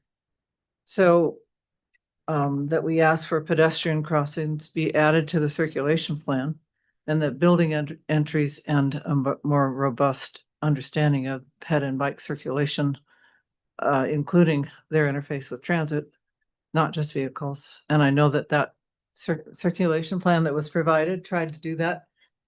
I don't think it is adequate. So I think that's something that needs to be addressed. That's one of our criteria, it's just for the public benefit, to look at in terms of PUD review standards for approval to go from conceptual to preliminary. That's why I'm harping on that. Traffic study, it needs to include more of the traffic than just vehicles. And so looking ahead to what that is, has got to be more comprehensive, because if we're being a multimodal hub, then we need to know what the modes are and what they're doing, as well as what the vehicles, and then how they might conflict. That's the ped and bike crossing part of it. I think the core green spaces have changed and been upgraded a lot. I think that's definitely on the right path. However, they are over structure, and to assume that they're going to live in a berm in a fairly narrow space, it still needs to be proven out to me, having worked on projects like this. So I think that if we rely on quality open space, which is another one of the criteria here in our review standards, that needs to be more thoroughly proved out. The I have no doubt that you're going to hold to a standard on landscaping and root depth and all these things. well, it's the I- infrastructure. And I know they're gonna listen to the audio and all this. If you need to condition these things as a part of this, I Yeah, think that's that's, kind of where I'm going. I'm just I making a list. understand to that. see if you guys agree. don't have an issue with it. I am sort of voicing the opinion that this is a really big project. There's a lot they've already pulled together.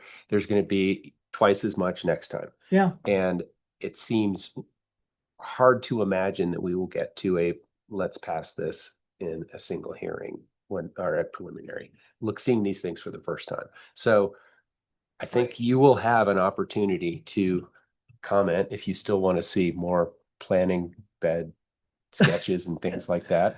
no, that's the least of it, but yes, Yeah. I have some concerns about that. I think the roof needs to be better studied.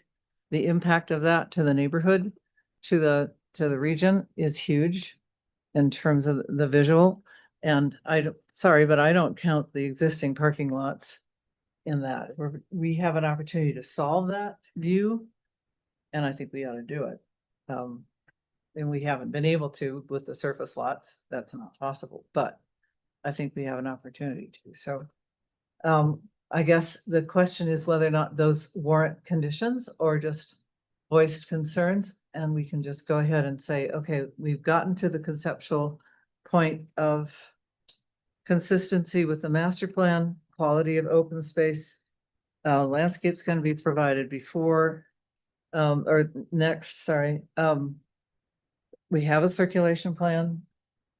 I have said, I think my assumption is they will have clearer plans. There will be a set of them that stack up, that account for the number of levels in the building. I know that right, the levels at the garage or ramped are going to be complicated, but you're going to show us so that we understand how each level fits in this building, and it's not sort of like connecting the dots and guessing in vague sections. They're gonna have more information. clarification on how much parking. I cannot approve plans that I can't see. So I'm expecting that, and I think they will provide it. And I think you should keep your notes and be ready. And add any conditions that you want to make triple sure. Anybody else have some of those, Todd? Well, and I agree with Peter on that. What I'd like to see, and you mentioned it, are the things that reach beyond the edges of this project. Circulation, once you cross the boundary, the lot line, where'd all the pedestrians and bicycles go? That's not this project, but it has to be decided Right. for the community. Yeah. And Where do the cars go once they head down Pacific? And is that improvement at Davis in Colorado tied to the approval of this project? Because if it may not work unless that mini roundabout or those turn lanes are implemented. The other thing I want to say about level of service. CDOT is a highway purveyor, okay? They do some great stuff with multimodal, but they are first and foremost, they run the highways, right? Level of service A is a freeway with nobody else on it, okay? Level of service D, in my mind, is an urban area with lots of people using space. It's walkable, you got lots of people slowing down, lots of different modes working together. F means it's all backed up, but you still can get through with time. It's a time factor. Level of service D is not an issue for most planners because that means it's a lively environment. It means you got stuff going on. So I don't want people to get the wrong impression. Level of service is moving people through places, not to places. And that has been an issue with DOTs and people who are in multimodal design. So I just want to make that point because everybody brings it up. Oh my God, we're not an A. Well, you don't want to be an A or nobody will stop, shop, park, spend money, say, have a life. So, sorry, I just needed to get that off. Okay, so where are we at? These kinds of discussions about the, design features that make it a livable place, the building height, building design, portions of this, the lot coverage, they're all bound to the size of this project. We have only 2 big lots in town left to get this kind of housing done. So this kind of housing combination, intercept parking, circulation, make the intercept lot park once concept work. So I would want everybody, including the audience, to think about not just this immediate, but long-term contribution that this project might make, as well as some of the rough parts that we know that still need to be solved. If everybody's happy with no conditions and the findings that we can move forward, I'll entertain a motion.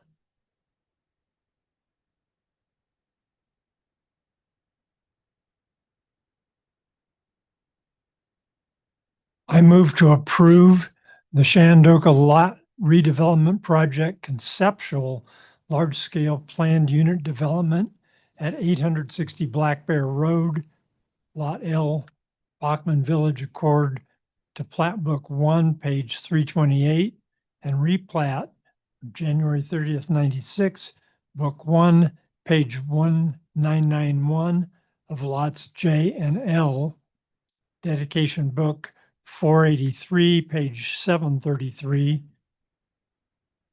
containing 4.07 acres pursuant to Land Use Code 6-307F, with the findings set forth in the staff memorandum of record dated July 23rd, 2026, including the following specific finding.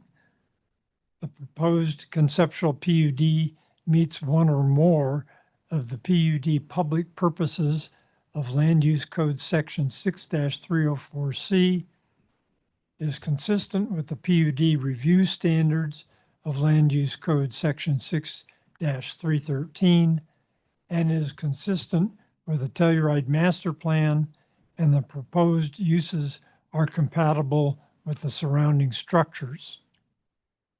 This motion is based on evidence and testimony provided at a public hearing on July 23rd, 2026, with notice of such hearing provided as required by the Telluride Land Use Code. Is there a second? I'll second it.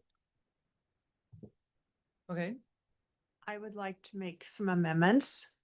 I would like the conditions to be, number 1, there will be a clear presentation of PUD benefits, explaining that there'll only be a net gain of 217 parking spaces, and conditioning as a benefit, parking will be free for eternity, or maybe 100 years would be okay. Number 2, the traffic study will include vehicles, bikes, and pedestrians. Number 3, there will be a detailed construction mitigation plan presented showing how the below water table construction will occur, including the water holding pond for that construction. Number 4, there will be information on vehicle ownership for current Shandoka unit occupants. Number 5, the food bank will be in phase 1. Kathy, I have a question. You stated you want the conditions to be the ones that you just stated, so that's going to override the conditions that were read that said with the conditions listed in the staff memo. Yeah, though we're not considering that original motion. No, we're down to we're down to a different motion, model motion. Okay. So make sure. No, I have to type it out exactly as it's stated verbatim. So with the findings set forth in the staff memorandum recommending. No. Okay. No. So you're listing conditions for this motion. That's right. Okay. Yeah. Thank you. Sorry, was it just those four, Kathy? I just, it's 5, but yeah. 5, sorry. Did you want to add to that? No, not that I'm aware of. Okay. Looking back at my list. Look at number 4 again or something. Info on the existing DOCA. Yeah, just parking. let me read this again. Clear presentation of the actual net gain of spaces and the allocation of different spaces that associated with that part. I didn't say allocation, I just said clear presentation of PUD benefits, including that only 217 net parking space, there will be only a 217 net gain of parking spaces. And this other sub part of that is the parking will remain free for 100 years or perpetuity, I'm whichever way. Okay. Christine raising her hand, sorry. I just have one clarifying question, just to make sure we understand correctly. Are you asking two things, like one way or the other? Are you asking Kathy that they provide clarity on what the correct number is, which would be clear presentation of PUD benefits, including clarification on the number of net gain parking spaces, or is your condition intending to limit the number of parking No, spaces? it Oh, would be- good. It would be. That's how it read. To have a clear presentation of the net gain of parking spaces. Let's leave it that- without the 217 then, because I Yeah, think that's. so we should Yeah, take out- artificially capping it. Yeah. Please restate condition 1 then, please. I would like a clear presentation of the PUD benefits, including the net gain parking spaces proposed and a condition that parking will be free for perpetuity. I can't say that word, sorry. Perpetuity. Perpetuity. Thank you, Kathy. Then the second one I had was that the traffic study would include Bikes and pedestrians. bikes and pedestrians, Well, vehicles, bikes and pedestrians. multimodal. That's too vague.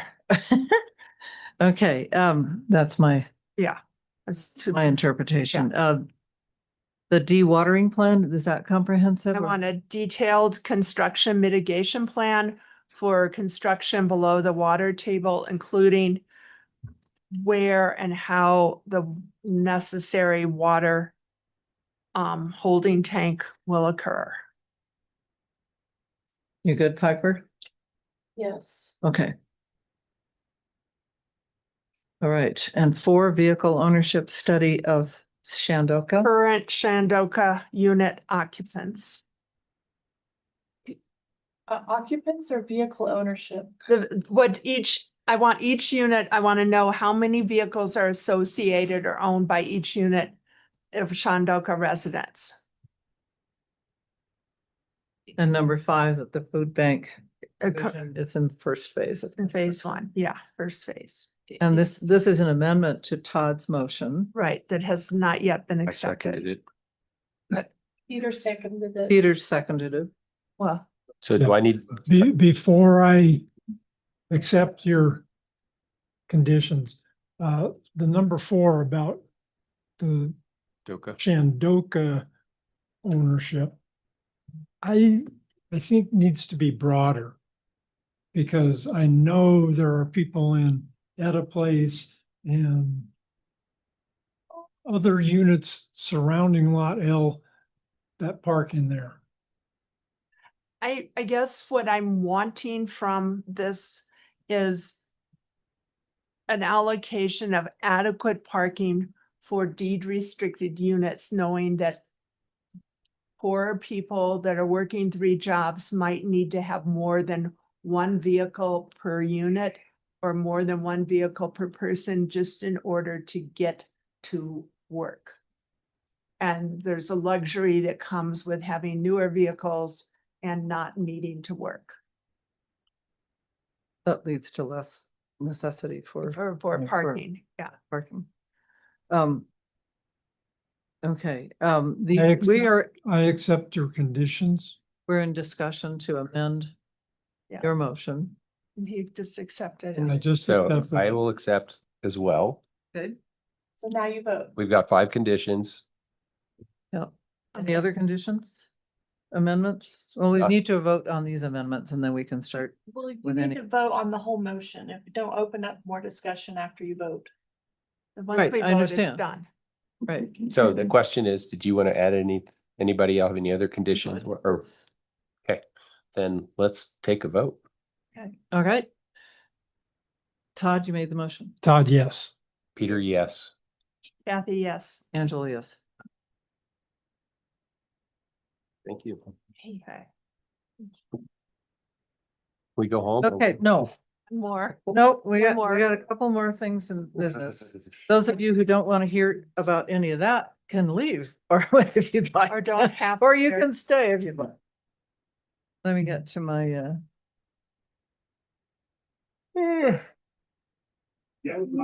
all right, so getting back to the agenda real quick. Okay, we're still meeting, no talking, Dan, quiet, leave the room if you need to chat. We want to get out of here too.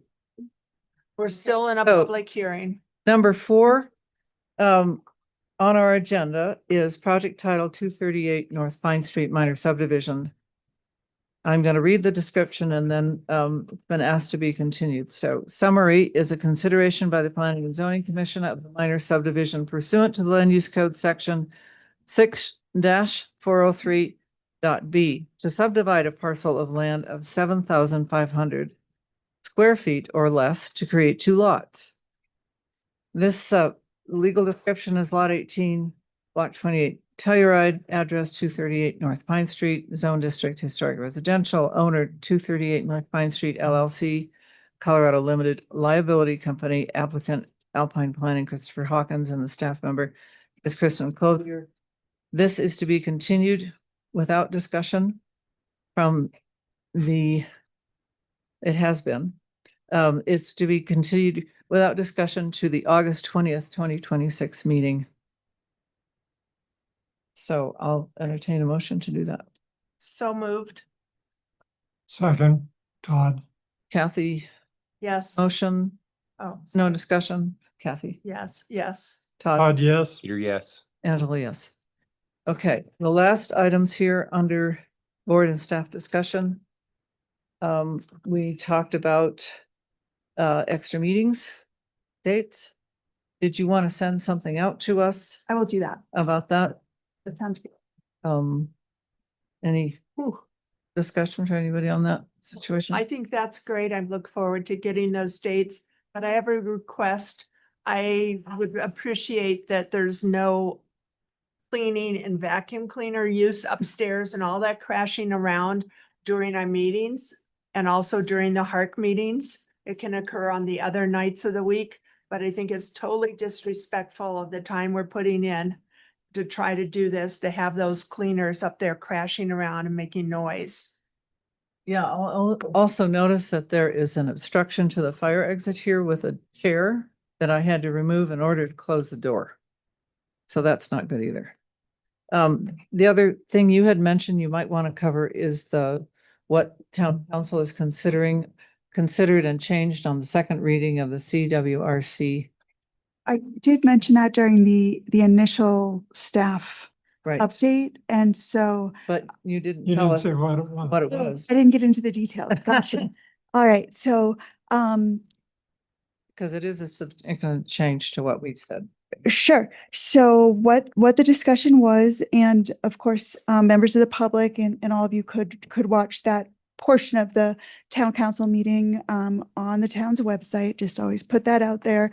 But there was further discussion on the requisite mitigation for trees that would be removed based on the requirements of the CWRC.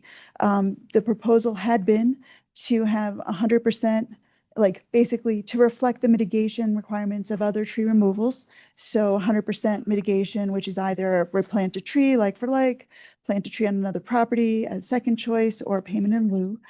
Town council had a robust discussion, and they made the determination at second reading, but again, it's going to third reading now, that there would be no mitigation charged for trees removed not even charged, no mitigation for trees removed per the CWRC.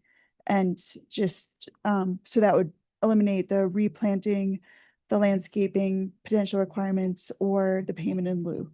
So that was the one piece that got revised in the second reading. The third reading will take place on August 11th. And again, there was a robust discussion, so you could listen to that if you wanted to in the video recording, if you weren't in attendance at the meeting. I caught part of it. I hope that was Charles, helpful. our man Charles Yeah. featured prominently. Yeah. Put in a word or two for us. He voted no. Right. Yeah. Because he heard our discussion. So thank you But- for letting me give a brief Yeah. update. Okay. Okay, so that's the major substantive change. So Yes. we could talk about that more in our first this meeting. And I will be revising based on town council direction, and you will see in the town council packet for August 11th, that revised version for that third reading, which is a public hearing. Okay. Is there any other board staff? Yes. For future, and we've talked about it a couple times, we need to look at and consider changing the code for required parking spaces. Yes, I made a note of that as we were discussing, so. That would be a lively discussion, no doubt. That's I know that is something I have grappled with in my career and been challenged by, with only one required parking space per dwelling. It's not easy on these little postage stamp slots that we have. And then how functional do they need to be if they fill up with mud every time it rains? It doesn't really work. So I think what I'm doing is keeping a list of potential updates. I think that'll become part of that bigger package of updates that will begin in early 2027 post comp plan, because we're going to prioritize that tree section updating first. But we can revisit that for sure. And I am keeping a running list of what is raised as concerns.